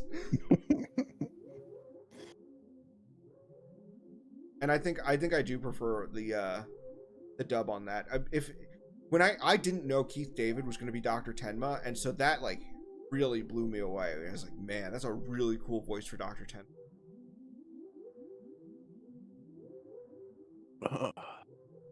I also found this isn't a mecha series. This is actually a recent shonen, and I really like it, and I don't see enough people talk about it, but I really like the new Yaiba series. That's a really good shonen. I think more people should check it out. It is a remake that does so it does adapt an 80s early 90s manga, and it does remove a lot of the controversial bits there might be. There's a lot of fan service that I was reading the manga as I watched the anime, and I noticed they were taking out all the fan service, or in some cases doing the fan service scenes intentionally to older characters than who it was applied to in the manga. So I thought it was really funny that they were clearly very conscious of that. But regardless of the vocalizations, I actually thought that the new Yaiba anime was excellent, and I was trying to watch the new Yaiba with the old Yaiba, where after I watched an episode of the new Yaiba, I watched the corresponding episodes of the 90s adaptation, and I actually just quit because the new anime was so good that it wasn't even a contest, so I didn't know why I was bothering. So what makes it better than the old one? First of all, the animation is spectacular. It is animated so much better. It's not even just the action animation, but it's shot, it's staged way more cinematic. The old anime just really just feels it feels very cartoony in its staging and its shots whereas the new anime feels way more cinematic, and it makes everything feel more impactful. It makes all the fights feel really important. They also do a bit they do what I mentioned before with foreshadowing, where they actually do a little bit of foreshadowing for Kaguya, who is going to be in the villain of the next season. They planted a couple seeds of her throughout this season, so that every time Yaiba gets one of these orbs, he sees a vision of the original owner of the orbs, and you see glimpses of what was clearly the original fight with Kaguya, who's the next villain. And so that was really neat to see.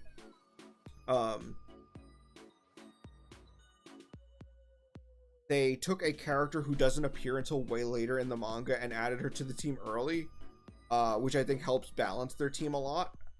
I thought that was a really good change. The only weird thing with her is that she's supposed to be the same age as Yaiba, but her design is clearly her older. So it's a little weird in that case, but just don't think about that.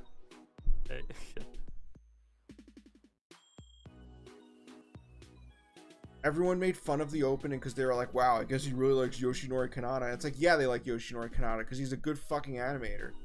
The whole OP is done as like an homage to Yoshinori Kanata, and like, yeah, Okay. it looks I, awesome. I don't know what that means. Yoshinori Kanata is an animator known as like the father of Sakuga. I don't know what that means.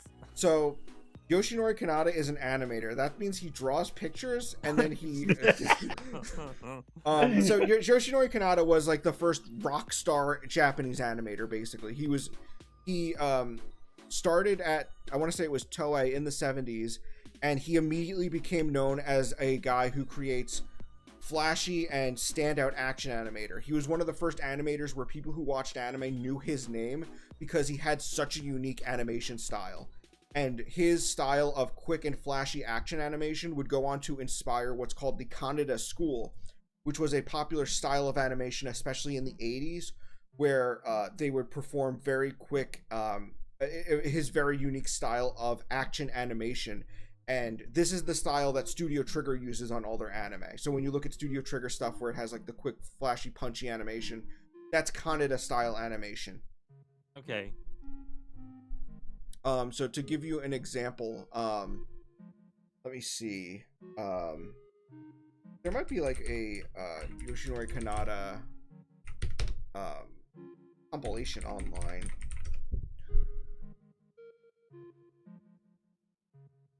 For Juge Kome, Ben, do you like Kaiji? Yeah, yeah. I'm assuming it's because you saw the character I was drawing, who is based on Kaiji. So I'm gonna stream the. Ooh. Guess I should turn off my It, it music might if it might there's have something. it might have music, so I might need to mute it, but this is Yoshinori Kanata's animation. This is like a compilation of his work, so you can get a sense of like what his style was like.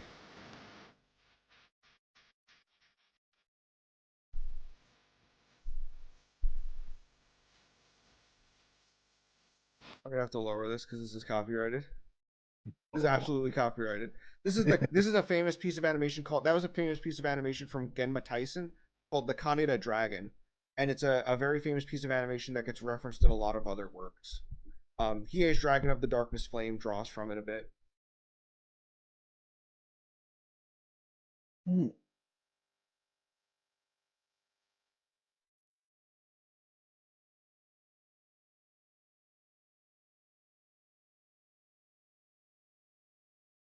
And what's also interesting about Yoshinori Kanata is that when he was working on, this was said in an interview for Genesis Clever Mospeada, but someone mentioned that Kanata did the OP for Mospeada, and they mentioned that like his animation looked so good, it was so the action was so sharp and flashy, it made it look like he must have spent like so many, how they always thought like he must have done so many extra drawings to make it look this way, but then when they go through his animation, he was using less drawings than regular animators were. It was just Oh that yeah, it was so it was incredibly economical too. yeah. That's a big part of animation is keyframes. It's the poses that a character starts on and then lands on, and then there's the anticipation, everything that builds up to the fast movement, and then the wind down where after the fast movement, and there's very little. If it's a quick motion, there's very few things in between that you need to show because all of the movement is implied with everything around it. So yeah, I can imagine that really good fast action stuff requires not too much drawing.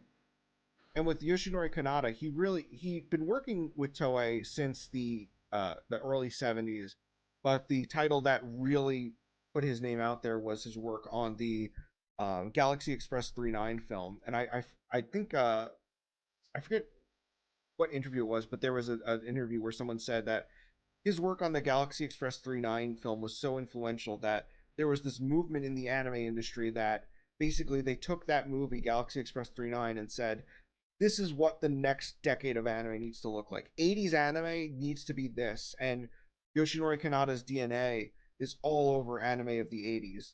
Obviously in here you can see this is his direct work, but there's also all of the animation he inspired. Like you look at works like um you look at something like Machine Robo. That's animated by I forget his name, but he's the animator from Urusei Yatsura, who was a disciple of the Kaneda school, and his style is very similar. And you could see uh, also Imaishi, of course, from founder of Studio Trigger.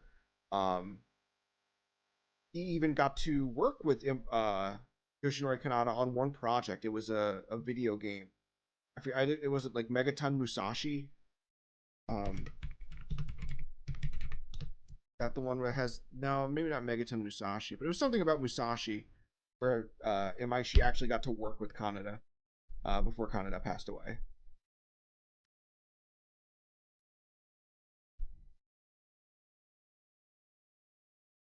And then this is the kind of videos I watch on YouTube. I watch Yu-Gi-Oh! Duels, the Go-Go 13 OST, and then body cam footage. That's me. Of course. That is pretty accurate to what you to everything you watch. It's very accurate. Yeah, I watch body cam footage too. I could never. I don't like it's too Too real. depressing in general. Don't like seeing the dark depravity of our sick world. No, I don't like watching Gundam, and I don't like watching body cam footage. That's the two things about me. Oh my god. Uh, I don't know. The only like dark things about these like body cams. You see like oh this person like go through all this stuff saying oh well this person's gonna get like 10 years and then it's like with like 2 months community service at the end. yeah, no, it's just like incredibly rare that you ever see someone like fighting for an idealistic belief on a body cam. It's like No, it's asserting usually that they it's care usually about their friends. It's usually a psychotic breakdown.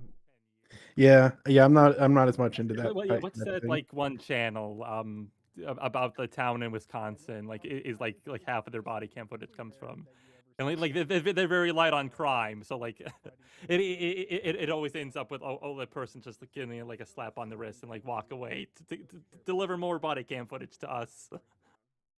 I was saying in the other chat, or I was saying to Hayden, I think Hayden and Ouchie, I was telling them how whenever I see a body cam footage of someone who's getting arrested because they got caught uploading CP to like a Google Drive, I always see like the title where it's like Fred caught because of online activity, and I always wondered to myself, is this one going to be the Mighty Magisword? And is it ever? Have you seen the Chris Chan body cam footage? I have. Yeah, well, he's like telling the cops, "Oh, don't worry, like my don't worry, imaginary friend is hitting you, but he's nice. So don't worry, Mewtwo is hitting you, but he's nice." Yeah, I think he mentions Mewtwo. I'm not totally caught up on like Chris Chan lore. Like, I'm out. It's gone too far for me. Yeah, I mean, like, I know stuff up to like a certain point, but I mean, there was a part. You ever see the movie Super Troopers, where they talk about our shenanigans are witty and fun. His shenanigans are just cruel and mean, evil shenanigans. That's how I feel Chris Chan went, where it was like, oh, this is just like silly internet, and then it's like it went a little too far.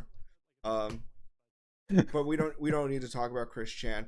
Flora Sanshiro, it does have Finnish subs, but so I believe they're not timed well, and you should also know that I believe that it is translated from the Italian localization into English, so the subtitles are not a direct translation of the Japanese, if I am remembering correctly.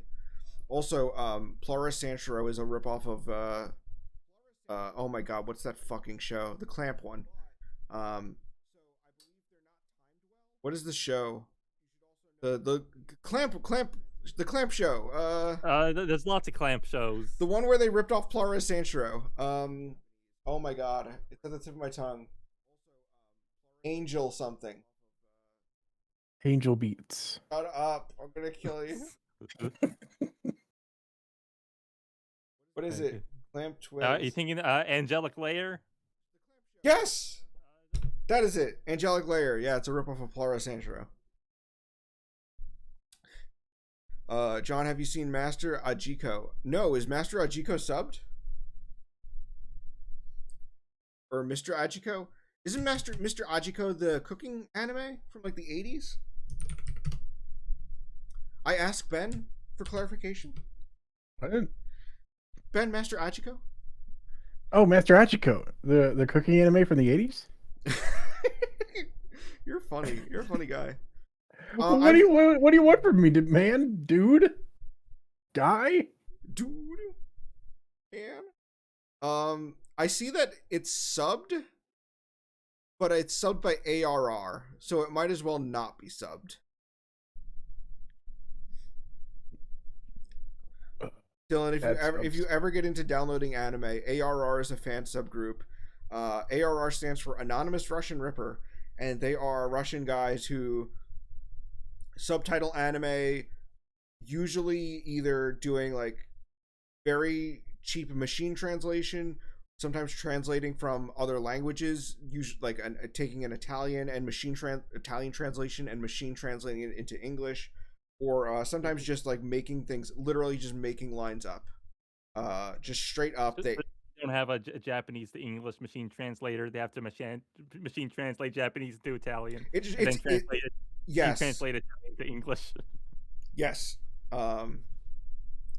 So so they're a pretty reputable in the fan sub circle. I actually thought they were banned from Nya, so I don't. It's pretty interesting that they actually got this uploaded. Maybe someone else uploaded it for them.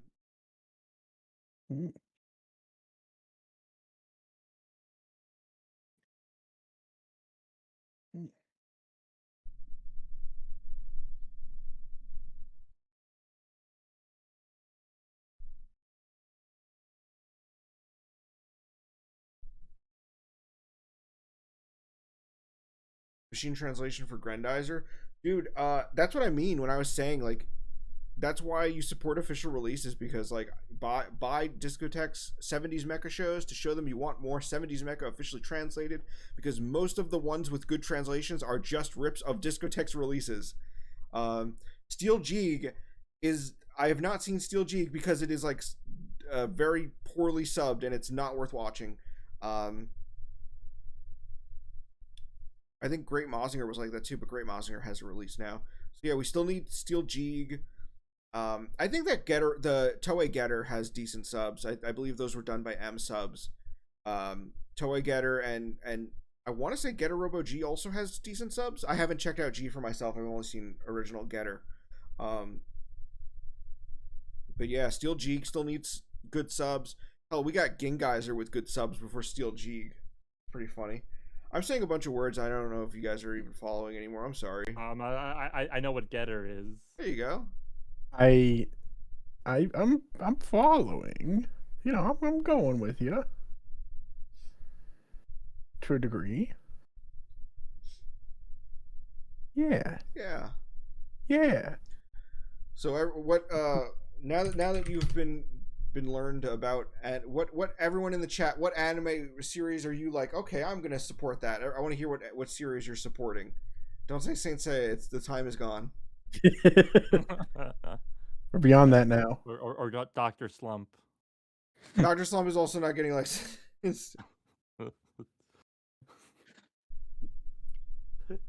If you can't think of one, then just try Dr. Stone. Someone actually asked recently, would Discotek do Dr. Slump, and they said no. We did. Yeah, they licensed the movies, and no one bought them, and that sends the message that no one would buy the series, which would be more expensive for them. So why bother? Detective Conan. On one hand, I can see why like people wouldn't want to buy the movies if like they haven't seen the TV series, but the movies like, are their own individual stories. Yeah, but like I'm saying like the general like Joe Schmo, they don't know that. They just think, oh, Dr. Slump movies. I haven't seen the TV show. I'm not gonna buy that. So it's kind of a catch-22 there. Yeah. Aim for the Ace. They haven't released Final Stage yet, but I assume they would since they just released Shin. So like Final Stage is the only thing they haven't released, and it's the last entry, so I presume that's coming up soon. That's what I would guess. I bought Shin Aim for the Ace, and even though I watched Shin Aim for the Ace raw, no subs, I just went in whole hog, went whatever, fuck it. I know what tennis is about. Um, and then I was like, man, I don't really like this. This is like the worst Aim for the Ace thing they've ever made. And then I got my Blu-ray recently, and I was like, okay, let's go ahead and watch it with subs, see if I feel differently. And I still think it's incredibly boring. Dang. Yeah, let's all support Aiko versus. I think they said there was a rights issue with Aiko versus. Yeah. There's a couple things like that where it's like the old JoJo's OVAs they can't license, like the rights holders don't want to.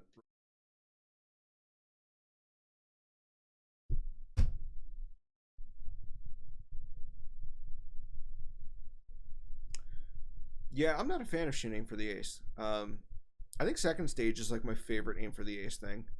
I think that's like the high point of Aim for the Ace. I would love to see Touch get licensed over here. Dylan, do you know what Touch is? I've heard the name before. Don't really know what it is. Do you know who Mitsuru Adachi is? No. Do you know who Rumiku Takahashi? Yes, I do. Okay, all right. So this is how I'm gonna make the connection. In the early 2000s, let me pull it up just to make sure I get this right. So not in the early 2000s, but like in the 80s, Weekly Shonen Sunday, like the two darlings of it were Mitsuru Adachi and Rumiku Takahashi, and they were often paired together when they did interviews because they both did like comedy dramas that were very popular.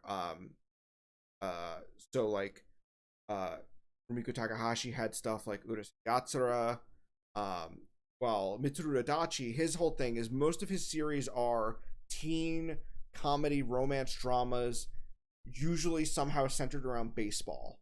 His first big hit was Miyuki, which is about a boy who his dad marries a new woman after his wife dies, and the main character, gets a new stepsister named Miyuki, who he has a crush on. So he has a crush on his stepsister, but he also has a crush on this girl at school who's also named Miyuki.